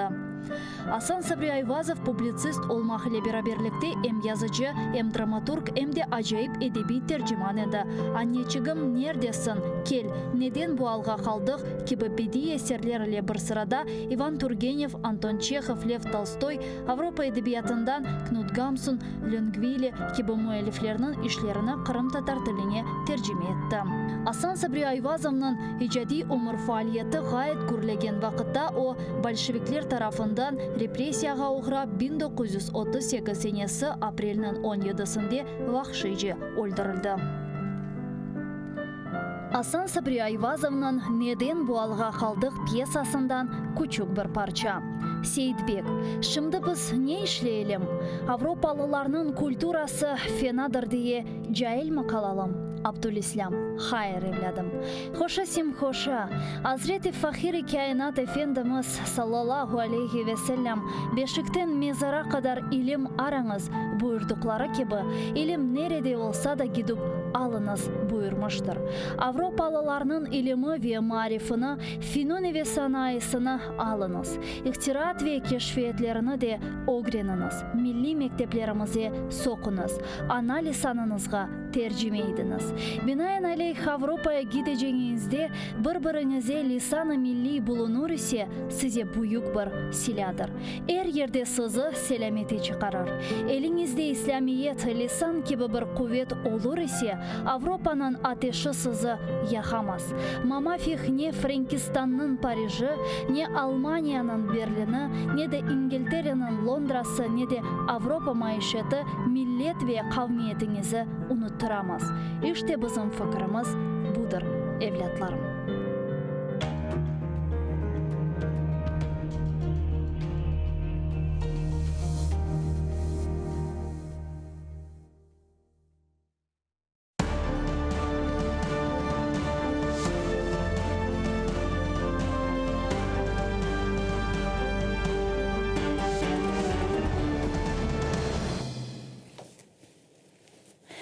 Assalamu alaikum, hayırlı akşamlar. Saygılı ATR телеканалының телесерджілері бүгін информацион программасына сейлетесіңіз. Студияда сізлер үшін мен Гүлсум Халилова çalışам ve nevbetteki bölümümüzün biz Kırım Tatar tilinde alıp baracağımız ve Kırım Tatarlarını meraklandırgan hem ana kıtasında mında mecburi koçken Kırım Tatarlarını hem de işgal etilgen Kırımda bulungan sizlerini meraklandırgan men umut eten meselelerini müzakere edecekmiz. O sebepten siz de bizim yayınımızga hoşula bilesiniz. Ekranlarınızga rejissörlarımız telefon numaralarını taqdim eti 073 419 41 58 Viber vasıtasıyla stüdyamızga telefon açmağa imkanınız var ya da Skype adresimizni de kullanabilirsiniz. atr.tv buyurunuz bizge telefon açınız. Sizin sesiniz bizler için çok mühim. Hem de ATR telekanalını hem maddi hem de manevi cihetten destek etmege imkanınız var. Manevi cihetten bizlerge destekni YouTube sayfamızga абуне оларах ве лайк алрах оярах ифадейте білесіңіз.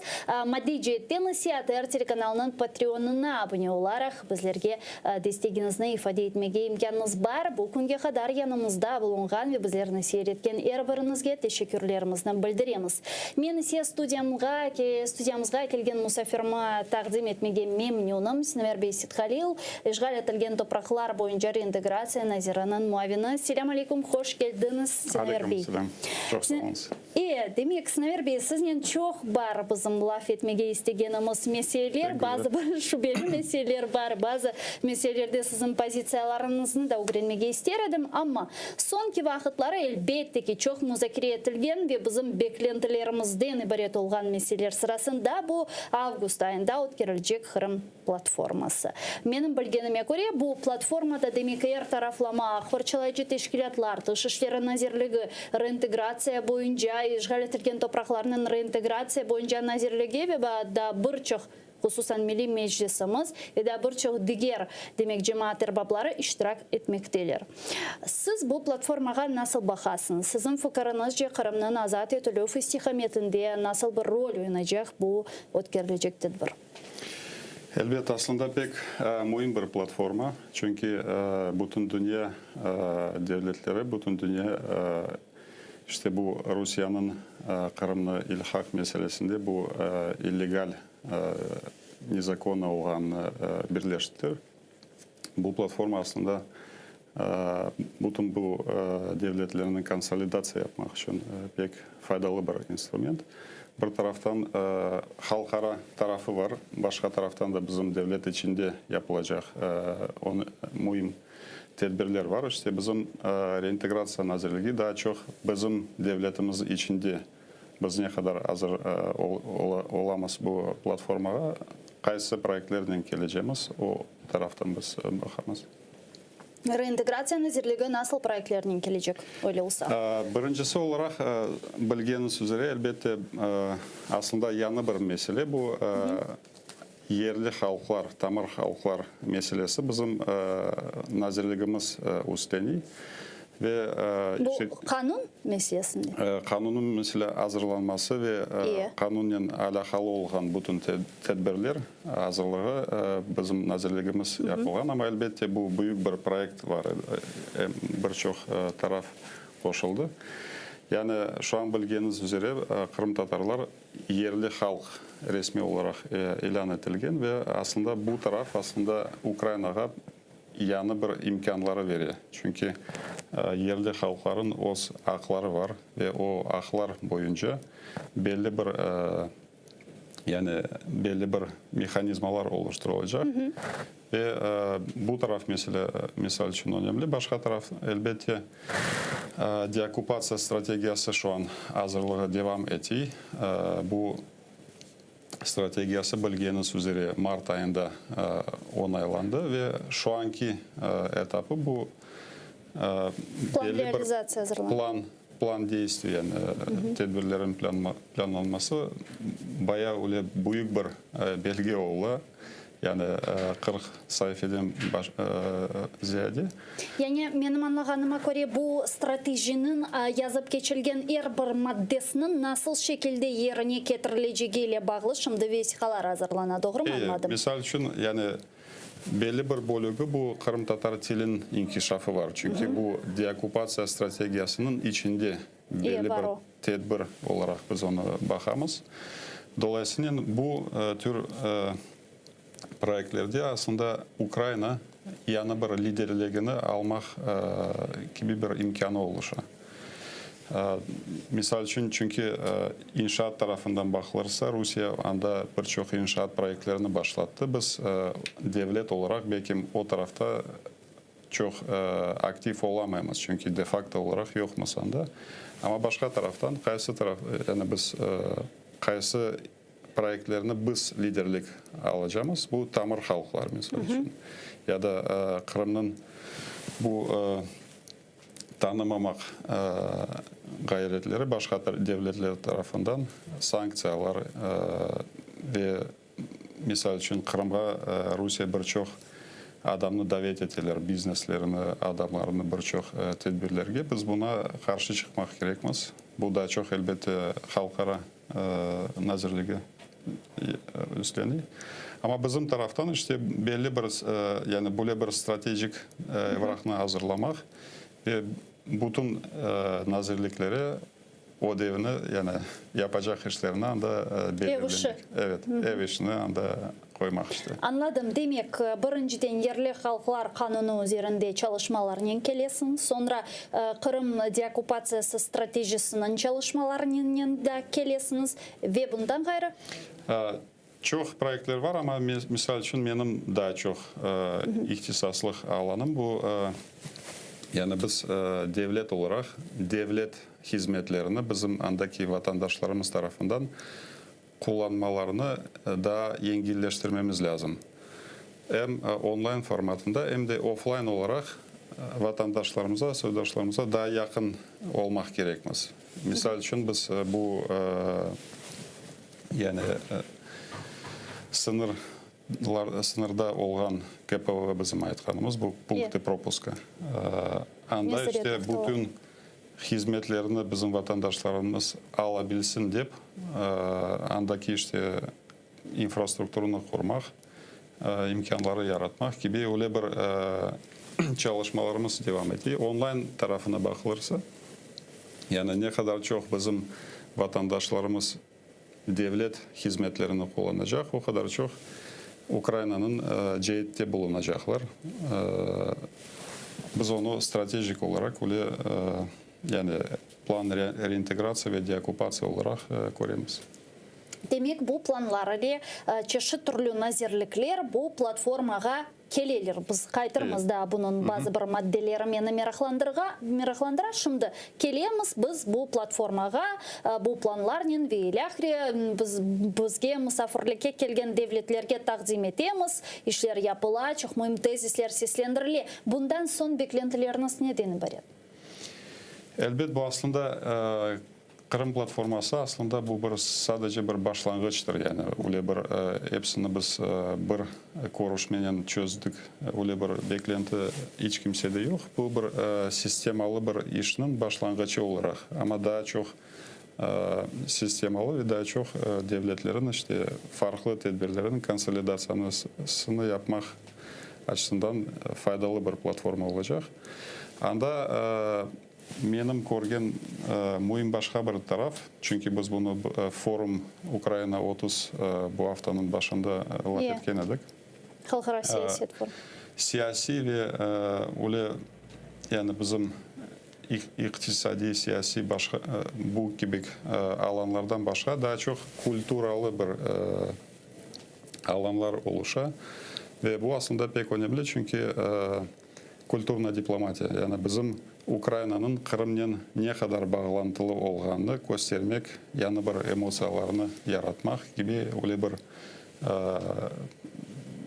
zadanya var yani. Vazife. Ya siz bu demek bağını nasıl hissetesiniz? Misal olarak sizin sağınızını alacak olsak цифровая transformatsiya, digitalizatsiya degen böyle ağır sözlerden ibaret olgan bir demek sağınız var ve siz demek işgal etilgen Kırım'da yaşayan vatandaşlarımızdan Ukrayna ana kıtasında kolayca mındaki memuri işlerini yerine getirilmesi için işte uygulamalarını ve ilahri işlep çıkarasınız, işe kirsetesiz ve ilahri. Ne kadar vatandaşlarımız bu meraklana, ne kadar vatandaşlarımız koşula bu gibi elektron formatlarga? Misal için bizim bu sınırlarda çalışan servisni hub degenimiz yani onun açılıştan son bu ana kadar 2000 vatandaşımız farklı bir hizmetlerini anda kullandılar. Çok az değil mi sizce? Ama yani genel bir nemege bakılırsa aslında güzel bir çünkü yani SNAP bu nemenin adı servisler. Onlarga bakılırsa aslında rakam olarak mencesi güzel. Başka taraftan misal için biz nazirlik olarak bu yıl talebeler için Ukrayna'daki üniversitelerde okumak için bir hazırlık kursları başlattık. Әлбетте бұл бір чоқ бұның кебе инициативаларыны башқа тараф оларға қаршы бір тедбирлеріні ала. Misal үшін біз бір проект yapamыз, башқа тараф андан чықышларыны зорлаштыра. Яғни Қырымдан misal үшін бұл университетлерге кірмек үшін сон сене бір engel var еді. Яғни sadece бір тарафта чықыш ола біле. Misal үшін Қырымда башқа вазиет, башқа бұл Донецк, Луганск тарафларда олар қапаттылар сынырларыны, ватандашлар мечбур башқа Русиядан оле Украинаға келмек. Яғни оле бір о тарафтан тедбирлерін көреміз ve buna elbette yani devlet olarak яны бір инициативаларынан шықмақ керекміз. Бұнен бераберлікте сіздің айтқаныңызға көре, мұны ішлеп шығарғаныңыз малятка ұғыламасы енді çalışып башлады. Башлады, doğru. Не қадар енді бұл күнге қадар бұл демек ұғыламаға қошылғанлар бар, тақып етілемі, насыл шекілде шымды çalışып? Çok değil. Öyle айтақ, niçin olsa çünkü onu kullanmak için belli bir proseduradan geçmek gerek. Elektronlu sud yapmak gerek.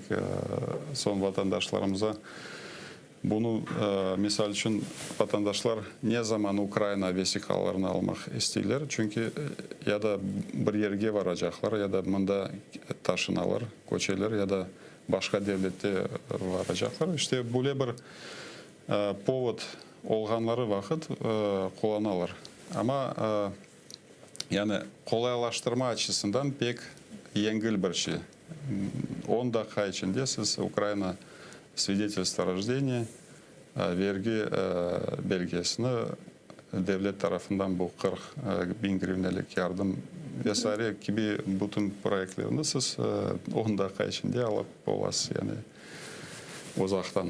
Bunu sadece telefonga yüklemege gerek bu demek uygulamanı ya da nasıl? Aslında bizim hem telefonda var uygulama ama bu da çok portal, bu kompüterden, internetten çalışan. Yani telefondaki uygulama değil. Portal diye portal bu. Anladım.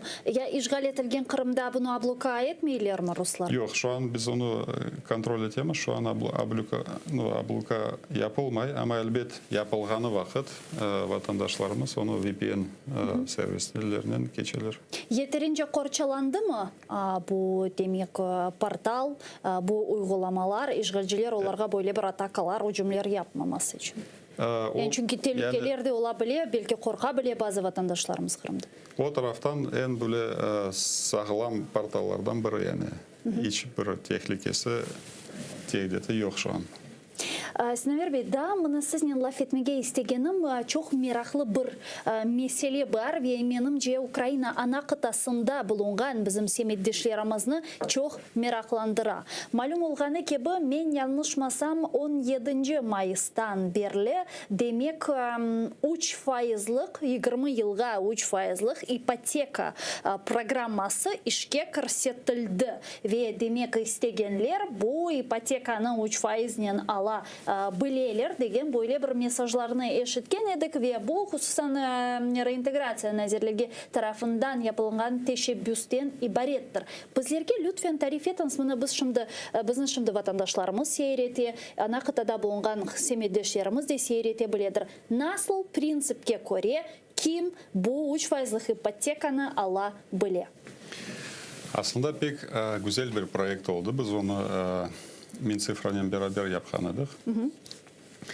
Yani bir taraftan pek kolaylı bir şekilde maksimum 5 dakikada vatandaşlarımız tabi elbette yerlerinden koçken olgan vatandaşlarımız bu projektini kullanabilirler ve başka taraftan da şartları da aytkanımız gibi çok kolaylı.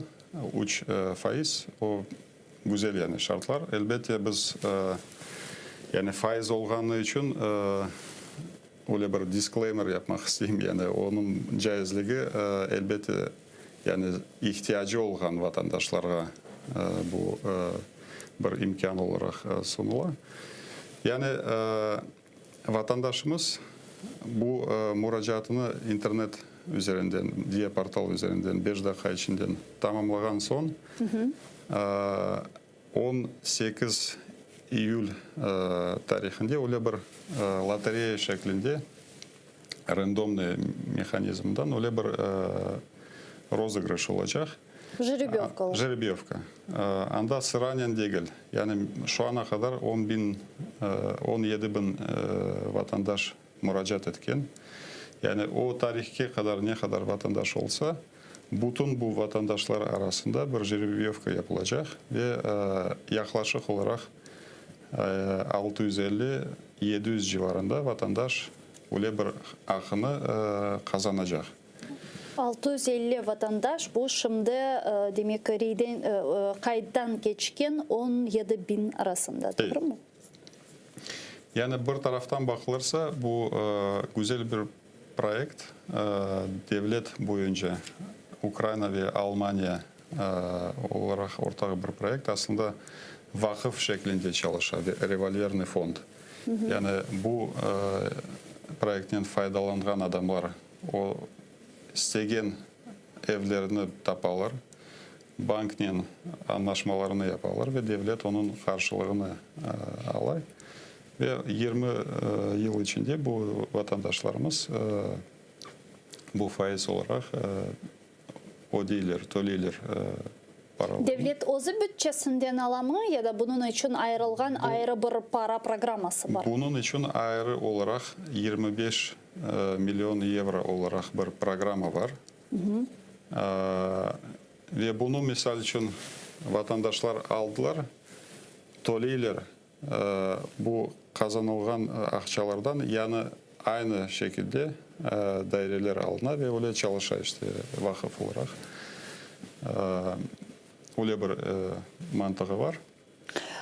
Yani herkese zaruriyeti olan bizim vatandaşlara güzel bir imkan. İstegen yerlerde, istesinler Kiev'de ya da başka yerlerde evlerini alırlar. Çok güzel bir teşebbüs hakikaten de ama bilesiz benim şüphelengenim bazı bir yerler var. Sizce bu adaletli mi? Жеребьевка yapmağa zira misal olarak 17 bin insan içerisinden siz 650 insanı seçesiniz ve belki de bu 650 insan içerisinde hakikaten de buna gerekligi olgan, zaruriyeti olgan ve hakikaten muhtaç olgan insanlar kırmaz. Belki de bu 650 insan içerisine bir yerlerde bilmeyeyim malı mülkü olganlar veya sadece şans olarak men de kayıttan geçeyim, mende de olur degen insanlar men bunda hakikaten hiçbir böyle yanlış şekilde değil de ama adaletlilik şekilde aytacak olsam bence bu жеребьевка vaziyeti adaletli değil. Hakikaten de muhtaç olanlarga şans düşmüyor bile. Herkes şanslı değil ki. Elbette anda kriterler var. Misal için sizin bu kontrollirованный territoriyada başka bir mülkünüz olmamak gerektir. Ve bu жеребьевка kuralı aslında bir taraftan daha adaletli. Çünkü bu sıraga girgenler misal için siz bilesiz müracaatını yaptınız ama başkası bilmey yapmadı müracaatı. Sıra olarak en artta kaldı. Onun için bu жеребьевка bu taraftan bu sıra problemasını ala. Başka taraftan da elbette kazanmağa uygun olan vatandaşlar belli kriterlerge uymaları gerektir. İşte ne gibi kriterler? İşte bu yerinden koçken olmak gerektir. Bu spravka переселенца. Başka taraftan bunda hiçbir mülkiyeti olmamak gerektir. Yani onun gibi birçok öyle bir kriterler var. Ama yani bu sadece bir programı. Bu başka program olarak farklı kurallar var. Onu soracak belki başka bir prensiplerge göre hakikaten de muhtaç olan insanlarga verilmesi doğru olur. Çünkü işte misal olarak bu spravkаны alıp Kırım'da yaşaganlar da var. Bu spravkаны alganın Kırım'a endi kaytıp olamaganın anlamına gelmiyor ki. Siz bunu biliyorsunuz. Hem de bunda mal mülkünün olmaması, senin olmaması, ağa kardeşinde olacağı olmamasının anlamına da gelmiyor.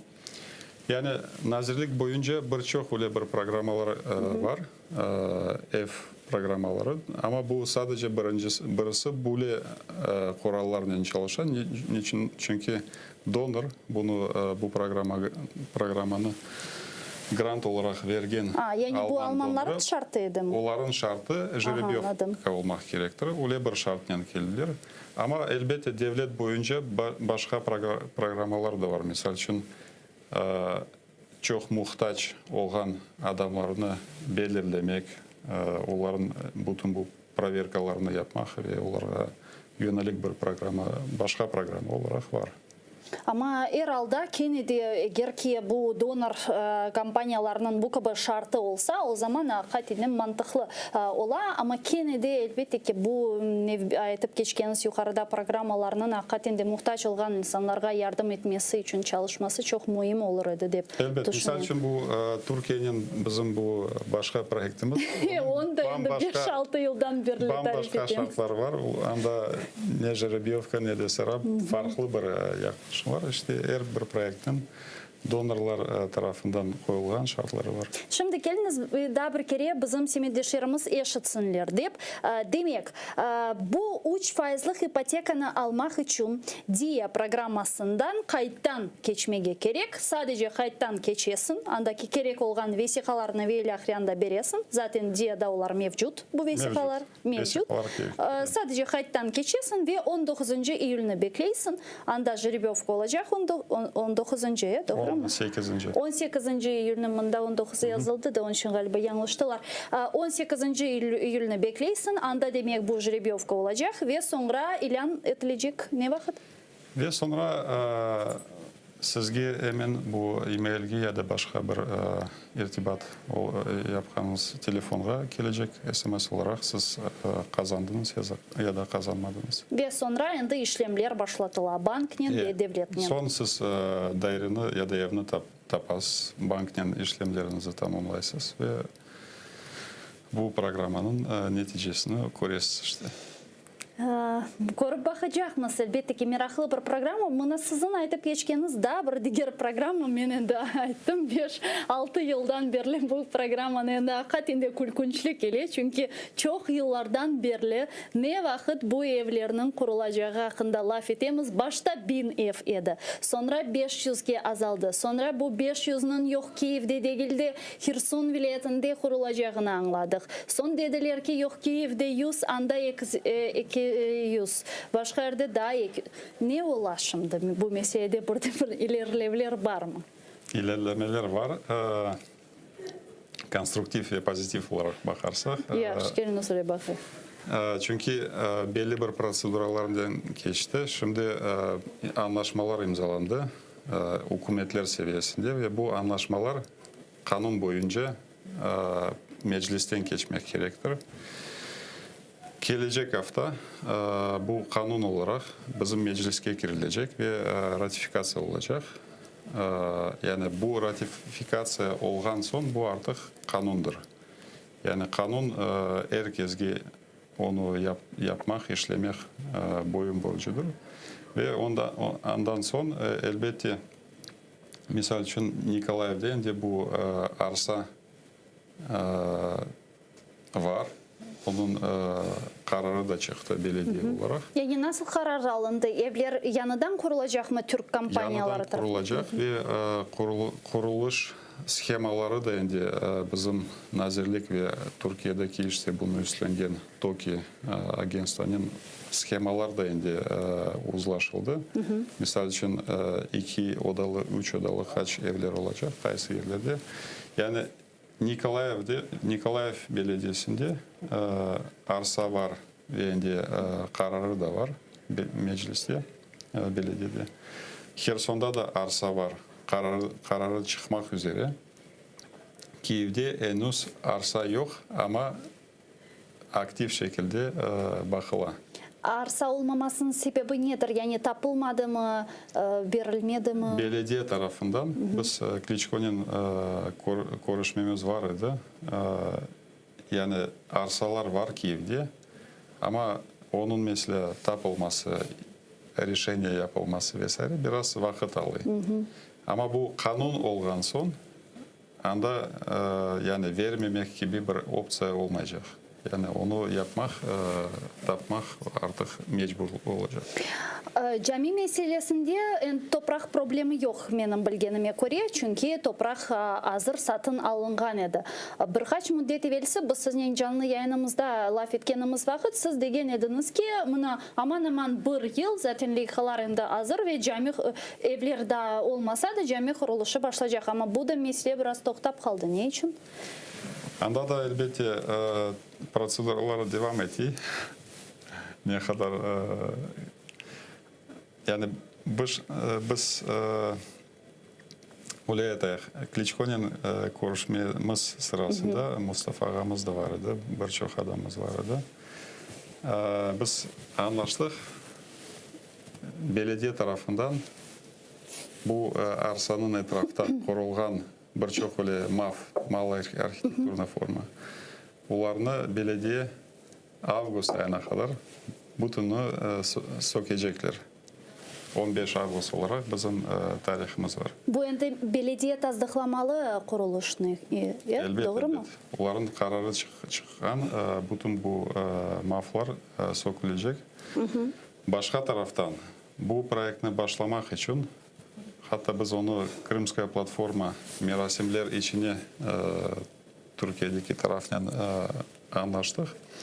İzinler çıksa Kırımskaya platforma tedbirler içinde bu taş atma merasimi olacak. Ne kadar timsali böyle bir konu olacak eğer ki Kırım platformasında temel koyulsa? Yani anda da elbette bu hazırlık yapılması местобудивное обґрунтування. Bu cami olğanı için biraz farklı bir yapı ve farklı onaylardan geçiyor. Ama yanında biz onu bu tarihte planlayımız. Mimariyle hazır? Yok, endi çoktan hazır. Biz geçen yıl yapkanımız vakit. Ama bu birlikte daha böyle medeni merkezle kurulacağını aytkan ediniz bu cami yanında. Bu kompleks şeklinde hem cami hem de okul hem de medeni merkez büyük bir kompleks olacak. Yani bütün proseduralar yavaş. Ne yazık ki. Ne yazık ki ama bir taraftan da tarafımızdan şimdi bu projektini Kırım Milli Varlık Fonu üstleniyor. Gerekli adımlar yapıla, gerekli görüşmeler yapıla. Umut etemiz ki çok güzel böyle bir haber verdin. Sakat indi umut etemiz ki Kırım platforması gününde böyle bir timsali bir günde caminin de temeli koyulur. Yani beklemektemiz. Çok sağ olun Naver Bey. Stüdyamızga kelip sorularımızga cevap vergeniz için. Reintegratsiya nazirinin işgal etilgen topraklar boyunca reintegratsiya nazirinin muavini Naver Bey Sithalil stüdyamızın musafiri. Sayılı dostlar, meni segenlerimni yekunlemeyin. Biz küçük bir tenis füske geçemiz. 5 dakikadan Zaman informasyon programması Ukrayna tilinde yayınımızdan devam ediyor.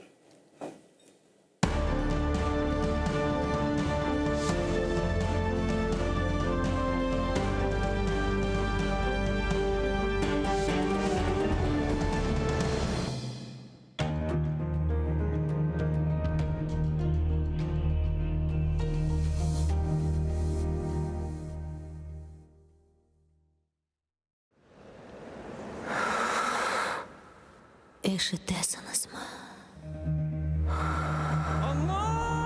Мен ақтау ұмыттыңыз ма?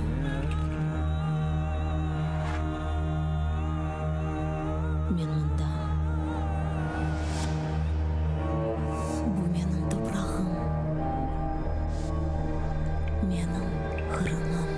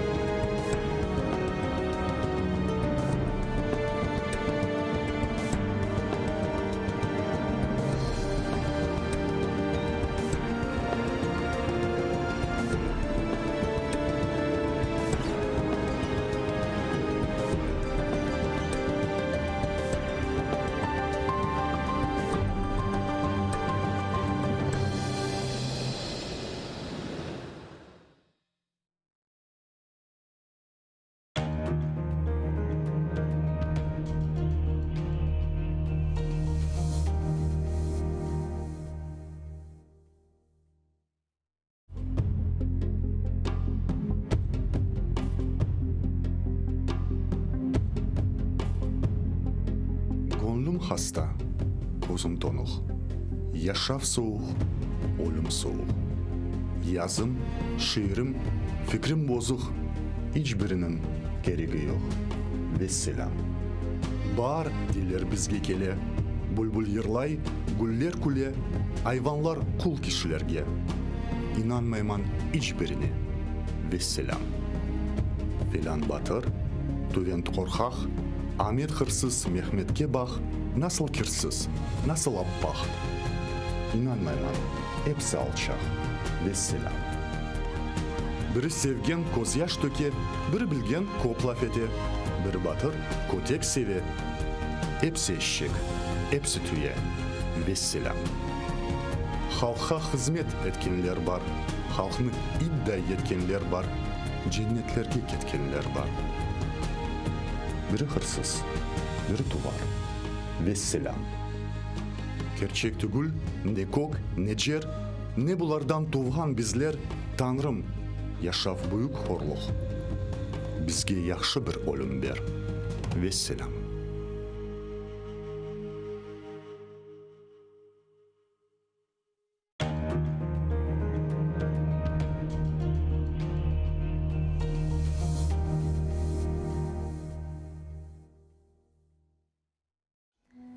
Кичичик олғанда, ағам да мен де чечектен ятқанда қардашым шейде.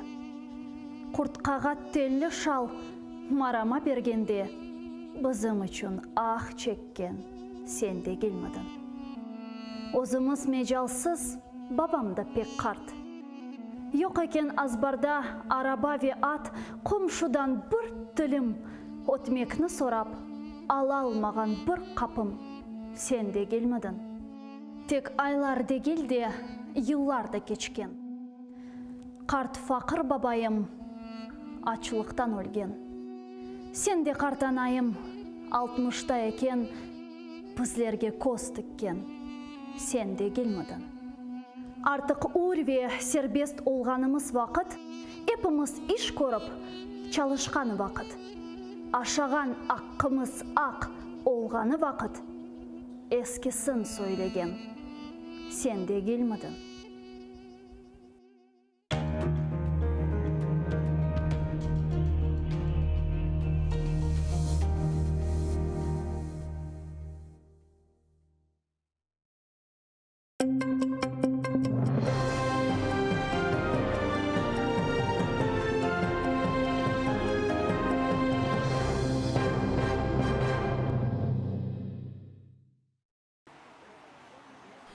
Росія, як держава-окупант, не має права вивозити громадян України на свою територію та судити. Суди мають проходити виключно в Криму. Про це адвокат Еміль Курбєдінов заявив на розгляді справи Газамата Еюпова. Його, як і багатьох затриманих кримських татар через буцімто причетність до організації Хізбут Тахрір, звинувачують у тероризмі та спробі захоплення влади. Слідство в його справі завершено. Невдовзі її мають передати до Південного окружного військового суду в Ростові. Газамата Еюпова затримали після масових облав 17 лютого цього року в Білогірську. До початку розгляду справи по суті його мають етапувати до Ростовського СІЗО. Нині він тримається в ізоляторі Сімферополя.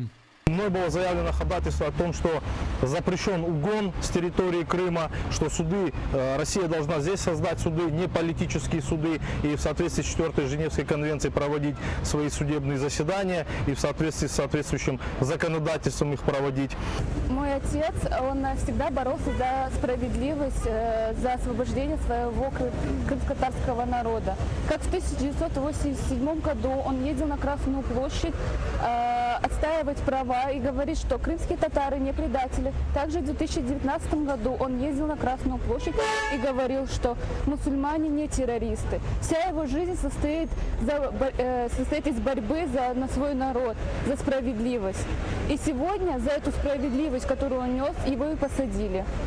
В 61-річного політв'язня Сервета Газієва стався мікроінсульт. Бранцю по справі 25 кримських татар, звинувачених у тероризмі, стало зле в СІЗО російського Ростова-на-Дону. Про це повідомляють у Кримській Солідарності, посилаючись на адвоката Олександра Стасюка, який відвідав Сервета Газієва в ізоляторі. Бранцю викликали швидку допомогу. Лікар оглянув Газієва і поїхав геть. Госпіталізації не було. Політв'язень також жаліється на болі в потилиці та серці. Загострилися всі хронічні захворювання. Захисник готує скаргу до слідчого управління МВС Ростовської області щодо ненадання медичної допомоги. А адвокат Едем Семідляєв в ефірі нашого каналу заявив, що такі нелюдські умови в більшості російських в'язниць. Уже не первый месяц он жалуется на состояние здоровья. Это и письменные обращения самого Серветага, это письменное обращение и адвокатов. Однако все, что сделал следственный изолятор, это один раз вывезли якобы на диагностику его в больницу, где его визуально осмотрел врач и сказал, что вы здоровы, не взяв никакие анализы, не проводя никакие исследования. Те признаки микроинсульта, которые проявляются, на это никто не обращает внимания.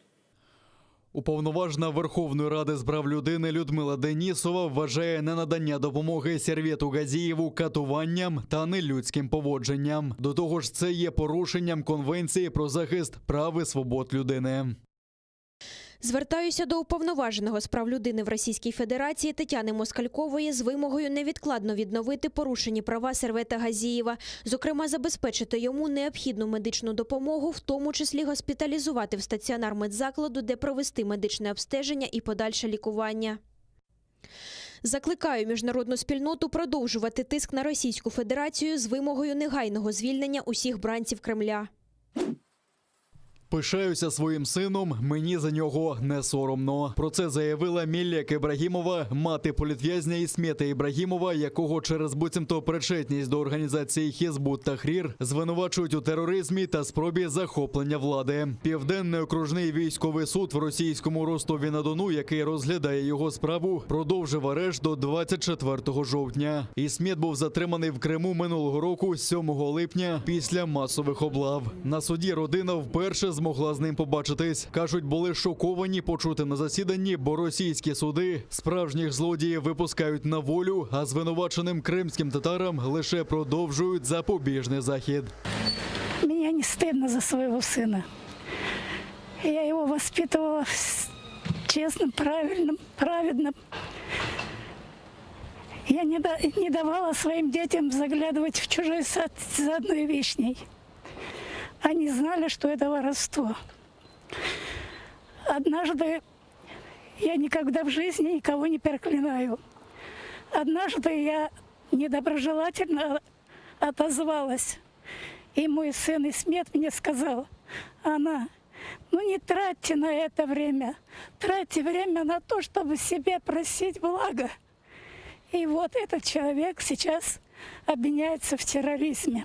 Выросли в борьбе с этим империализмом, с этими происками зла и империализма. Мы детьми помним, как наши родители возвращались на нашу родину, чтобы процветать, воспитывать своих детей, нас, счастливо жить на своей земле. В свое время наших детов раскулачивали, забирали, отнимали имущество наших родителей, дедов, слабых, немощных, депортировали в 44-м, в то время, когда наши деды воевали за свою же эту родину. А теперь сейчас, когда мы хотим дальше жить и воспитывать уже своих детей на нашей земле, нас пытаются лишить нашей религии. Это не просто религия, которая подразумевает просто поклонение. Это образ жизни, который проявляется во всех сферах и аспектах нашей жизни. Третя бойова втрата липня сталася під Водяним на Приазов'ї. Від вогню ворожого снайпера поліг боєць 15-го мотопіхотного батальйону Суми Євгеній Курасов. Ще один його побратим дістав кульове поранення. У штабі операції Об'єднаних сил повідомляють, що боєць у задовільному стані та ушпиталений. Окупанти масово задіяли важкі міномети. 120-м та 82-м калібром гатили по Піскам, Невельському, Причепилівці та Кримському. Зранку ворог 6 разів обстріляв українські позиції. Знову гриміла артилерія. Біля Невельського ворог відкрив вогонь з артилерії калібру 122 мм. Неподалік Новотошківського російські окупанти вели вогонь з мінометів 120 та 82 калібрів. А у напрямку населеного пункту Піски противник здійснював обстріл з мінометів 120 калібру. Бойових втрат за поточну добу серед підрозділів Об'єднаних сил немає. На обстріли збройних формувань Російської Федерації українські захисники відкривали вогонь у відповідь. А в українській розвідці слідкують за тренуваннями російських підрозділів по той бік лінії фронту в окупованих районах Донеччини та Луганщини. Протягом тижня на навчальних полігонах тимчасово окупованої території в Донецькій та Луганській областях окупантами проводились збори з командирами батальйонів і дивізіонів та їх заступниками, водіння техніки, зокрема з форсуванням водних перешкод, виконання стрільб зі штатного озброєння екіпажами бойових машин, відпрацювання нормативів зі розгортання на вогневих позиціях артилерійських та мінометних підрозділів, виконання ними стрільб. При цьому командування оперативного угрупування російських окупаційних військ особливу увагу приділяло підготовці підрозділів до дії вночі. Ксенія поставила підпис у своєму першому документі. 20-річна дівчина переїхала з окупованого Севастополя та отримала свій паспорт громадянки України в столичному відділенні Державної міграційної служби України. Від неї відмовились біологічні батьки, а згодом і прийомна родина. Тоді дівчину забрала з окупованого Криму та прихистила в себе в Дніпрі родина Дмитра. Впродовж 3 років Ксенія не могла отримати український паспорт. Неодноразово діставала відмови від державних структур, бо в електронній базі запису про її народження в Україні не було. Тобто, незважаючи на те, що в тебе є оригінал свідоцтва про народження, ІНН український, є документи зі школи, всі документи, які підтверджують все, вибачте, але без запису у електронній базі громадянство не можна підтвердити. Тому ми 3 роки виборювали це право підтверджували своє право на громадянство. Проблема Ксенії набула чималого суспільного резонансу, а до справи долучилася координаторка проєкту «Окупація очима підлітків» Наталя Лютікова. Вона зняла відео про історію Ксенії і поділилася ним у соціальних мережах. Тоді можновладці почали з нею зв'язуватися та пропонувати допомогу в отриманні паспорта. До вирішення проблеми долучилися Міністерство реінтеграції окупованих територій, Представництво президента України в Криму, Офіс уповноваженого з прав людини, Моніторингова місія ООН в Україні та інші. Фактично Ксенія стала голосом десятків тисяч молодих людей, які на сьогодні є заручниками на окупованих територіях. Тому що вони, так само як і Ксенія, не можуть отримати свій перший паспорт, навіть маючи батьків. Найчастіше це пов'язано з тим, що батьки або через свою позицію, або через якісь інші причини, хвороби і так далі, не можуть виїхати або не хочуть виїхати на неокуповану, на підконтрольну Україні територію. І таким чином молода людина позбавлена можливості отримати паспорт. Наталя каже, що працює над подібними проблемами вже кілька років, але привернути до них увагу влади не вдавалося, бо ж мало хто був готовий говорити про свою проблему. Втім, Ксенія не з таких. Вона поділилася своєю історією, і тепер більше підлітків з окупованих територій зможуть отримати український паспорт, впевнена Наталя. Люди хочуть вірити, хочуть мати надію і хочуть легко потрапляти в Україну, легко мандрувати, отримувати тут роботу, вчитися. Для молоді Україна дуже важлива. І фактично ця історія дає можливість внести ці зміни. Ми віримо, що так і буде найближчим часом, адже вже ухвалена стратегія деокупації Криму. У нас попереду Кримська платформа, і я думаю, що такі важливі рішення, як спрощення процедур отримання документів для молоді з окупованих територій – це ще один з кроків для деокупації цих територій. Нині Ксенія починає нове життя. Наступний крок, каже, піти в автошколу та отримати водійські права. Також дівчина визначається щодо свого майбутнього фаху та освіти. Вообще хотелось бы пойти на психолога, помогать людям морально, потому что в таких ситуациях у большинства людей могут опускаться руки и никакой надежды на будущее. Ну или же пойти на юриста, чтобы помогать. За свої 20 років Ксенія пережила чимало випробувань. Тепер планує майбутнє на вільній частині України. Її історія має стати прикладом для інших підлітків з тимчасово окупованих українських земель та уроком для держави.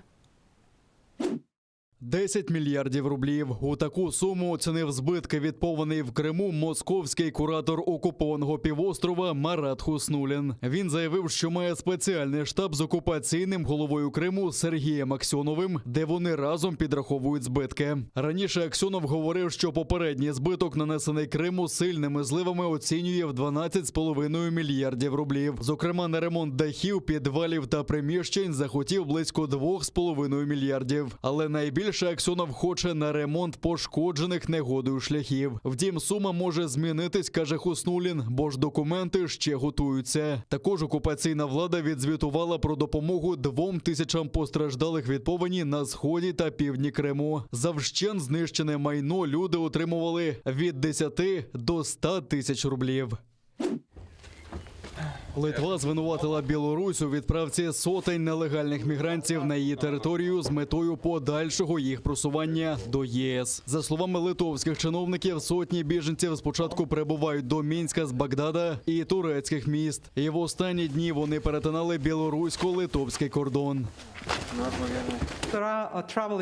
Є туристичні агенції та прямі рейси, які з'єднують, наприклад, Мінськ з Багдадом. І є агенції як в Білорусі, так і в інших країнах, які приваблюють туристів у Мінськ.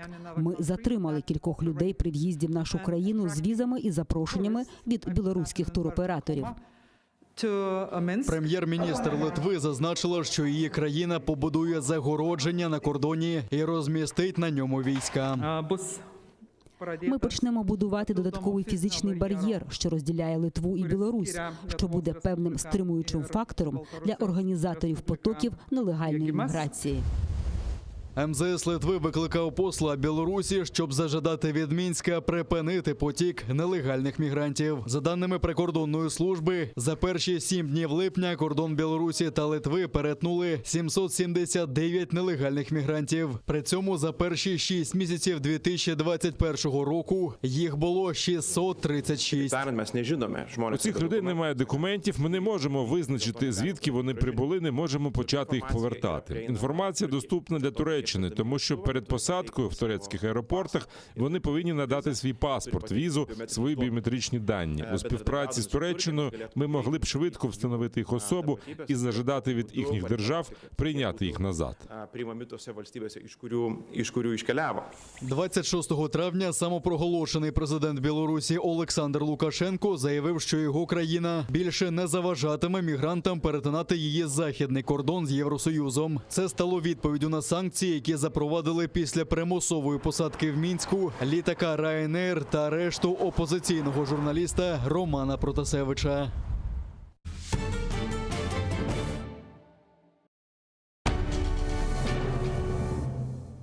Ізраїльські вчені створили унікальний засіб, що містить природні інгредієнти.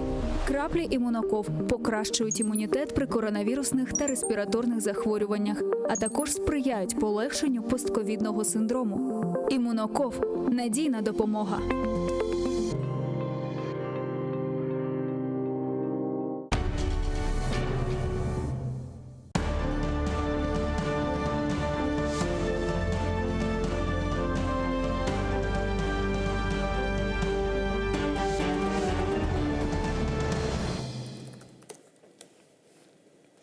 Ассаляму алейкум, хайрлах шамлар, добрый вечер. В эфире телеканала АТР вы смотрите информационно-аналитическую программу «Бугунь». В студии для вас работаю я, Гульсум Халилова. И следующие 40 минут в этой студии с гостями мы обсудим основные новости и события сегодняшнего дня. Вы также можете присоединяться к нашему эфиру. На экраны ваших телевизоров режиссеры выводят номера телефонов +3 8073 419 41 58. Звоните к нам абсолютно бесплатно по Вайберу. Можете присоединяться по скайпу atr.tv. Это наш адрес. Подписывайтесь на наш YouTube-канал. Там мы вещаем как в онлайн-режиме, так и выкладываем самые интересные фрагменты из наших эфиров. Поддерживайте нас, подписавшись на наш Patreon. Сегодня ваша поддержка поможет нам продолжить нашу работу на информационном фронте. А я рада представить гостя нашей студии Богдан Петренко, заступник директора Українського інституту дослідження екстремізму. Пане Богдане, вітаю вас, ассаляму алейкум. Вітаю. Наш эфир я предлагаю начать с такой новости. В МИД Великобритании опубликовали доклад о правах человека и демократии 2020, в котором перечисляются нарушения прав человека в Крыму. В частности, в докладе сообщается, что на территории оккупированного Крымского полуострова и соседней России продолжаются преследования религиозных и национальных меньшинств, а также диссидентов. Давайте послушаем цитату. Тривали переслідування релігійних меншин, в тому числі затримання свідків Єгови, які були названі екстремістськими і тому заборонені. У Криму де-факто російська влада продовжила переслідувати групи меншин і дисидентів, використовуючи довільні арешти, тортури і залякування для обмеження основних свобод. Щонайменше 109 політичних в'язнів залишилися під вартою в Росії та Криму, в тому числі 72 кримських татарина, більшість яких тримали в нелюдських умовах, зазнавали тортури, жорстокого поводження або їм було відмовлено в медичній допомозі. На этой неделе, вот в частности, в докладе Министерства иностранных дел Великобритании, а несколько дней назад в резолюции парламентской ассамблеи ОБСЕ, мы увидели действительно жесткие заявления в отношении России, требования, четкие месседжи и так далее. Но что это нам дает в конечном итоге? А знаєте, якщо ми будемо спиратися виключно на міжнародне право, звичайно, це мало що нам дасть. Тому що, давайте будемо відвертими, зараз міжнародне право працює досить слабко і в основному через те, що не працюють ці органи, які мають забезпечувати це міжнародне право. Але крім міжнародного права, в нас завжди є громадська думка. І громадська думка на сьогоднішній момент інколи навіть важливіша, ніж ті норми, які прописані в цьому праві. І коли в будь-якій країні Росію визнається агресором, а особливо, якщо це ми будемо говорити на міжнародному рівні, якщо це будуть говорити не українці, якщо це буде говорити, ми зрозуміло, так, ми говоримо про це вже 7 років, але якщо про це будуть говорити інші країни, тобто, умовно кажучи, які не потерпають від російської агресії, так, то це, звичайно, буде виглядати ще більш об'єктивним. І мені здається, що це великий прорив України в тому, що про Крим навіть після 7 років анексії почали знову говорити, і почали говорити на такому високому рівні, про який говорить Велика Британія. Звичайно, я розумію, що в Велика Британії є купа власних інтересів, і в тому числі я розумію, що така увага до Російської Федерації значною мірою викликана в Великій Британії подіями, які відбулися в 2018 році. Ми пам'ятаємо це отруєння Скрипалів, і ми пам'ятаємо, що Російська Федерація просто в наглу почала застосовувати зброю, біологічну зброю на території іншої країни. Ми говоримо зараз не про, умовно кажучи, якусь там Сирію, ми не говоримо про країни там, де відбуваються військові конфлікти, ми говоримо про досить таку потужну країну, як Англія, і зрозуміло, що це не сподобалось. Тим більше... Так там не тільки Скрипалі були, там і Литвиненко був, там і Березовський був, там... Я думаю, що тут вже знайшла, тобто це був останній штрих в цьому, і я думаю, що тут вже якраз були чіткі зв'язки, які могли прослідкувати британські спецслужби, пов'язані з Російською Федерацією, з прямим впливом Російської Федерації. Я думаю, що з 2018 року Велика Британія почала активніше займатися Росією, і з 2018 року ми бачимо, наскільки загострилися стосунки між цими двома країнами, що, звичайно, нам на руку, оскільки Велика Британія в цьому випадку буде так чи інакше, відстоюючи свої інтереси, буде відстоювати інтереси України. І ми, наприклад, це побачили 2 тижні тому, коли, мабуть, навіть Сполучені Штати на це не були здатні, коли провести свій корабль в територіальних водах, які Росія, Криму я маю на увазі, які Росія вважає своїми, але тим не менше Велика Британія провела свій Defender там і продемонструвавши, в тому числі Російській Федерації, що вона вважає ці води територіальними водами України. Я вот еще какую хочу тему с вами обсудить, а точнее подвести итоги уходящей недели, потому что на протяжении этой недели очень активно обсуждался вопрос интеграции Украины в Североатлантический альянс. Вы видели наверняка заявление президента Украины Зеленского, Кулебы и, собственно, в результате ответ Джеймса Апатурая. Это то, что я хочу обсудить с вами далее. А пока предлагаю послушать нашим телезрителям цитату специального представителя Генсека НАТО Джеймса Апатурая, который ответил на предложение президента Украины Зеленского предоставить конкретный перечень реформ, которые должна внедрить украинская сторона. Давайте послушаем его цитату. Все так не працює. Немає чіткого переліку критеріїв, після виконання яких надається план дій щодо членства або членства. Тому що це політичні рішення, це не суто технічні критерії. Я не кажу, що немає зв'язку між реформами і політичними рішеннями. Звісно, вони пов'язані. Але лише виконання переліку умов самого по собі недостатньо. Результаты украинских реформ могут быть представлены уже на следующем саммите НАТО, который состоится в Мадриде. Об этом заявил премьер-министр Украины Денис Шмыгаль во время 4-й международной конференции по вопросам реформ в Украине. Давайте его послушаем. Ми вітаємо декларацію за результатами саміту НАТО в Брюсселі 14 червня цього року. Україна усвідомлює необхідність внутрішніх трансформацій задля ефективного впровадження реформ у секторі безпеки та оборони України. Результати наших реформ можуть бути гідно представлені у ході наступного саміту НАТО у Мадриді. А министр иностранных дел Украины Дмитрий Кулеба выразил недовольство по поводу неопределенности относительно вступления Украины в НАТО. Кулеба призвал Альянс честно ответить на вопрос, когда состоится вступление Украины в НАТО. Наша позиція проста. Ми всі реалісти. Якщо Росія є причиною, не кажіть нам, що це через брак реформ. Ми готові продовжити, і ми продовжимо не лише через НАТО, а й за наших особистих інтересів безпеки. Але ми хочемо чесної відповіді, натомість відповіді на запитання «коли?». Ми розуміємо, що членство в НАТО – це не дата в календарі, яку можна виділити червоним. Але ми зробили достатньо, щоб заслужити на наступний крок у нашій євроатлантичній інтеграції. Сам зараз на прямому зв'язку Петро Гаращук, старший національний представник України при Об'єднаному центральному командуванні Збройних сил США 4-7 роках, військовий представник місії України при НАТО 2008-2011 роках та генерал-майор. Пане Петро, вітаю вас, селям алейкум.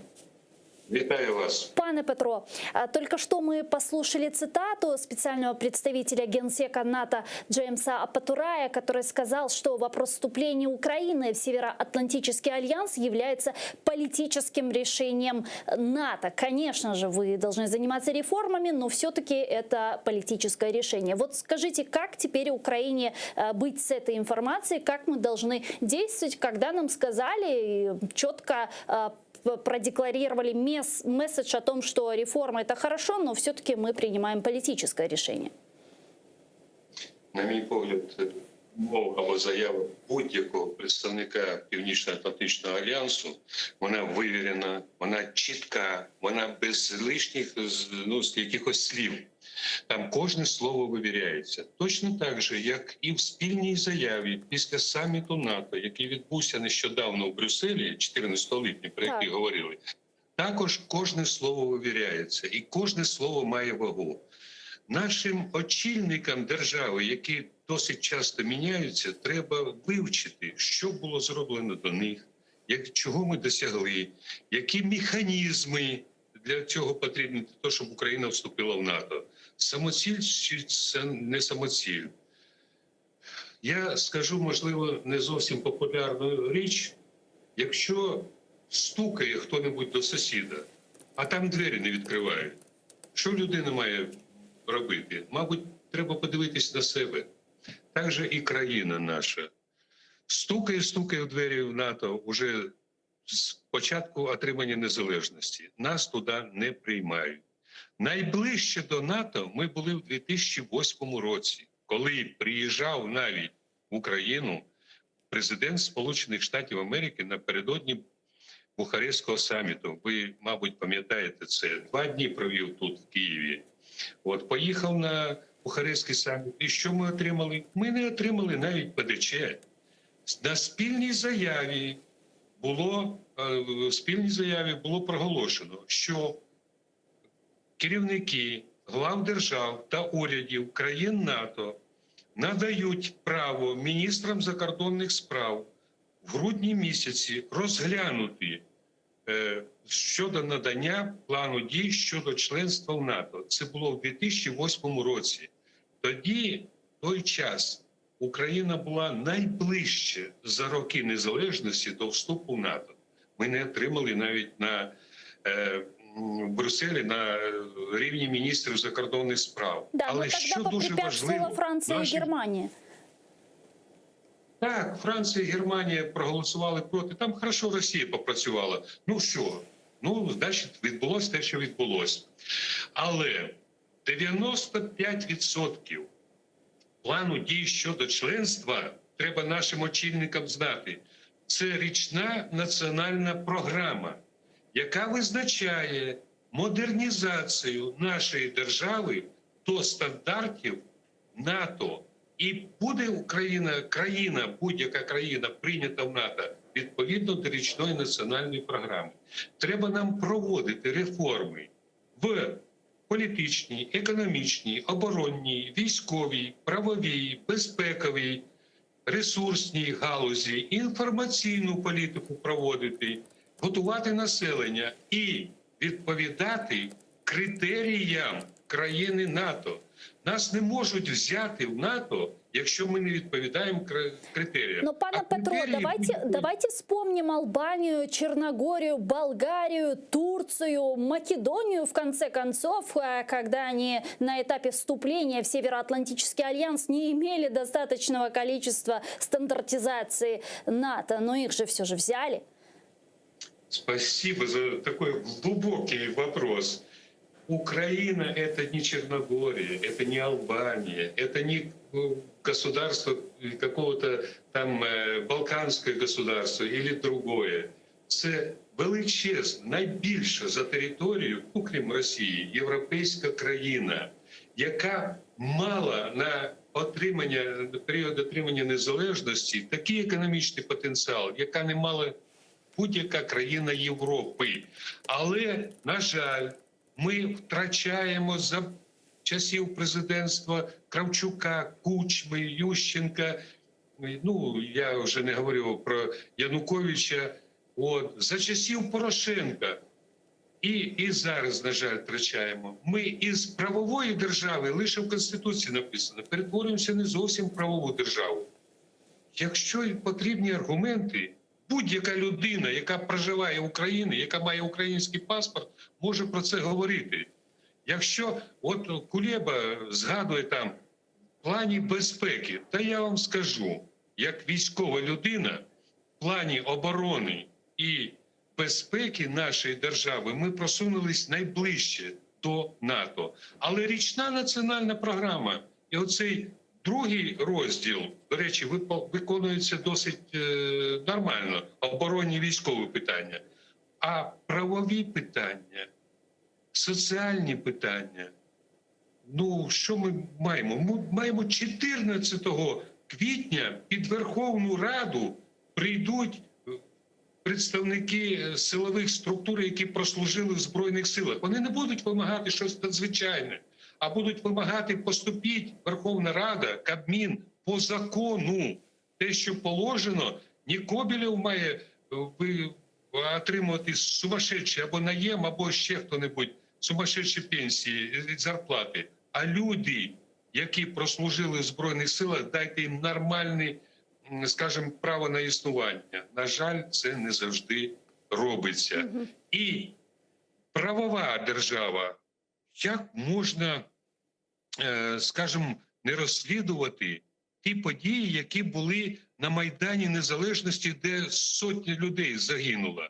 Чому у людей була зброя?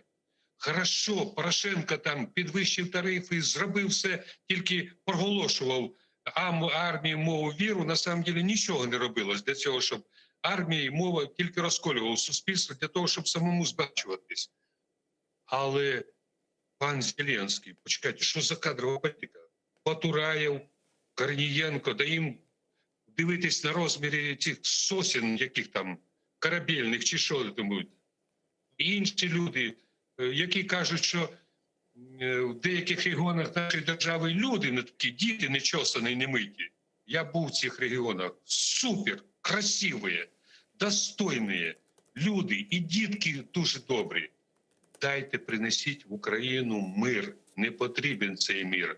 А зовнішнє політичне відомство, все ж воно оцінюється і країнами НАТО, і керівництвом НАТО. І не тільки. Зараз наш президент поїде в Німеччину. Ну і що? Меркель скаже те, що написано в спільній заяві керівників глав держав і урядів НАТО 14 липня.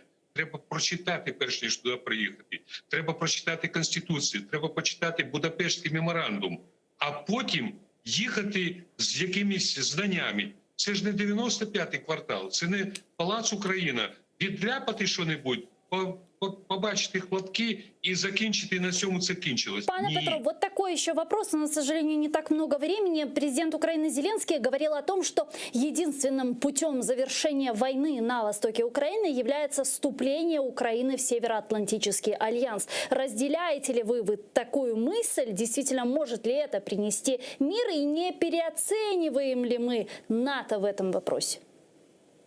Ви знаєте, на міжнародній арені, так же, як і всередині держави, поважають тих людей, які інтелектуально зрілі, які знають механізми виконання завдань. А механізм – це Будапештський меморандум. Там все дуже чітко розписано. Там написано, хто у нас агресор, хто порушив кордони, хто це все робить. Не єдиний, скажімо, факт закінчення війни на сході держави нашої – це вступ України в НАТО. Та ні, ну про що ми кажемо? І коли мені кажуть, інколи надають зброю Україні, там ще, я володів усіма видами зброї, які є в сухопутних військах. Я б не хотів, щоб надавали нашій державі зброю. У нас було зброї стільки, скільки не мала жодна європейська держава, і навіть деякі держави, великі держави світу. Не в зброї справа. Справа в дипломатичному вирішенні питань конфлікту на сході нашої держави. І відносно до Криму. Наша дипломатія має бути високоінтелектуальна, високопідготовлені і працювати в цьому напрямку. Дякую, і ще один дуже важливий момент. Ви знаєте, ми говоримо про НАТО, але Порошенко і Зеленський зараз вже більше 2 років немає посла України при НАТО. Глави місії, як так можна працювати?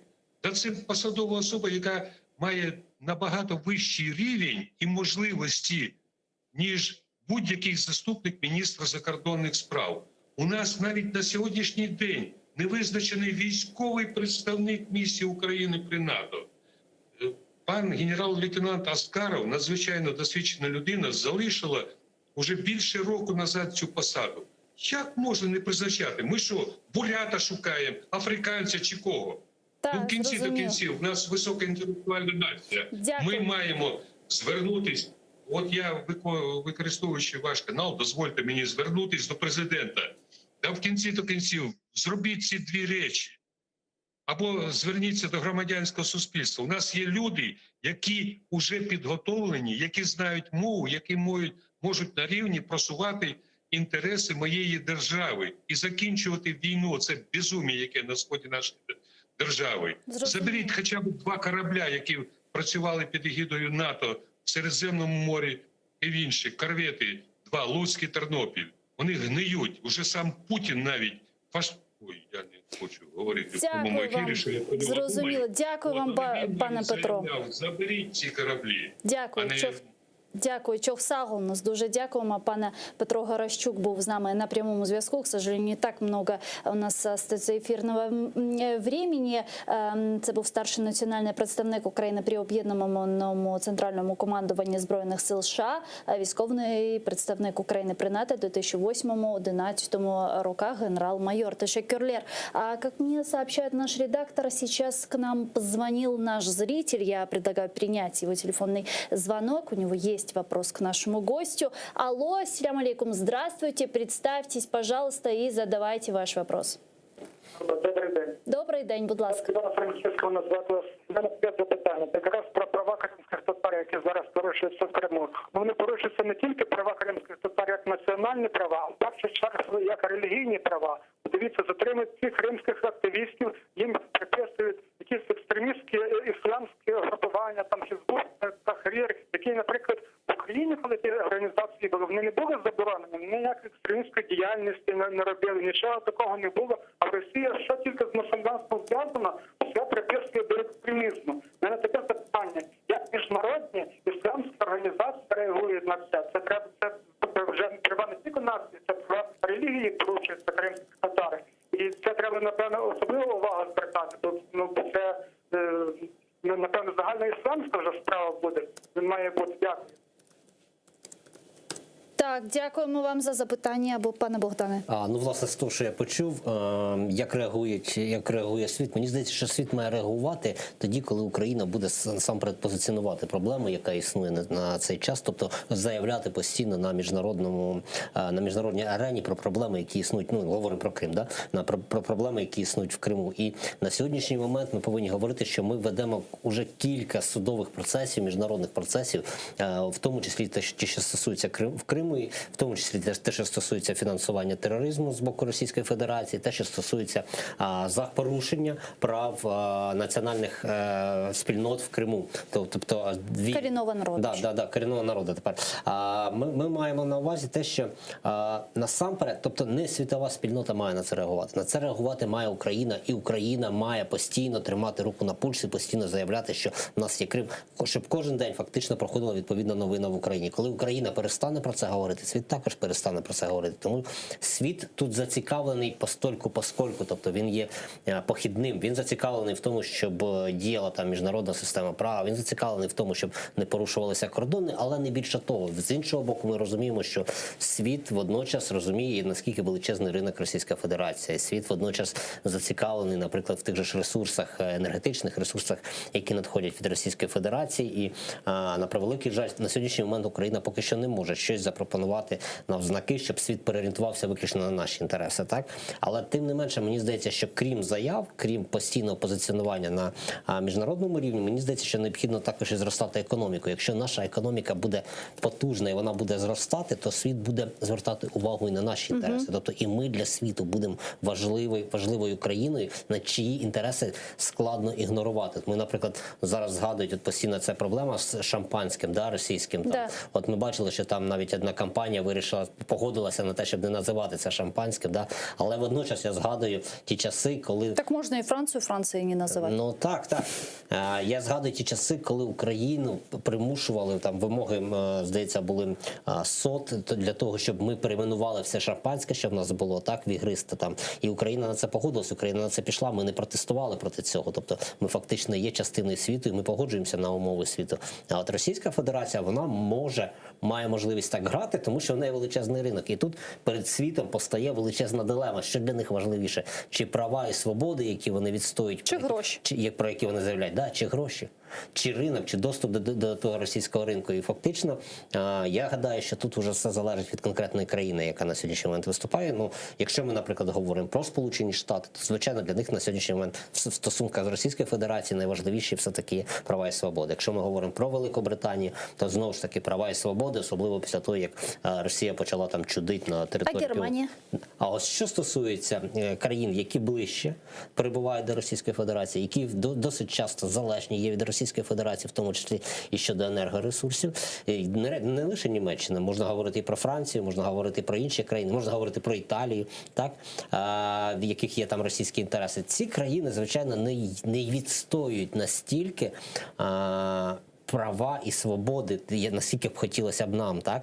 Тобто вони тут вагаються, тобто у них тут 50-50, і вони, до речі, тут паралелі щодо санкцій можна провести. Сполучені Штати, наприклад, завжди відстоюють санкції, досить такі жорстокі, да? А от що стосується Європейського Союзу, то Європейський Союз, це німецький підхід, називається, Європейський Союз відстоює санкції, які передбачають те, що країну, щодо якої накладають санкції, буде включена в процеси. І ми бачимо, наприклад, що це стало, наприклад, мотивацією того, що Російську Федерацію 2 роки, здається, повернули в ПАРЄ. Знову ж, нібито вона буде включена, нібито вона буде більш зговорчива. Ну, вони ж шантажували членськими взносами. Да, але це ж не той випадок. Це Російська Федерація, це не той випадок. Російська Федерація – це той випадок, як країна, яка визнає виключно силу. Тобто, коли будь-яка країна поступається, то фактично вона вважає, що вона була права, і вона далі буде застосовувати силу. І, наприклад, про ту ж резолюцію, яку ми говорили на початку, ОБСЄ, яке було прийнято, знову ж Російська Федерація застосовує ті самі фактично кроки. Вона заявляє, що вона вийде, що ОБСЄ не буде отримувати фінансові внески. Але мені здається, що ОБСЄ в цьому випадку воно більш потужніше, ніж ПАРЄ. Я думаю, що ОБСЄ все-таки витримає такий шантаж з Російської Федерації. Тим більше, що воно витримало, коли приймали резолюцію, незважаючи на будь-які протести, які були з боку того ж Толстого, і російської сторони. Пане Богдане, раз уж мы затронули Германию, я бы хотела еще обсудить вопрос российского трубопровода «Северный поток-2», учитывая, что сегодня прошли такие новости, которые я бы хотела зачитать сейчас в нашем прямом эфире. Буквально час назад прошло такое информационное сообщение. Правительство Германии разработало варианты компенсации Украине, если страна потеряет роль транзитера газа, в частности, из-за открытия российского газопровода «Северный поток-2». Об этом сообщает Der Spiegel. В издании говорится следующее, цитирую, «Еще говорят о возможном обещании с германской стороны вложить миллиарды в ремонт абсолютно изношенной газотранспортной системы Украины, а также, если договоренности Германии и Соединенных Штатов относительно Северного потока будут достигнуты, то Берлин может предоставить помощь Украине в энергетической сфере». Конец цитаты. Власне, давайте подумаємо. Якби логіки я не бачу. Якщо буде працювати Північний потік, а транзит через Україну не працюватиме, який сенс вкладати в ремонт газотранспортної системи в Україні і зношеної, той мільярд. Мені здається, що на сьогоднішній момент є питання того, що Німеччина дійсно зацікавлена в цьому Північному потоці, тому що вона розуміє, в неї в будь-якої країни є власні національні інтереси. Вона зацікавлена в тому, щоб їй безперебойно постачався газ, так? І вона розуміє, що через конфлікт Росії і України це постачання постійно перебуває під загрозою. Якщо Росія буде постачати повз України, то зрозуміло, що Німеччина від цього тільки виграє. Досить цікаво, що тут якраз і сходяться українські інтереси і інтереси Сполучених Штатів. Сполучені Штати зацікавлені в тому, щоб постачати в Європу скраплений газ, і зрозуміло, що вони в будь-якому випадку будуть противитися тому, щоб Росія створювала якісь альтернативні канали. І я дуже здивований, що на сьогоднішній момент адміністрація Байдена йде чи збирається йти на якісь там поступки німецькій стороні в тому, щоб цей газопровод відкрився, тому що тут дійсно є питання економічних інтересів Сполучених Штатів, які можуть втратити від того, що відкриється цей потік північний, і які можуть втратити в тому числі і розширення перспективного європейського ринку для свого скрапленого газу. Ну и плюс я понимаю, что Байден, в отличие от Трампа, не хочет подвергать такому тест-драйву отношения с Германией. Можливо, тому що якщо ми говоримо про різницю між Байденом і Трампом, мені здається, що Трамп, він все-таки більш економічно орієнтований, і він же більш такий орієнтований на прибуток, так? Тобто, це людина, яка прийшла з бізнесу. Тобто, для нього цінності фактично не мали ніякого значення, для нього мало значення все-таки переважно гроші. Тут приходить Байден, для якого все-таки, скажімо так, людина старої системи, для якої все-таки традиційної системи, скажімо так, Сполучених Штатів, для якої все-таки має значення цінності, в тому числі цінності, можливо, навіть нормальних стосунків зі своїми союзниками в Європі, в тому числі з тією ж Німеччиною, оскільки ми розуміємо, що Німеччина на сьогоднішній момент відіграє фактично першу скрипку в тому ж Європейському Союзі, і, можливо, він не хоче просто збивати чи ламати стосунки, які на сьогоднішній момент є в Сполучених Штатах, і закриває очі на побудову. Але я думаю, що так чи інакше Сполучені Штати будуть гальмувати побудову. Так а як осталось там 5 кілометрів до строю? А скільки будують? Тобто, я так розумію, що і останні там кілометрів 10 будували досить довго. Я думаю, що поки є можливість, будуть гальмувати. Будуть передаватися це все в суди, тобто це все буде вирішуватися. Навіть після забудови, можливо, навіть якийсь процес відбудеться щодо заборони. Тобто, ми розуміємо, що можна підключити там юристів, можна підключити ще там когось. Тобто, відбуватиметься таке, м'яке блокування просування розмежування. Тобто, з одного боку, ніби Сполучені Штати досягають домовленості, да?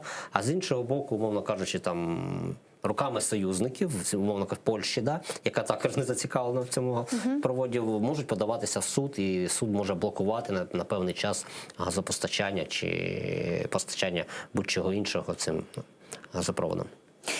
Зачем Германии, значит, газ с точки А с точки Б без опции хранения этого газа в наших естественных газохранилищах? Ну, это не опасная ли история для Германии, которая полностью станет зависима от России? Ну, давайте будемо відвертими. Вона і до цього часу залежна від Російської Федерації. Тобто, якщо вона не побудувала каналів, якщо вона відстоює всупереч якимось там цінностям і ідеалам демократії, відстоює стосунки з Російською Федерацією, якщо вона зацікавлена в побудові цього потоку північного, то зрозуміло, що для неї важливо є реалізація цих економічних інтересів. Тому мені здається, що... Так а могут ли они с «Газпромом», Германия с «Газпромом» заключить некий контракт, согласно которому часть транзита газа через Украину после 2024 года сохранится? Безумовно, може. Я думаю, що це просто все буде залежати від позиції України в цьому випадку, тому що саме Україна може наполягати уже наполягає фактично, я вже чув не один раз на певних компенсаціях від того, що буде запущений Північний поток.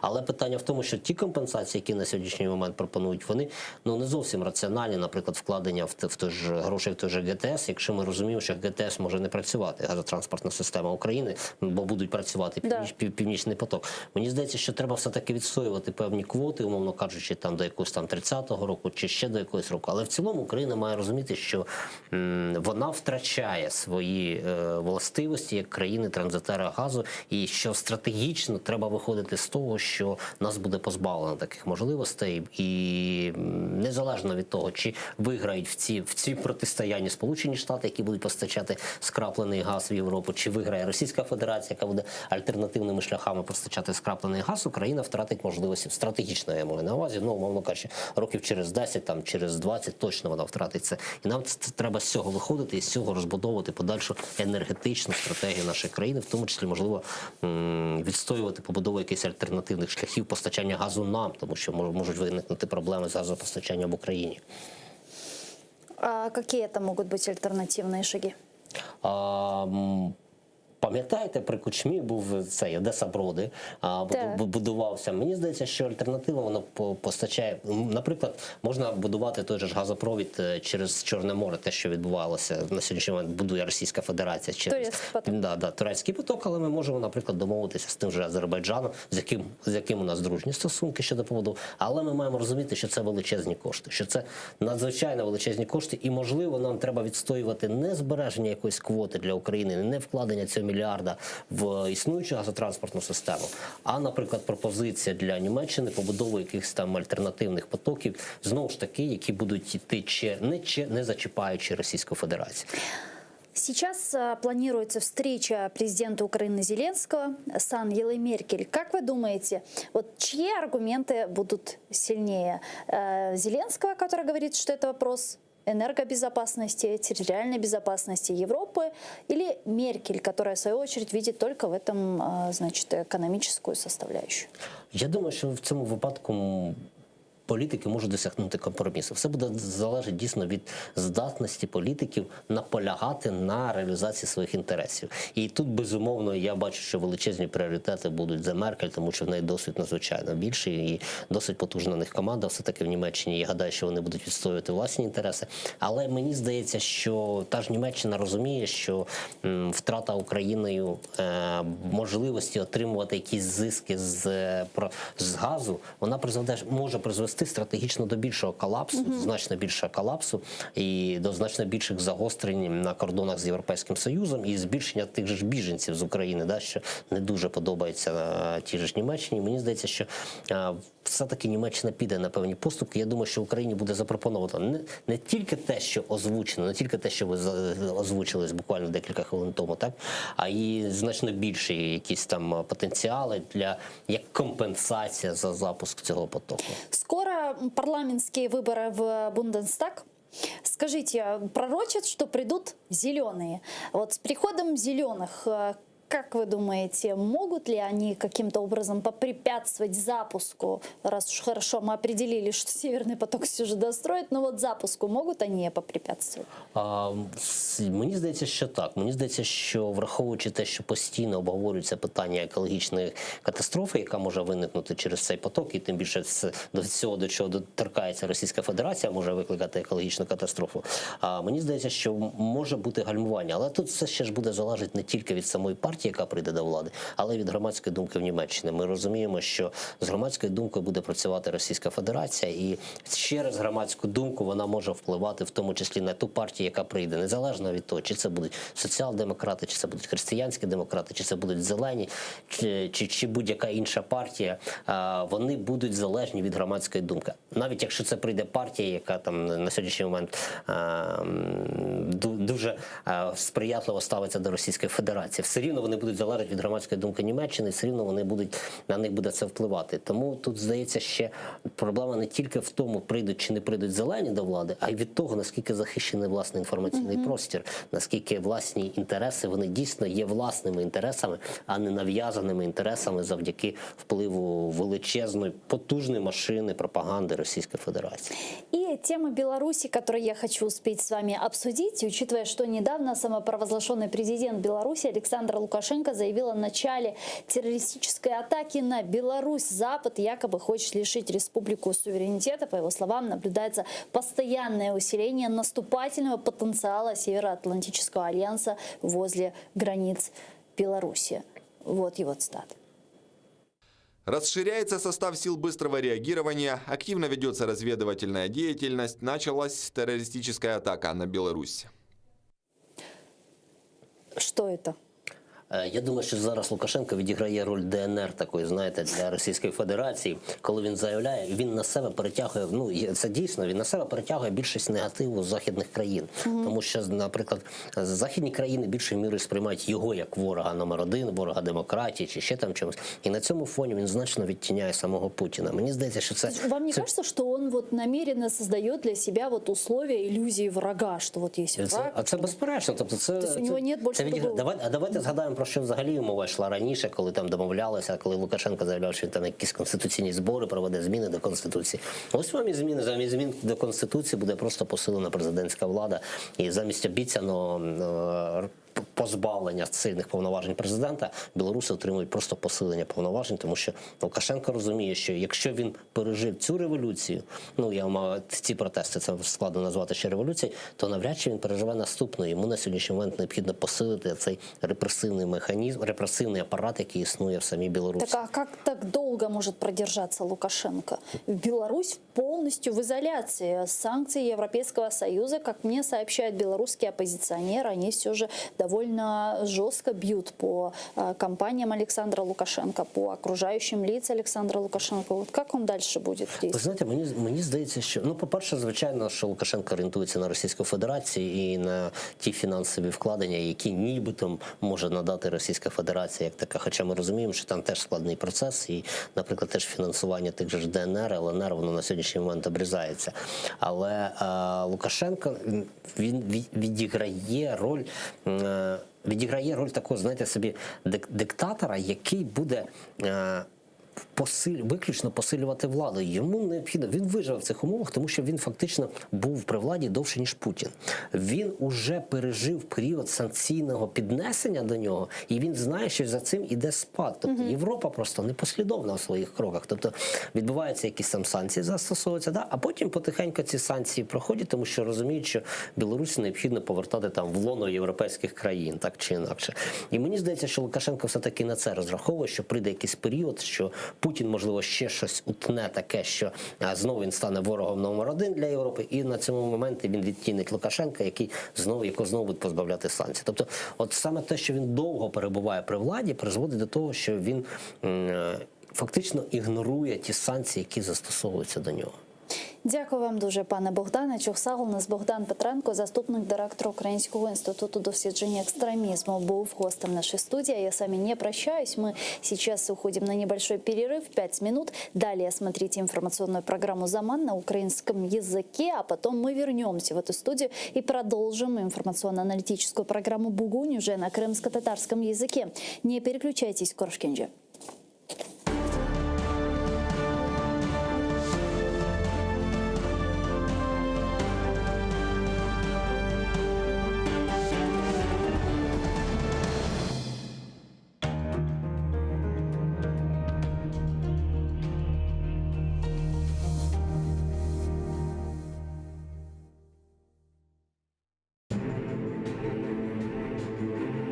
Меня зовут Сейтумер. В 1944 году моих бабушек и дедушек беспощадно и цинично депортировали сотрудники НКВД. В депортации в Узбекистане моего отца преследовали и арестовывали сотрудники КГБ. Сегодня же в Крыму в наших домах проводят обыски, штрафуют и сажают в тюрьмы сотрудники ФСБ. Я хочу задать всего один вопрос.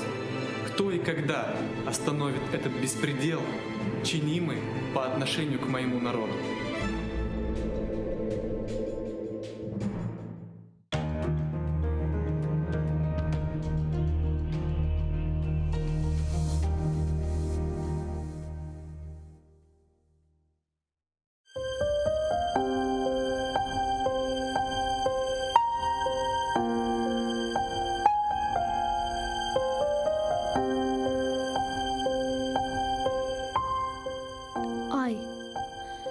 Мұнарың сіл yüzünden, менден ұшы қызғанма.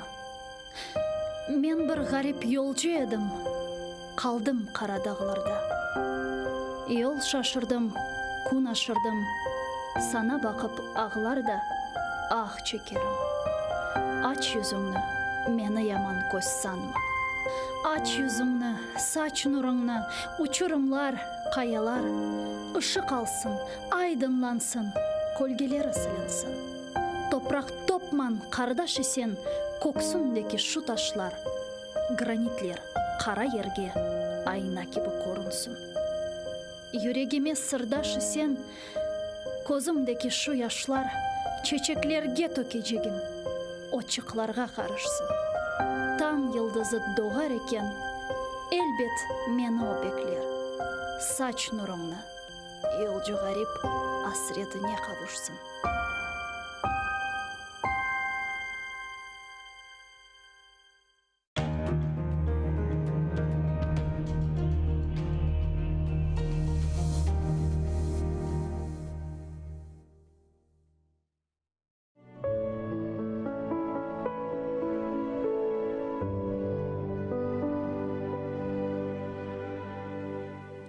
Сен яратқан әрбір күнге шүкір дейім, қалбим жошып сені ділейім. Саңа ялвармақ істейім, сенің аджиз құлын олам. Ей Аллахым, дор тарафтан жәмилерге есе рүзгар, құруған яш диварға ете зарар. Көкке баққан минарені қапла ефкар, ұмытымыз ялыныз саңа. Ей Аллахым, ел фурте ябанларны башқа елден, йықылмасын бұ диварлар ақ темелден, сафларымыз имдат арай хақ елінден, тұт ұжындан бұрызгерні. Ей Аллахым, ечдатларының ezan сесін айдамасын, дінімізде миллетімні айырмасын, түнч олмаған өлкелерні аңдырмасын, дуамызны қабыл ейле. Ей Аллахым, сақла бізні, озымызны біз жоймайық, ечдатларының бағыларыны іш қоймайық, бір-біріне далларны сық байлайық, авыжына ал халқымны. Ей Аллахым!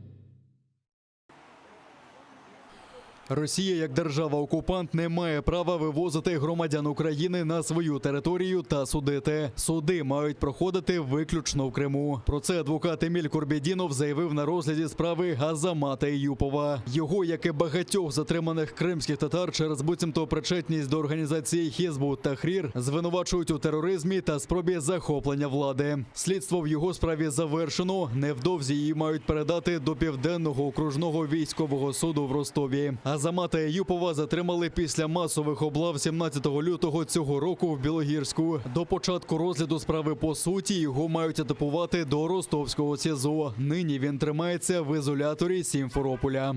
Мной было заявлено ходатайство о том, что запрещен угон с территории Крыма, что суды, Россия должна здесь создать суды, не политические суды, и в соответствии с 4-й Женевской конвенцией проводить свои судебные заседания, и в соответствии с соответствующим законодательством их проводить.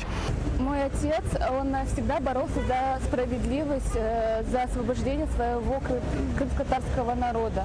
Как в 1987 году он ездил на Красную площадь отстаивать права и говорит, что крымские татары не предатели. Также в 2019 году он ездил на Красную площадь и говорил, что мусульмане не террористы. Вся его жизнь состоит из борьбы на свой народ, за справедливость. И сегодня за эту справедливость, которую он нес, его и посадили. В 61-річного політв'язня Сервета Газієва стався мікроінсульт. Бранцю по справі 25 кримських татар, звинувачених у тероризмі, стало зле в СІЗО російського Ростова-на-Дону. Про це повідомляють у Кримській солідарності, посилаючись на адвоката Олександра Стасюка, який відвідав Сервета Газієва в ізоляторі. Бранцю викликали швидку допомогу. Лікар оглянув Газієва і поїхав геть. Госпіталізації не було. Політв'язень також жаліється на болі в потилиці та серці. Загострилися всі хронічні захворювання. Захисник готує скаргу до слідчого управління МВС Ростовської області щодо ненадання медичної допомоги. А адвокат Едем Семідляєв в ефірі нашого каналу заявив, що такі нелюдські умови в більшості російських в'язниць. Уже не первый месяц он жалуется на состояние здоровья. Это и письменные обращения самого Серветага, это письменное обращение и адвокатов. Однако все, что сделал следственный изолятор, это один раз вывезли якобы на диагностику его в больницу, где его визуально осмотрел врач и сказал, что вы здоровы, не взяв никакие анализы, не проводя никакие исследования. Те признаки микроинсульта, которые проявляются, на это никто не обращает внимания. Уповноважена Верховної Ради з прав людини Людмила Денісова вважає ненадання допомоги Сервету Газієву катуванням та нелюдським поводженням. До того ж, це є порушенням Конвенції про захист прав і свобод людини. Звертаюся до уповноваженого з прав людини в Російській Федерації Тетяни Москалькової з вимогою невідкладно відновити порушені права Сервета Газієва, зокрема забезпечити йому необхідну медичну допомогу, в тому числі госпіталізувати в стаціонар медзакладу, де провести медичне обстеження і подальше лікування. Закликаю міжнародну спільноту продовжувати тиск на Російську Федерацію з вимогою негайного звільнення усіх бранців Кремля.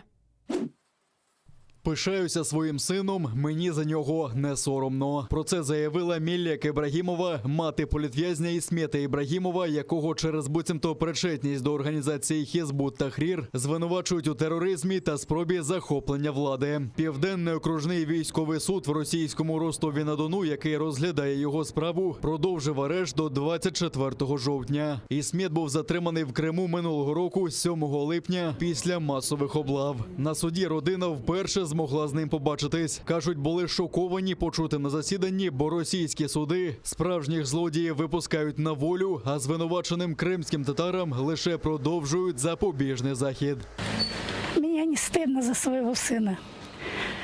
Я його воспитувала чесним, праведним. Я не давала своим детям заглядывать в чужой сад за одной вишней. Они знали, что это воровство.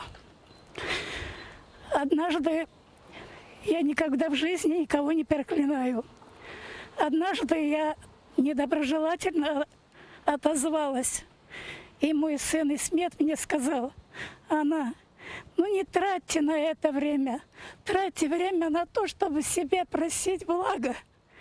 И вот этот человек сейчас обвиняется в терроризме. Выросли в борьбе с этим империализмом, с этими происками зла и империализма.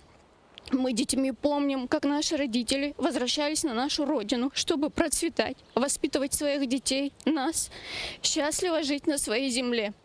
В свое время наших детов раскулачивали, забирали, отнимали имущество наших родителей, дедов, слабых, немощных, депортировали в 44-м, в то время, когда наши деды воевали за свою же эту родину. А теперь сейчас, когда мы хотим дальше жить и воспитывать уже своих детей на нашей земле, нас пытаются лишить нашей религии. Это не просто религия, которая подразумевает просто поклонение. Это образ жизни, который проявляется во всех сферах и аспектах нашей жизни. Третя бойова втрата липня сталася під Водяним на Приазов'ї. Від вогню ворожого снайпера поліг боєць 15-го мотопіхотного батальйону Суми Євгеній Курасов. Ще один його побратим дістав кульове поранення. У штабі операції Об'єднаних сил повідомляють, що боєць у задовільному стані та ушпиталений. Окупанти масово задіяли важкі міномети. 120-м та 82-м калібром гатили по Піскам, Невельському, Причепилівці та Кримському. Зранку ворог 6 разів обстріляв українські позиції. Знову гриміла артилерія. Біля Невельського ворог відкрив вогонь з артилерії калібру 122 мм. Неподалік Новотошківського російські окупанти вели вогонь з мінометів 120-го та 82-го калібрів. А у напрямку населеного пункту Піски противник здійснював обстріл з мінометів 120-го калібру.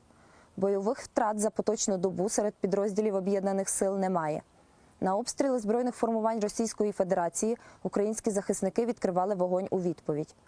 А в українській розвідці слідкують за тренуваннями російських підрозділів по той бік лінії фронту в окупованих районах Донеччини та Луганщини.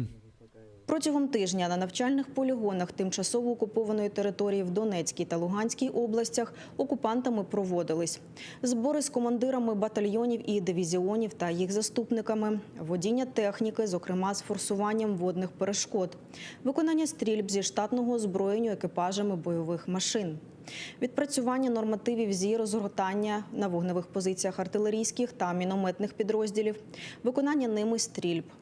При цьому командування оперативного угрупування російських окупаційних військ особливу увагу приділяло підготовці підрозділів до дії вночі.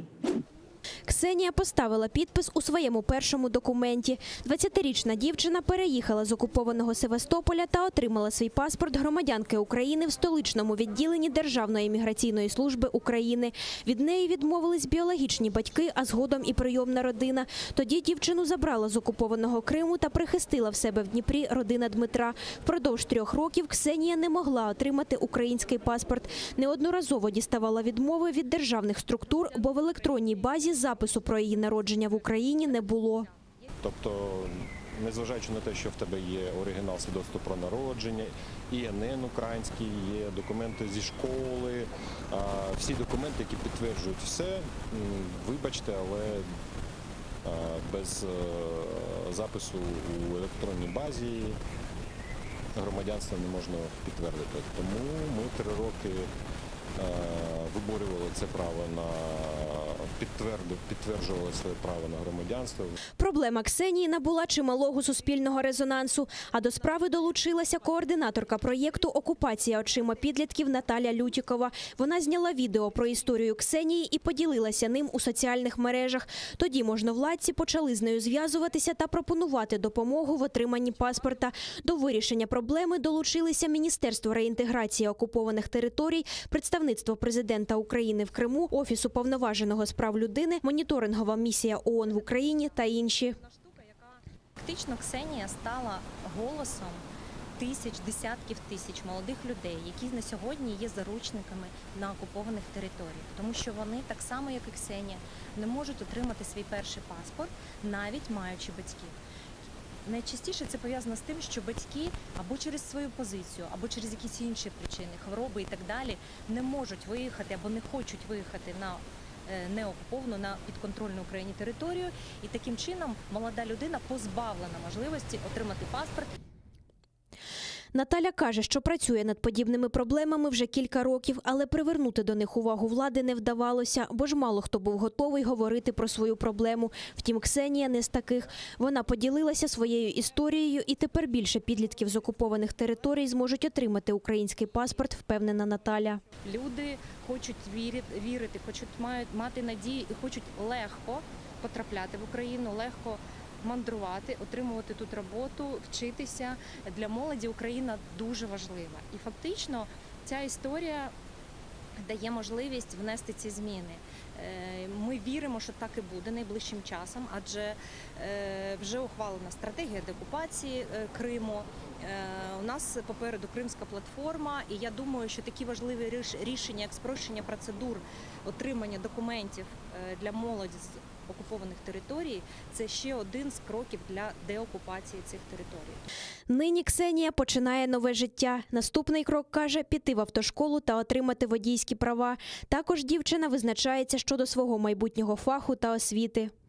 Вообще хотелось бы пойти на психолога, помогать людям морально, потому что в таких ситуациях у большинства людей могут опускаться руки и никакой надежды на будущее. Ну или же пойти на юристов, чтобы помогать. За свої 20 років Ксенія пережила чимало випробувань. Тепер планує майбутнє на вільній частині України. Її історія має стати прикладом для інших підлітків з тимчасово окупованих українських земель та уроком для держави. 10 мільярдів рублів. У таку суму оцінив збитки відпований в Криму московський куратор окупованого півострова Марат Хуснулін. Він заявив, що має спеціальний штаб з окупаційним головою Криму Сергієм Аксьоновим, де вони разом підраховують збитки. Раніше Аксьонов говорив, що попередній збиток, нанесений Криму сильними зливами, оцінює в 12,5 мільярдів рублів. Зокрема, на ремонт дахів, підвалів та приміщень захотів близько 2,5 мільярдів. Але найбільше Аксьонов хоче на ремонт пошкоджених негодою шляхів. Втім, сума може змінитись, каже Хуснулін, бо ж документи ще готуються. Також окупаційна влада відзвітувала про допомогу 2000 постраждалих від повені на сході та півдні Криму. За вщент знищене майно люди отримували від 10 до 100 тисяч рублів. Співав в окупованому Криму, матимеш клопіт. В українському єдиному реєстрі досудових розслідувань зареєстровано кримінальну справу щодо 60 російських артистів, що гастролювали на півострові. Це підтвердили в СБУ на запит адвоката Олександра Августінова. В березні в управлінні СБУ по Криму повідомили, що триває одне розслідування щодо порушення українського законодавства російськими артистами. За посягання на територіальну цілісність та недоторканність України підозрюються 60 артистів, які виступали в окупації. Серед них Філіп Кіркоров, Ольга Бузова, Григорій Лепс та інші. Як зазначено в ухвалі Шевченківського райсуду Києва, рішення про відкриття справи проти артистів оскарженню не підлягає. Зірвано чергову спробу Росії легалізувати окупацію Криму. Про це заявила перша заступниця міністра закордонних справ України Еміне Джепар. Зусиллями МЗС та українських спецслужб з веб-ресурсів Міжурядової океанографічної комісії було вилучено згадку про організовану Росією конференцію «Моря Росії» в окупованому Севастополі. За словами Еміне Джепар, секретаріат МОК як координатор діяльності взяв до уваги зауваження України та вніс корективи. Як результат, інформація про конференцію була вилучена із зазначених веб-ресурсів. Зокрема, на веб-сторінці 31-ї сесії Асамблеї МОК доповідь Російської Федерації, що містила перелік запланованих заходів на 2021 рік у рамках МОК ЮНЕСКО, включаючи конференцію «Моря Росії», була заблокована секретаріатом ЮНЕСКО. Секретаріат ЮНЕСКО відповідною нотою підтвердив свої зобов'язання щодо неухильного дотримання резолюції Генеральної асамблеї ООН від 27 березня 2014-го «Територіальна цілісність України», а також інших відповідних резолюцій Генеральної асамблеї ООН і рішень Виконавчої ради ЮНЕСКО.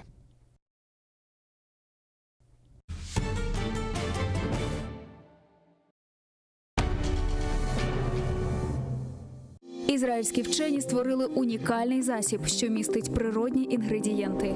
Краплі імуноков покращують імунітет при коронавірусних та респіраторних захворюваннях, а також сприяють полегшенню постковідного синдрому. Імуноков – надійна допомога.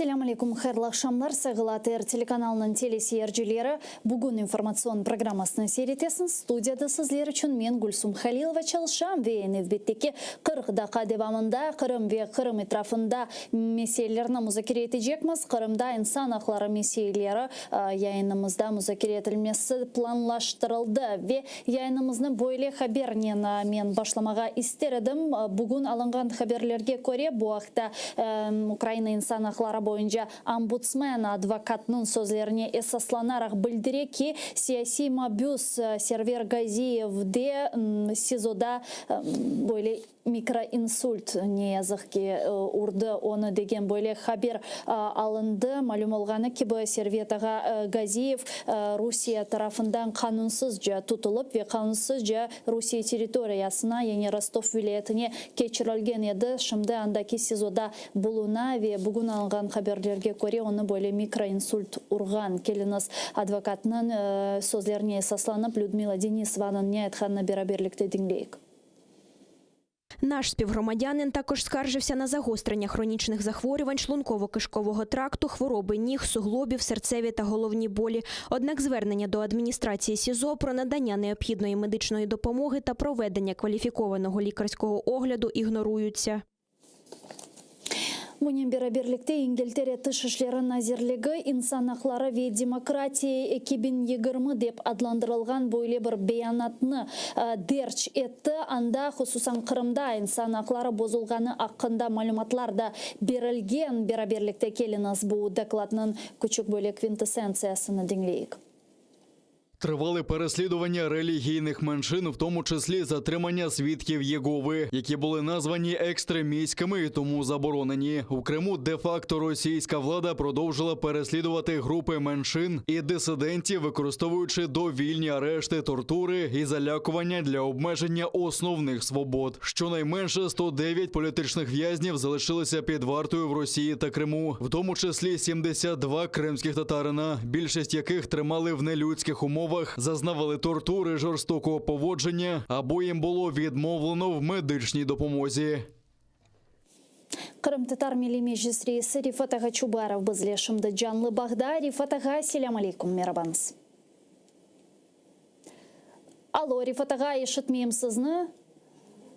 Селям алейкум. Селям алейкум, шымды ештеміз. Рифат аға бераберлікті мен шымды екі хаберні бердім жанлы яйынымызда. Келіңіз біріншісінден башлайық. Бұл Сейсима Бусумы Сервет Газиевнің описқанеде микроинсульт кечіргені хабері алынды. Сіздің бұныңле бағлы да тапсиятлы малюматларыңыз бар ма? Ақорчылайжылар ве адвокатларнен лаф етмеге белки имканыңыз олғандыр.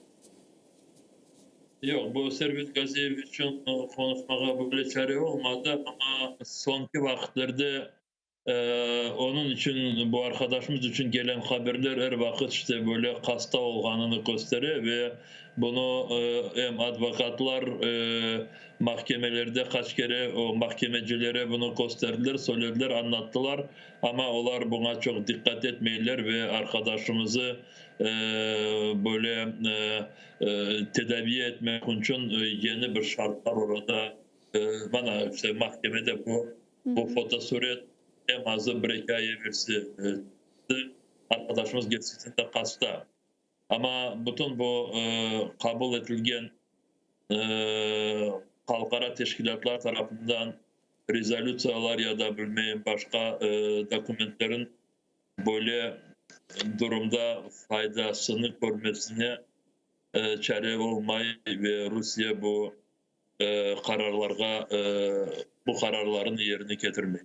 Ne yazık ki biz bu hafta çok endi laf etemiz ve Ukrayna'nın halkı topluluğunun Kırım'a böyle direkt olarak kırışı imkansız olganı için olmaganı, aksine olmaganı için ne yazık ki sadece yapabileceğimiz şeyler sırasında bu böyle informasyon tarafından destek edip bunlarını aydınlatmak ve bütün dünyaya Rusya'nın yapkan zulümlerini göstermek ve bu yapkan faaliyetlerinin neticesini biz alıngan rezolüsiyalarda ve çeşitli türlü beyanatlarda göremiz. Malum olğanı gibi İngiltere bugün bu günleri insan hakları ve demokrasiya ile bağlı böyle bir beyanatını meydana getirdi ve anda hususan Kırım Tatarlarının hakları ile bağlı, bozgunlukları ile bağlı malumatlar yazılgan. Bununla beraberlikte OBSE Parlament Asambleyası geçenlere böyle bir rezolüsiyonu kabul etti. Sizce bu vesikalarının gücü nedeni baret?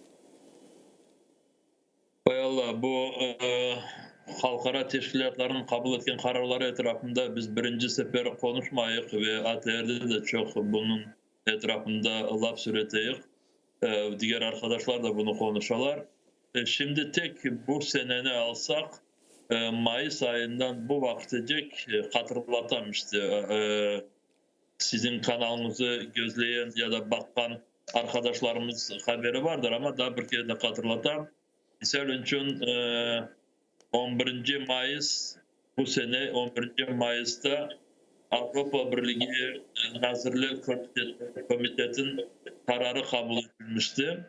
Komitet Ministrov Совета Европы. Ondan sonra 23. iyun bu Avrupa Birliği'nin Parlament Asambleyası'nın kararı çıktı. Bu hepsi Kırım'daki durum, Kırım Tatar milletinin vaziyeti ve hapiste olan arkadaşlarımızın durumu. Ve siz söylediğiniz gibi şimdi Avrupa Güvenlik ve İşbirliği Teşkilatı'nın bugünlerde sesyanın kararı kabul edildi ve bu kararda Kanada işte Kırım'da insan hakları çok böyle düşük şekilde olganını, Kırım Tatarlarga baskınlık yapkanını, hapisteki olan kişilerin durumu çok zor olganını, bunu hepsini endi Avrupa Güvenlik ve İşbirliği Teşkilatı gösteriyor. Rus Federasyonu'nun iyiyeti, delegasyası bu kabul edilgen kararının razı olmayıp toplantını taşlayıp çıktı bu toplantıdan. İşte anlaşıldı ki bundan Rusya bu kararını da yerine getirmeye hiçbir türlü davranmayacak. Diğer taraftan biz göremiz ki bir taraftan demek olar halkara topluluk tarafından alıngan hiçbir kararını yerine getirmey ve böyle olarga kulak asmay gibi davrana. Diğer taraftan ise halkara topluluklarda kene de böyle haberler ve böyle kararlar alınganı vakit olar demarş ilan eteler ve açıklanalar. Yani bu demek ola ki bu alıngan kararlarga ne kadar kulak asmalsalar da kene de olarga büyük bir darbe gerçekleştirir, doğru mu? Yok, elbette onlar çok yaxşı anlayırlar ve gerçekten de öyle. Bu bazıları deyirler ki bu kararların ne faydası var, işte boş laf ya da işte daha bir şeyler, ama yok, bu kabul edilgen kararlar hepsi gerek vaktinde gerekli adımlarga esas ola, fundament gibi, temel gibi ola ve Ruslar bunu çok yaxşı bilirler ve böyle rezolüsiyalar kabul edildiği vakit de onlar çok tırışalar, davranalar kabul etmemesi için. Ama edilgen elbette böyle bir demarş yaparlar. Şimdi bilirsiniz Rusya'da çok büyük diskusya gene de yeniden başlandı. Bu halkara teşkilatlarda çalışmanın devam etmesi yoksa kendi isteklerinden ayrılmasına. Ama bu oradaki milletvekiller ne kadar kaçırsalar da kaçırmasalar da Rusya'nın hükümeti ve birinciden Putin bu halkara teşkilatlardan kendi isteğinden ayrılmasına böyle karar almayacaklar. Çünkü orada çalışıp nasıl olsa da kendilerin istediklerini oradaki diğer ülkelerin vekillerine Rusya kendi isteğini onların kafalarına gidirmeye çalışacaklar, ama evveldeki aynacılık şimdi yol açmıyorlar için Rusya ne kadar böyle bir bandit devleti olğanı ve ne kadar aynacılıkla aldatmağa tırışkanları şimdi hepsi onu öğrendi. Rifat ağa, mına da şunu soracak edim sizden. Malum olğanı ki Ukrayna kenede bu halkara rezolüsiyalarga çeşit türlü diğer devletler rey bermesi için çok büyük böyle bir diplomatik faaliyette buluna insan hakları ile bağlı rezolüsiyalar ve ilahi ama geçen haftalara böyle memnuniyetsiz bir hadise yüz berdi. Demek halkara teşkilatlarının birinde Çin'de yüz bergen insan hakları ile bağlı beyanatqa bergen reyini Ukrayna keri aldı. Demek Çin böyle bir vaksinalar sebebinden şantaj yapkanı sebebinden çünkü ve Ukrayna bu reyini keri çekti. Uygurlarının hakları bozulganı sebebiyle bağlı olan vesikada. Buna nasıl kıymet kestiniz? Sizce bu yapılgan hareketke nasıl biz kıymet kesmelimiz? Şimdi bizim de bu Ukrayna adımından böyle resmi cevapları yoktur da açıklamalar olmadı. Siz söylediğiniz diğer arkadaşlar anlattıkları bu hepsi medyalardan. Evet. Ama anlaşıldı ki bir türlü zorluklar ola. Çünkü bunu çok yaxşı anlamaya gerek. Bu halkara siyasette sen her vakit kendi istediğini ya da sana yakın ya da sana uygun olan adımları yapmasına bir olsun hiçbir vakit olmazsın. Çünkü senin yanında seni destek eden ülkeler oluşu gerek. Sana kol tutan diğerleri oluşu gerek. Ve halkara siyaset böyle birçok zor mekanizmden çalışır. Ben onu söyledim de, ben bunu istedim de, ben öyle anlattım da, ya her bir ülkenin kendisinin isteği var, kendisinin merakları var ve kendisinin yapacağı var. Ve bu sen kendi adımını gerçekleştirmek için diğerlerden destek alışın gerek. Ve bilirsiniz şimdi bu dünyada sayısını şimdi yanlış söylerim ama 180'den ziyade devletlerin içinde bazı devletler çok kocaman, çok güçlü devletler ve tek bu ekonomika ya da bilmeyeyim askeri taraftan değil de onların halkara teşkilatlarda ayrı pozisyonları var. Çin devleti şimdi Birleşmiş Milletler Teşkilatı'nın